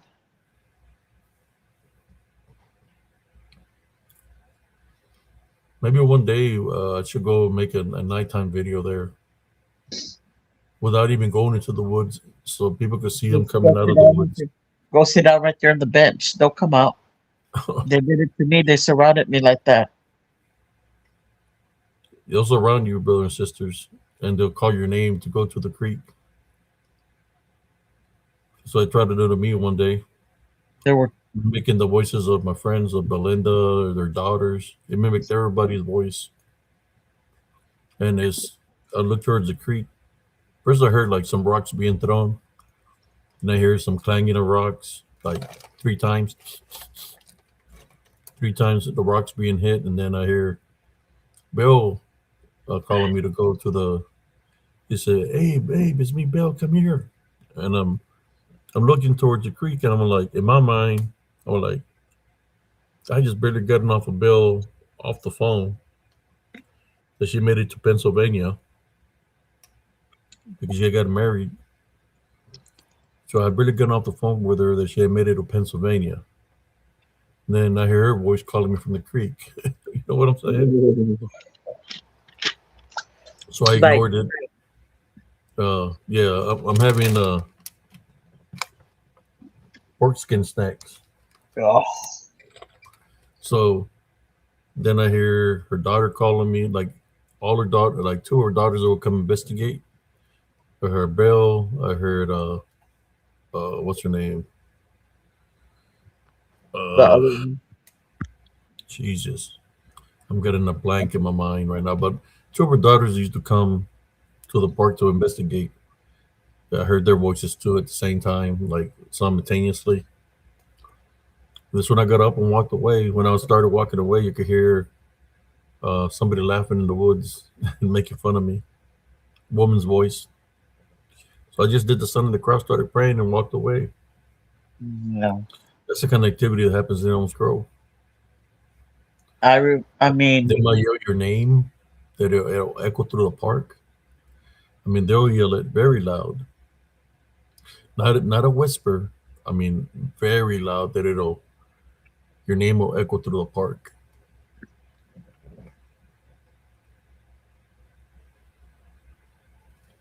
I remember, um, like we would see spirits, shadows when we're younger. But when we go to Colleen and live there in Elms Grove, those shadows are not compared to nothing from when we would see when we were young. They weren't Which is as where big. the what? I said the shadows when we would see when we were young, there were Bigger. shadows. No, in Elms Grove, they were bigger. Yeah, Yeah. they'll surround your vehicle, and you think it's a person, right? Because they're standing, but it's not. Because when you look, you'll see a shadow. Some of them were dark, and then you had some of them that look brownish, like they have like a cloak on them. Like Oh what do you call yeah. those? Like the monks used to wear. What are those called? It had a cloak. Yep, with a hat, a Like thing a to cover robe, the head. Hmm. like a robe. Sometimes you see them brown, but then when you get off the vehicle, you see them flying, and they were flying in the air, moving real fast, going wherever they're going after.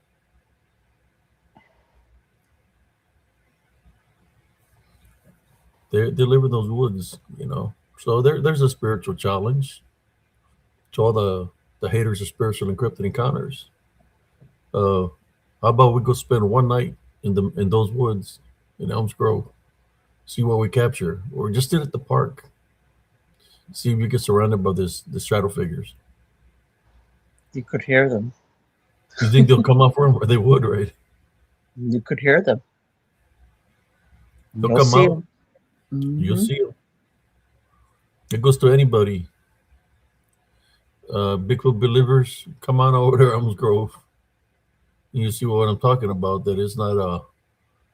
I mean, they might manifest to look like a Bigfoot for you. Yeah. 'Cause they can change it to anything. But then you can see what I'm talking about. They'll come in numbers. I think they like to drain energy. What do you think? Yeah. Sister Ivy Ramirez says she wants to go check it out. No, she says, no, thank you. I'll pass. So when they circled you at the park, what happened? I just stood my ground and because I was sitting down smoking a cigarette. But which picnic table was it you were at? One right there, like once you, the very first one, right there By where the that big mailbox? tree is. No, no, no, not by the mailbox. You know how you walk down straight into the thing from coming from down the road. Um, right there where the basketball court was. Yeah, Yeah, the one on the side. I was right there, by the near the and mailbox. yeah, yeah, that's right. Because I forget the mailbox was right there. There was one by the near by the mailbox, Yeah, it was and then that there was one. two more the other direction. No, I was right sitting down right there where the mailbox was. But you know how far the table was. But it was right there. I wasn't paying attention. Then all of a sudden, it just got this weird feeling. I looked up and I saw them, and I just like was staring, especially at the one that was like right in front of me. And there was one in the tree, and there was some around coming out.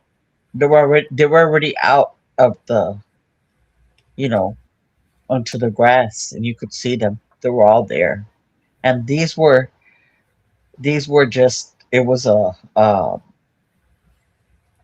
shadow figure.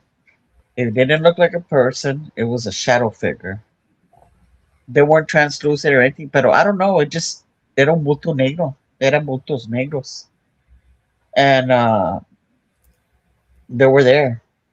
And that one in the that was in front was like trying to get closer, like walking, like towards me slowly. And that one on the top was just looking. So I just stood up and I started praying. I started praying, and they were just there looking at me, and then I started backing up. You know, I started backing up slowly until I got up to the street, and I just kept on walking until I went back to the house. But I kept on praying because there was a whole bunch of them. They were tall. They were big. I mean, I had seen shadow figures, but never them surround me like that, coming out of the woods. So I just started, backing up. I was praying, backing up, and then I just walked home praying. And they were gone. A bunch of them. They're coming numbers. You Yeah, say like a horde of them. there was probably like I think like 8, 9, maybe 8 or 9 at that time. Oh, I used to see them come from the wood line, out of the woods, and come in numbers. Really? Yeah, Like freaking 20, 30 of them just coming from the woods towards the like park, coming towards the mobile homes, passing on mobile home, going into the mobile homes. yeah, That's crazy. just go, nothing, They were literally nothing going to into do. people's mobile homes through the walls. Because even the lady that lived next to us, she would talk about stuff like that. Like I said, murió la China. It's Kim. Uh huh. But there was something bad there. Yeah, they will go after the elderly. Yeah, That we lost a lot of people. All of them died. And they died in their bed because they went and drained their energy. I warned them, remember, and they told me not to be scaring them. I tried to warn the neighbors. I warned the ones behind me that reported me to the office. Then, like about 2 weeks later, I said, 2, 3 weeks later, the lady dies. They found her dead. Then Miss Kim dies. The man behind beside her in the little RV, he passed away, and the Philippine lady passed away, and the Oriental lady up the street passed away, and the man with the dog and the heart pacer, he passed away. They were all found dead in their beds, no, except one of them. One of them was found dead in the recliner. But it was a time frame that those dark shadow figures were going into the every houses. yeah. And I think I don't know because I remember we would always hear the door open. Remember? I don't know how they would open the door. Oh, they could open the doors, brothers and sisters, to make you think that they're real. There were Yeah, people that could open especially your to the door. back door. They could open up the sliding door. They could pull your screens off your windows. They had like I don't They know could knock. power to do that. Yeah, they have power, energy.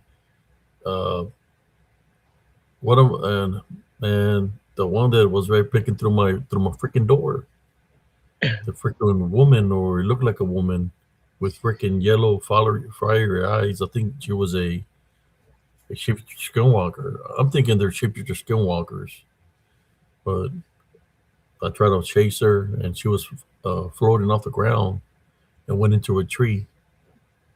Her spirit or the dark shadow figure went into a tree.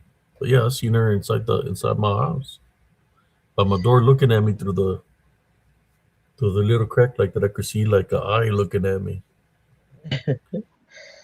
And when I I opened the know. door, she went around the cabinets. Then I seen her looking at me like this, and then she closed the door. I mean, I could see her body and everything. Like, close the door. I was like, "Who the fuck is that?" And I went out there, opened the door, and I started, "Hey, Hulk." I'm like, "Hulk, identify yourself." I'm running after her. She's not even touching the ground. She's like flying off the ground. Floaty, She was uh, there. She might have been La Bruja probably. from the park, and she was luring me to a trap. I think that's what she was luring me towards the park. But that bruja was. I say it's that old lady that time when you were sick. I saw them women praying in another language. They were there in your room. They all had cloaks. And that lady, the leader, it was a older woman. It was an older woman with white hair. I saw her. I saw them. Yeah, that she's the one that I really really saw. You know, she was. Prayers for you, Aussie Patriot. Uh, Prayers for rain, for there to be rain, so these fires can stop. And prayer for the winds to change, for y'all to be protected. They should pray in Jesus Christ's name. Amen.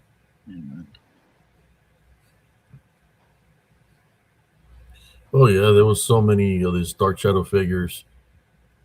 They're like, oh, I think somebody that's like that didn't want to do my show because they were going to do a new show.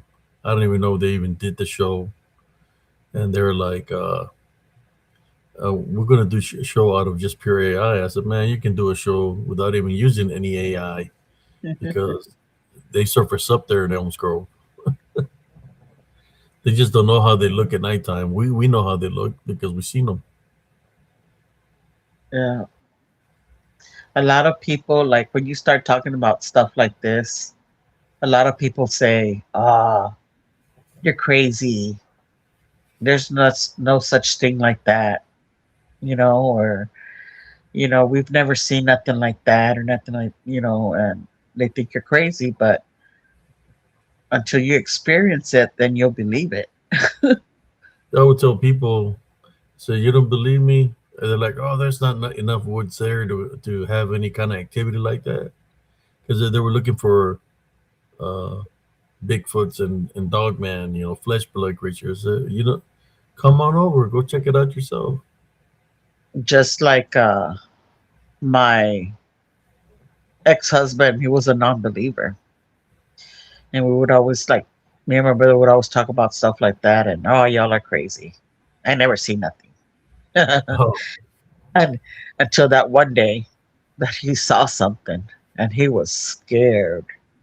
He yeah. thought We, it was we our were, grandson. go ahead. He thought it was our grandson. He was already a little bit older. He was walking already and everything, and they went to go. We, Was it him or we were was it? working on the vehicle outside. We were doing on his Or truck on was the it vehicle. Julie's kid? I don't remember. Ju- But he Julie, said, uh, Julie had gotten "Yeah, there, and everybody was I, going inside the house. And he was working. We were working there together, and he got up and he's like, "Hey, hey," because I seen what the seemed to little be kid." one of the boys walking Yeah, in between the vehicles, and he's following him. I'm looking at him. He's going around the vehicle. Next thing you know, there's nothing there. he disappeared. He was He scared as heck. disappeared. It was a dark shadow figure that took the form of one of my Yep. nephews, little nephews. And my brother-in-law like, hey, hey, come here. It's too dark to be out here. And he was following him. And he came back. He came back inside. He looked at him and he was like freaked out from the face, like he seen a ghost. Yeah, that was one time, and then another time he was watching TV and nobody was there, and all of a sudden, well, I think he got up to get some water, and all of a sudden, when he went back, the TV was off, and he was like messing, trying to turn it on, and want to turn it on, and everything was disconnected. Wow. He Yeah, all the wires were disconnected from the wall, and he was like, "Who did that? Nobody's here. It was just him." Yep, and he was a non-believer.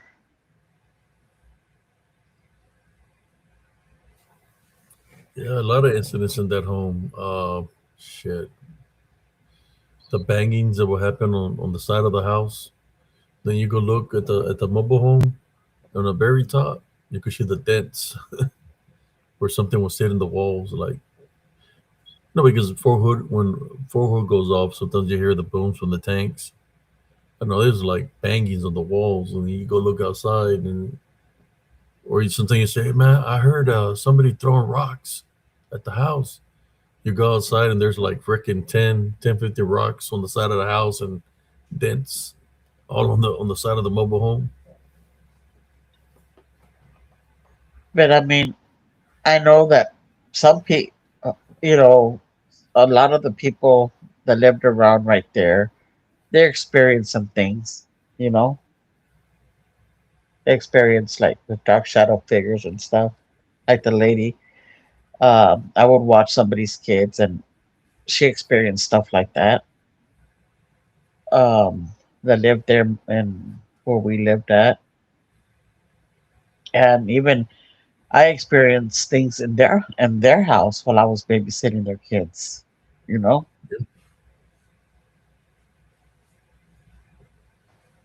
but yeah. But I mean, it's anywhere you go, if you have that gift that to see things and stuff like that, you're gonna see it anywhere. You know, I used to go walking at nighttime. I'm walking, and I hear rocks being thrown behind me. I was like, footsteps. okay, somebody, Somebody's there. and I'm looking, and there's nobody behind me. So I'm Yeah. walking. Next thing you know, I see rocks being thrown in front of me, and I'm like, No, okay, no, no. somebody's following me. Somebody's playing a prank. So as I keep on walking, then I see this truck, and the truck is bouncing up and down, and I'm like in my mind, like, what the hell? doing something in there, because it's bouncing, like Yeah. something's jumping on the back of the truck. So out of curiosity, I'll go look, but there's nobody in the truck. So I just screw that, and I try to make it as home as fast as I can while all that kind of activity is happening. Sometimes you will hear like hoof marks, like hoofs running behind you or in front of you, Yeah. but there's nothing there.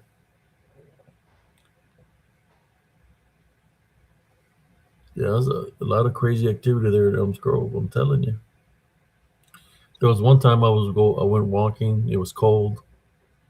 You remember that little uh, bus thing that was there in the entrance? Uh huh.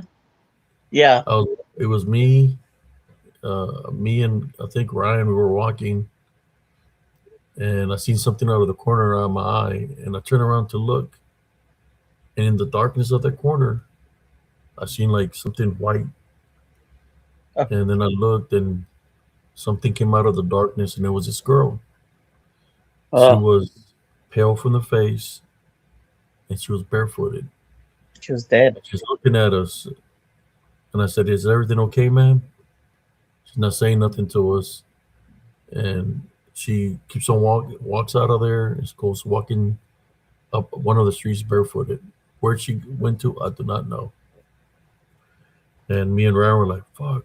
It looked like a ghost because she looked pale Yeah. from the face. Yeah. She was dead. I like all the kids. All my kids experienced something. They got stories and stories. All of them. They would tell me it was all of them.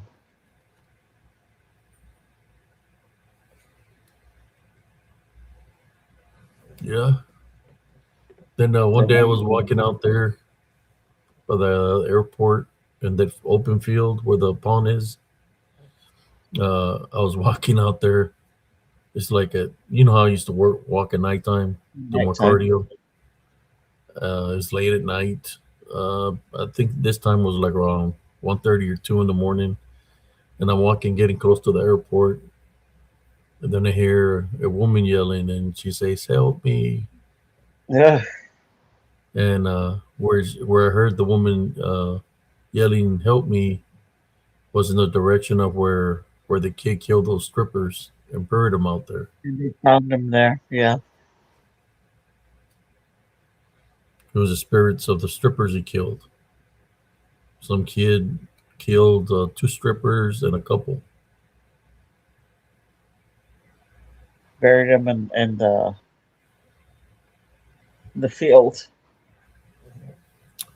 Yeah, some like I said, a lot of crazy stuff there. One day I'll try to do a recording, but you know how they are there. They're real strict that if you don't live in the area, you can go solicit it. There, it's kind of like if you're living in a concentration camp. They were charging the hell out of us on the water bills and right and the lot rent.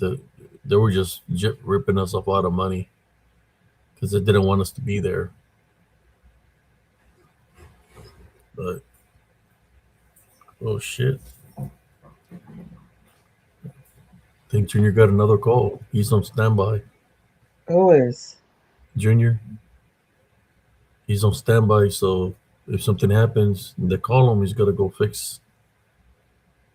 He's been a call all Um, night. He still goes there's to no- work during the day, but they have him on standby at nighttime too. oh no. They called So them? I'm thinking because I heard him. Or so, be careful, son. He's tired. Yeah, I bet. It's real late. Yeah, they call him early in in the evening, like around 8:30, and now it is It's 3:23. 3:23. They're calling him, Yeah. No way. and he's tired.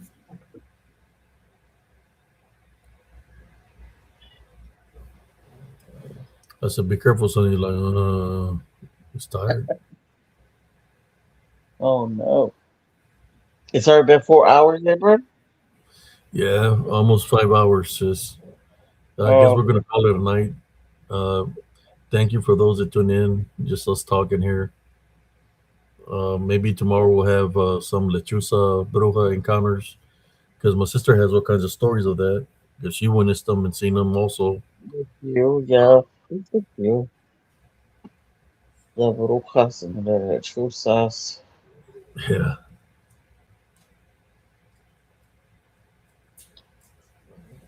Is there anything you would like to say to the audience before we go? No, just To stay the viewers. positive, stay healthy, and if you're going through anything, just pray and believe in the power of God, and don't give in to the bad, evil stuff. Stay strong. About it.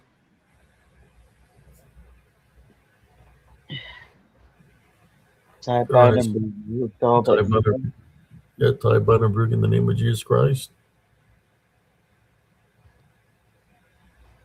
But Alrighty.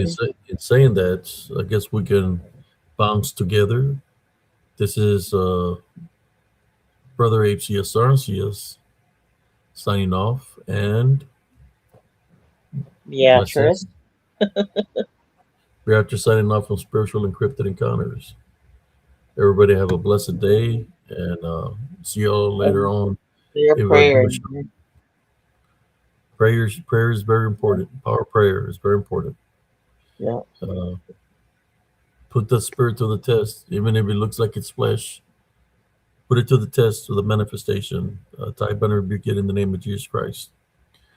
Then you'll find out what it is. If it disappears, then you already know what you're dealing with.